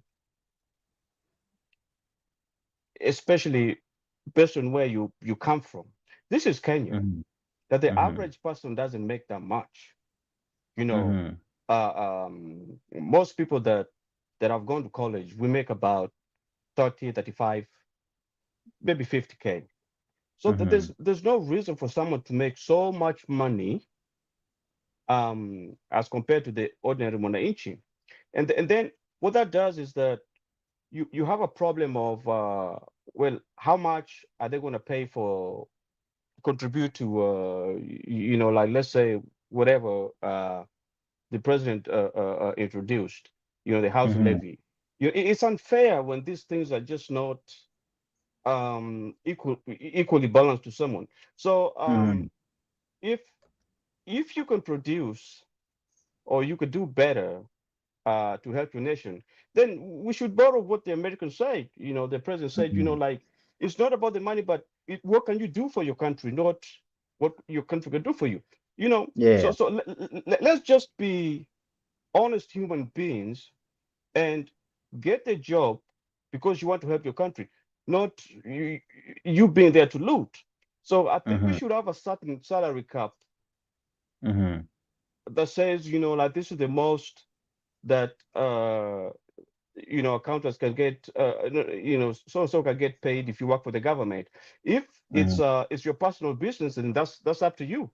It's your sweat and your energy and all that. So Mm-hmm. I don't think we should have such extreme salaries out there, because then that it just encourages people to get into office to get rich, Mm-hmm. but not really Mm-hmm. work. If Mm-hmm. you get my point. Yeah. Now, Alex, same question because I'm asking that because even in all these crises in finance bills, shenanigans, and all that, SRC still came out and said, let's increase salaries for these for these leaders. So I'm asking you, Alex, should we review that part? Because I think it's one part that they take advantage of, and again also the CDF part. Should we relook at some of these laws because that's for far too long? That's how someone who was a pauper has now become a multi-billionaire because they have looted left, right, and center. They have SRC to back their salaries. What do you make of that, Alex? The problem is not the salary these people earn. Mm-hmm. Okay, Mm-hmm. the problem is the allowances. Mm-hmm. Bernard, not Bernard, my friend. I'm so used to Bernard. I'm sorry. The MPs in Kenya, their salary, according to the mistakes that we have done, and first and foremost, we need to redefine and make sure that correctly we give these people their due respect of the duties they're supposed to be. These are legislatures.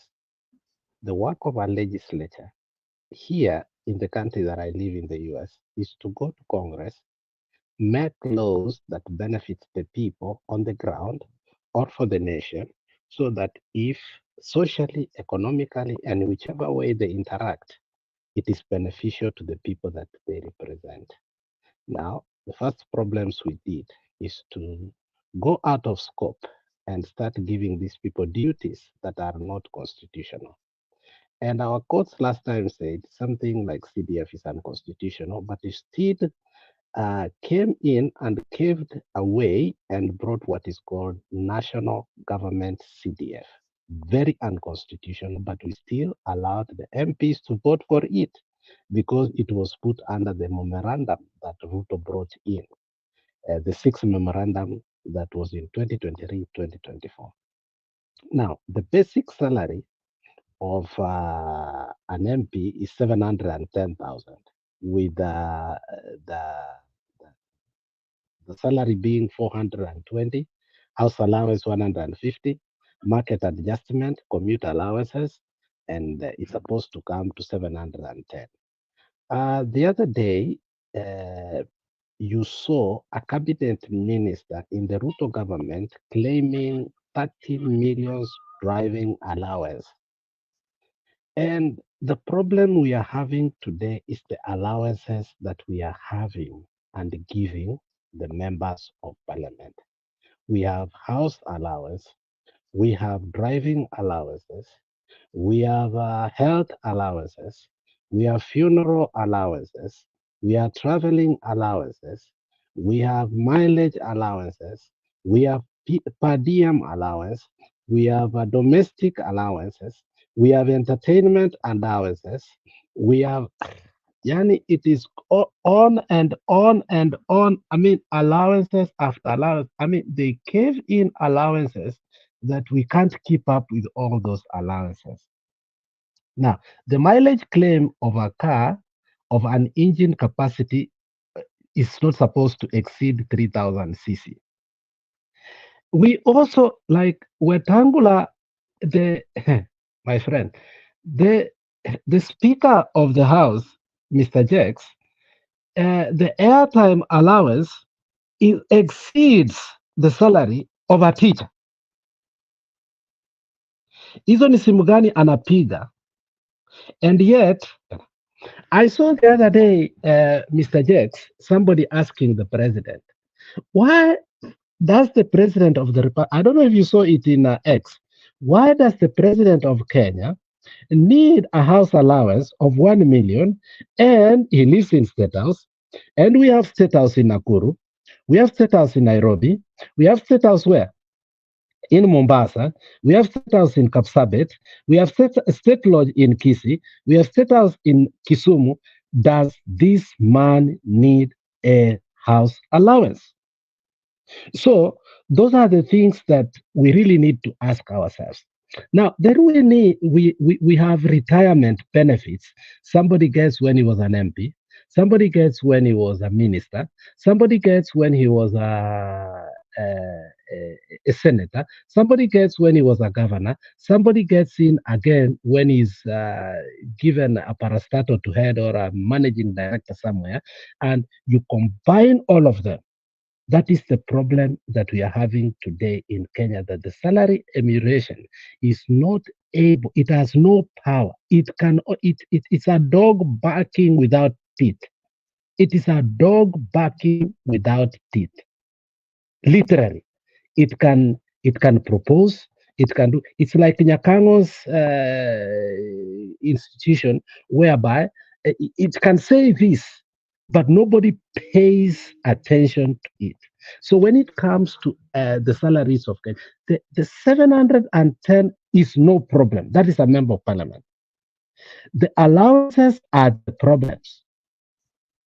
And these allowances are allowed by somebody being in multiple committees. They don't attend those committees. Somebody like Sudi has never spoken in parliament, but is maybe in 12 committees. Does he speak in those committees? Good Those are the question. things we need to ask ourselves. So, in the end of the day, I think, and that's what I said, in the movement of GNC, they must structure themselves and start asking and regrouping in terms of specialization, in terms of what they do, and come up with a framework on how they want this country to be governed. And those are the legit questions that they should do. I've gone to some of their X spaces. These people are bright. These people are beyond me. These people have cathedral thinking. These people do not have they are not frugal in information. They give it out there the way they should, and therefore I think they can come up with a better way which MPs can be rewarded. Scrap CDF, scrap unnecessary allowances, and scrap double paying these people. And if somebody was something before and becomes a member of parliament, there is no need of getting retirement from being a member of parliament again. This money can be shifted to employ other people in other sectors, or can be given to our doctors and our teachers so that they can work better and harder. I think that is what I can say. The problem is not the salary, it is the allowances, and we need to pay attention to these allowances. Not only to the members of the executive, my friend, these are various ministries, including the health, including the education, the headmaster, so on and so forth. It is across. Thank you. Same question to you, Black, even as you bring this to a close. Um, the question of salaries and allowances, what do you make of them? CDF. And now I add to you this. Should he equally ask that those who have stashed money in foreign banks and all, EACC should bring them back, because those are looted money. Those are money that have been laundered through different ways, and it has found itself in offshore accounts. Should we go to even such levels? And again, the biggest elephant in the room, should the land question, all right, be relooked at? Bwana Black. Uh, wow, that's a very nice question. I mean, I think it's the best question I've been asked today. I'll start with the money being stashed. In around 2014, between 2014 and 2016, Mm-hmm. I'll put up the exact year, but around that time, the National Economic Research Bureau of the United States Mm-hmm. said that they gave a report that 5 trillion Kenya shillings worth of money is being stashed outside. Do you know that? Mm-hmm. And as a result of that, the government then decided to put up an amnesty for a short Mm-hmm. while, that for Mm-hmm. anyone who has their money stashed outside could bring them back to the country without any question being asked, Yeah. as Mm-hmm. long as they invest it into the economy and then they start filing taxes from there on. When that was Mm-hmm. done, about a billion was brought back, Mm-hmm.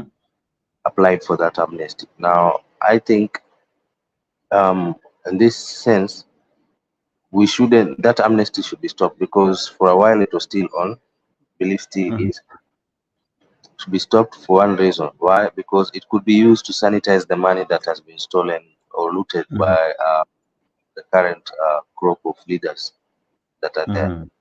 Mm-hmm. The way forward should be um, EACC to do their work, ODPP to do their work, and the judiciary to do their work in dispensing proper justice. And that issue of someone being able to negotiate, like the way Obado did, eti anasema eti atarudisha pesa kiwango fulani around 200 million, apeane property yake, and that's it.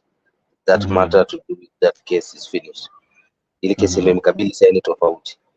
I mean, Mm-hmm. what kind of dispensation of justice is that?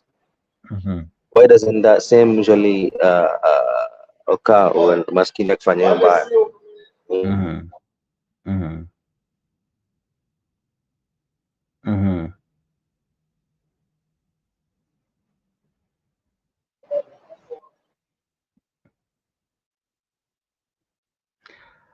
Are you good to continue? Background voice imeisha? Or we bring in Alex, same question even as we wrap up. Alex, same question. Let me say this. If you remember, we had a couple of years ago, I don't know if Jex, you remember, minister from Western Sorry. who was called. Pole. Okay. Yeah, let As me I was finish. saying, Kidogo tu nini, there's some point that anasema, and then maybe to help you. Remember, this thing started when we wanted to extradite two people who were convicted in the Parliament of Britain for stashing money outside. That was Chris Okemo and Samuel Gishuru. Chris Okemo used to be the minister for finance. And Samuel Gishuru was the longest serving managing director of Kenya Power and Lightning. Hiyo kitambo, I remember if you put only 2 poles kuweka your steamer, you will pay millions. And these people are convicted because they had taken 500 million EONZ out of the country. And these people are super rich. What did the government do? And that is what is ailing us until today. When last time we were talking about Pandora and so, because we were playing politics tukitetea uhuru tukatetea watu wengine. But the question is, when it comes to money circulation, with the scarcity of the dollars we are having in the country today, how do all these things come? It's because of that issue that you have brought. So I think that might help also Black to elaborate more. Thank you. Black, go ahead. Sorry, I had to step out a bit. But maybe you can take up what has been said maybe in my absence. Jake. We were just expounding what I'd asked you is that as we are cleaning up the countries, each time we look at those who have stashed away money, should we look at them? That's what we were looking at. I told you the National Economic Research Bureau of the US walisema about what 5 trillion Kenya shillings is out there. Right? So imagine hiyo pesa ikirudishwa nyumbani. How would the country be? Transform Kenya big time. Big, and I mean big time. So, and EACC is mandate to also investigate the current leaders ambao wametoka sahihi ama CS and whoever that embezzled money also should face justice. And I was giving an example of what Obado did. Alishtakiwa for having kuiba sijui pesa ngapi, and get to agree to have this is a joke, to have sort of an agreement with the court that arudishes magari and property worth the same amount, and that case is done just like that. I mean, really? So, I mean, if such an arrangement can be done with them, why then not have the same being done by other ordinary wananchi? Mtu akishikwa ameiba kuku aseme sawa, mimi nimerudisha kuku wake ndio nimerudisha, then aachiliwe aende zake. You know, that's why I say we also need a cleanup in the judiciary. If you can have such type of arrangement that a corrupt individual has been arraigned in court and they get to an agreement with the prosecution that he should return whatever he stole, and that's the end of that case. It don't make sense. Don't make sense at all. So already that tells me that we have not only a rotten legislature, executive, but equally the judiciary also needs to be looked at. Okay. So in issues to do with the salary, I think they should cap the salary. Maybe a maximum of inclusive of all benefits such as mileage, isipite kama 500,000, because you're not there to enrich yourself. You're there to represent your people. I think 500,000 modest salary. You don't have to go get to 700,000. 700,000 is a lot of money. So just having everything capped to 500,000 shillings, that is just good enough. Without sitting around, this is tolewe. Mortgage, due loans, those ones you can do it on your own privately. The Kenyans should not baggage you. They should not carry the baggage on your behalf. Such things. Just like you say, unaenda kuchukua loan ama mortgage, inakatwa tu kwa mshahara yako, sio? But not the government to provide you. Alafu tu wao ndo wanakukata. So it's like the government is again working as a bank at the same time. You didn't do that. So that's what is my take on the issues to do with salary. About CDF, that should have been long gone since the beginning. I mean, it's breeds fraud, because unapata those that are deserving do not get, and those that do not deserve get the funds in terms of things like bursaries and all that. If we can just make schools free, for example, like most people were saying the same, we can just have schools being free, then we would not need bursaries, would we? No. Isn't it? Why would you need a bursary? Schools are free. And then, funny enough, the question that I ask myself, we have a governor giving bursary, an MCA giving bursary, an MP giving bursary, women rep giving bursary, the CS for education giving capitations, the government still saying education is free. Same child Don't make sense. It doesn't make sense.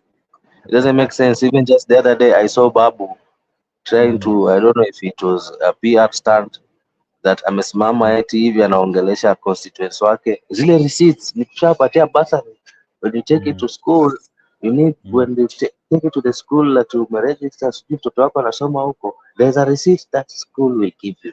I need that receipt back, because now when they investigate me and they do not see those receipts which you got from the school, inakaa ni kama mimi ndo nimekula hiyo pesa. I mean, then the other question is, if truly the issue is to pay school fees for these children, eti sahi kuna receipts, eti sahi kuna receipts directly to the schools? Why do you need a broker in the name of an MP to be the one who determines who gets the bursary, and all kids have equal rights in the constitution? Why then don't we create something like HELB? If you want the scholarship or the bursary, apply for it. Come to venye HELB in our work. HELB does not have an MP oversee it. What do you think? To start with, CDF was supposed to be managed by a committee in that constituency. How it ended up being that the MP is the full custodian, those parts, I don't know. Kulikuwa kunafaa kulikuwa na constituency development fund manager or management. That was how they had initially planned it to be, which was still we still so have the them, but we still have them, but they don't have the powers to oversee it like autonomously. You know, they are they were just supposed to there be as a independent. custom. And They were again, supposed to also, some of those institutions, I think they harbor corruption in an interesting way. I remember one time I participated in one of those committees that they were reading the budget and how they had spent. There was a toilet, a public toilet that was constructed. It was far from over, hata ikuwa na roof, but up to, and it was, I think it had 5 doors or 5 washrooms. But walikuwa wanasema imecost 4 point something million mpaka mahali imefika, and it was a pit latrine. So I was like, how comes building a homestead with nani ya gorofa na iko na several rooms na nini nini haija cost that much, but aka simple toilet ya public kacho kadogo sana kana cost so much, na ni pesa za CDF. So pia CDF really needs to be looked at, because there is where they steal. They do a small project, but the amount lost is voluminous. I don't know what you have to say, even as you close, Alex and Black. Let me start with you, Alex. Your closing remarks and your sentiments as well. And I don't know if Kenya You Kenya see, Rebel rudi sasa, tumefika Ah, ile te. hiyo pesa tu irudishwe kwa treasury yote, asidi treasury waisukume kwa Ministry of Education, waongeze Ministry of Education budget, wakitumia hiyo pesa yenye wametoa kwa CDF, ndio budget ya education iongezeke, then from Ministry of Education in kwa shule to provide free education. As simple as that. No. Nothing much. It doesn't have to be complicated. Easy as that. All right. Return all those millions. I mean, our constituency gets how many millions per year? Multiply that by over 300 MPs. Because all MPs get even denominated. So calculate how many of those get. An MP anapatanga ngapi? I'm not so sure about the number. They get quite an amount, na pia kuna wale wanapata nyingi kuliko wengine. Yes, I'm sure the total amount kutoka kwa MPs wote should be around billions. We're talking about billions.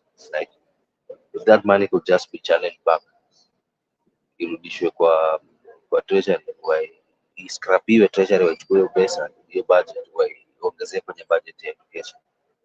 Mwanafunzi anaenda shule to free of charge. Yes. Simple. Alex. Yeah, unajua, that is one thing that is very, very sensitive, and the way it was crafted from initially, it had a good intention, but how it was implemented from initially, it was in bad faith. This is now the case of a conundrum whereby you have a good thing being executed unproportionately and in a wrong way. However, we cannot refute that CDF was a game changer at the beginning, and especially during Kibaki's time. We cannot refute that. In fact, before devolution, it did a lot. It opened ways, it paved ways, and actually, it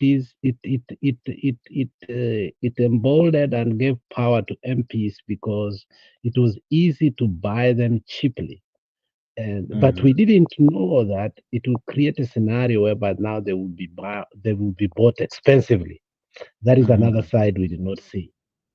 Overall, I think the usefulness of CDF ended with the culmination of the new constitution. These monies could have been given now back not only to the county government, but also to the MCS now to manage them. If we were now to go to equal distribution of resources to devolution at work, these monies should have gone to the MCS. But the fact that we did not have a good legislature, the sitting of that particular time, 2013 to 2017, to oversee. And then Duale, remember Duale was the leader of the house. They refused, and we had a commotion between the lower house and the upper house. The Senate became insolvent, and you saw what Amisi was saying. The MP Amisi was saying the other day that the Senate is completely useless in Kenya because it has never found any governor culpable of this loot and the rot that is going now. So I am confused. Really, what should we do with this CDF? In a functional country, the CDF should have gone now to what? To the county government to give it to what? The MCS to make sure that all kids go to school equally. Because again, when you leave it to the MP, MP decides his place gets more. Remember, beyond tribalism, there is clanism. And clanism is something we have not started again tackling in Kenya because the dangers of it, if we open it, this is a wider and worse thing than tribalism. And that is why MCS win election by 3 votes, 5 votes, 10 votes. And if you start recalling MCS, I think there's so many that will be recalled. Now, If we had totally done what devolution was supposed to be, this money could have gone out to the governor, to the county government, to the committees in the county assembly, so that we can make sure that all our children, all our schools are equally, so that you don't have to take your child to Uganda, you don't have to take your child to Western Province ati ndio kuna shule mzuri. Or move from your neighborhood to another. We could have taken care of every neighborhood school through the CDF money, because it's too much and it's enough. And remember again, we still get a lot of money from outside the country to bankroll our education. So if we put this together, today there's no child that will be paying school fees, like Raila said several times, from class nursery or whatever it is, kindergarten, all the way to the university. But because of these unnecessary from the national government to the county, and the national to the MPs, national to the women rep, national to so and so and so, there is no collective responsibility on where this money goes.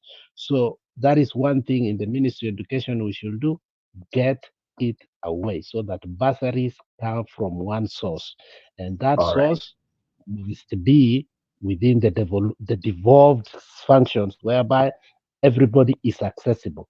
Lastly, I don't want to see a situation like in Nakuru I saw, whereby Arama is anafukuza watu with the forms za bursary. You remember wakati moja amekuja kwa ofisi yake akatukana watu. You remember that scenario? I mean, those are things we must deal away with. Thank you. All right, Kenya Rebel, I don't know if you're there to help us wrap Let me ask a question before Kenya Rebel. I mean, but Alex, why would you need bursaries when we have free education? Don't you think it's better to have free education than have bursaries? Have you ever seen any MP bring a bill in Parliament, free education?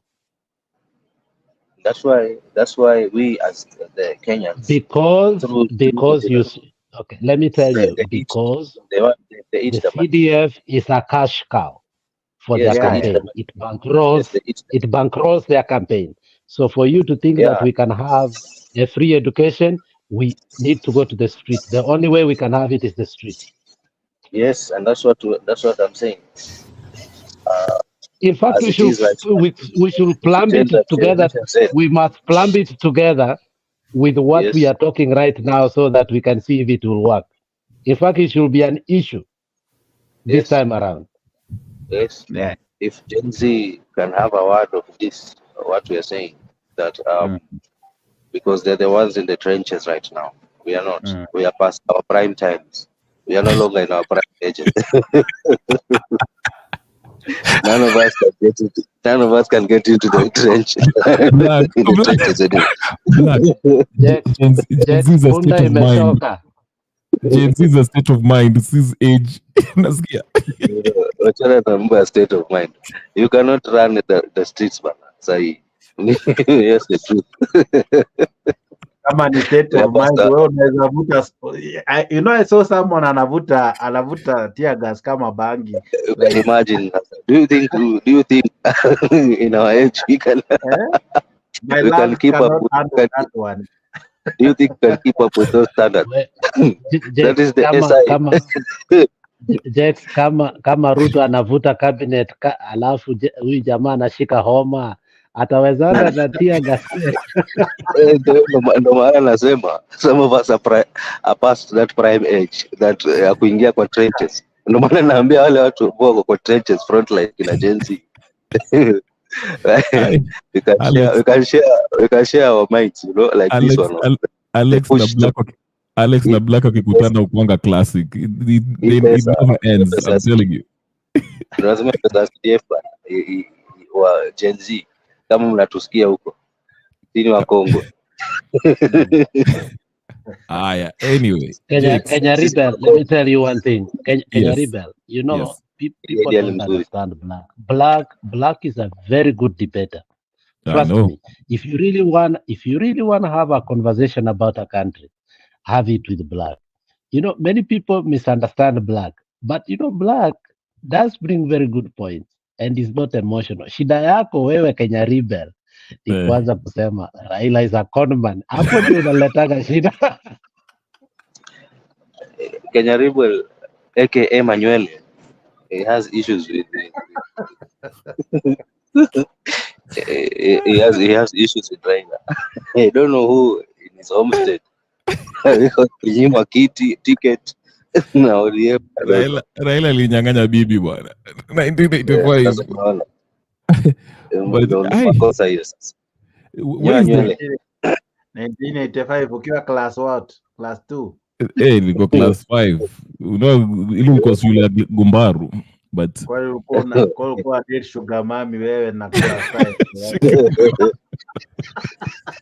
Ukiona hivyo Jake, hata pengine you might have pengine unaweza kuwa umehack kitu hapo.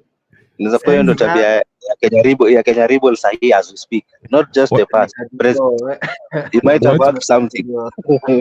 Just to reply to Alex, squeeze, unajua ukianza channel wewe ni host, huwezi ita Raila conman because you want to hear the Raila lights watoe maoni yao, but nikienda kwa Jex huko ndio naanzanga moto hivyo. Ndio nilikwambia kuku kwako lazima unaona sija behave na behavingi kwangu I have to. Wewe guide kuja kwa wengine. So my point here is bana, you know, some of these things like this idea of CDF, now that my MPs wanna behave wanaogopa kusalimiwa, if they can be forced to take this thing into parliament, waseme that CDF itolewe because hakuna njia nyingine inaweza kutolewa, it's only through them. Waseme itolewe, then that would be first step forward. Remove hapa kwa comment section Ministry of Education to provide free education. Generation Alpha. Ni Jex ndio Alpha hapa tumekula chumvi sote. Anyway, Black na nani na Alex, msikuwae strangers. Mkitoka kwa ile sister channel yetu ile, mnaweza mkapitia huku. And I wish Captain angekuwa hapa. Ndio mumenyane. I know nyinyi mmepotea. I was taking a walk, you know, then just as a ukapata recommendation. Hata mimi nimeleta hapa na maji. Unajua maji nimeleta hapa. Kumejaa maji nimebeba toka hapa. Squad. Nilikuwa natembea tu kwa YouTube.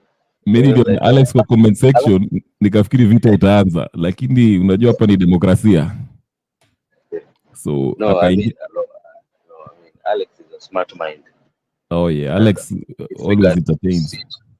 Yeah, I like debating him. Now, for these issues about the same up, they're very pertinent issues, and I wish some way somehow they could get audience with these Gen Zs. Not just this they watch. Like I said, they do watch. Kuna jamaa mwingine anaitwa DJ something. What's his name? DJ something. He's one of those wako ni Gen Z. No, listen. He was part of one of the X spaces. Sikujua. There's one day aliingia kwa chat yangu. Ingia club naweza lala.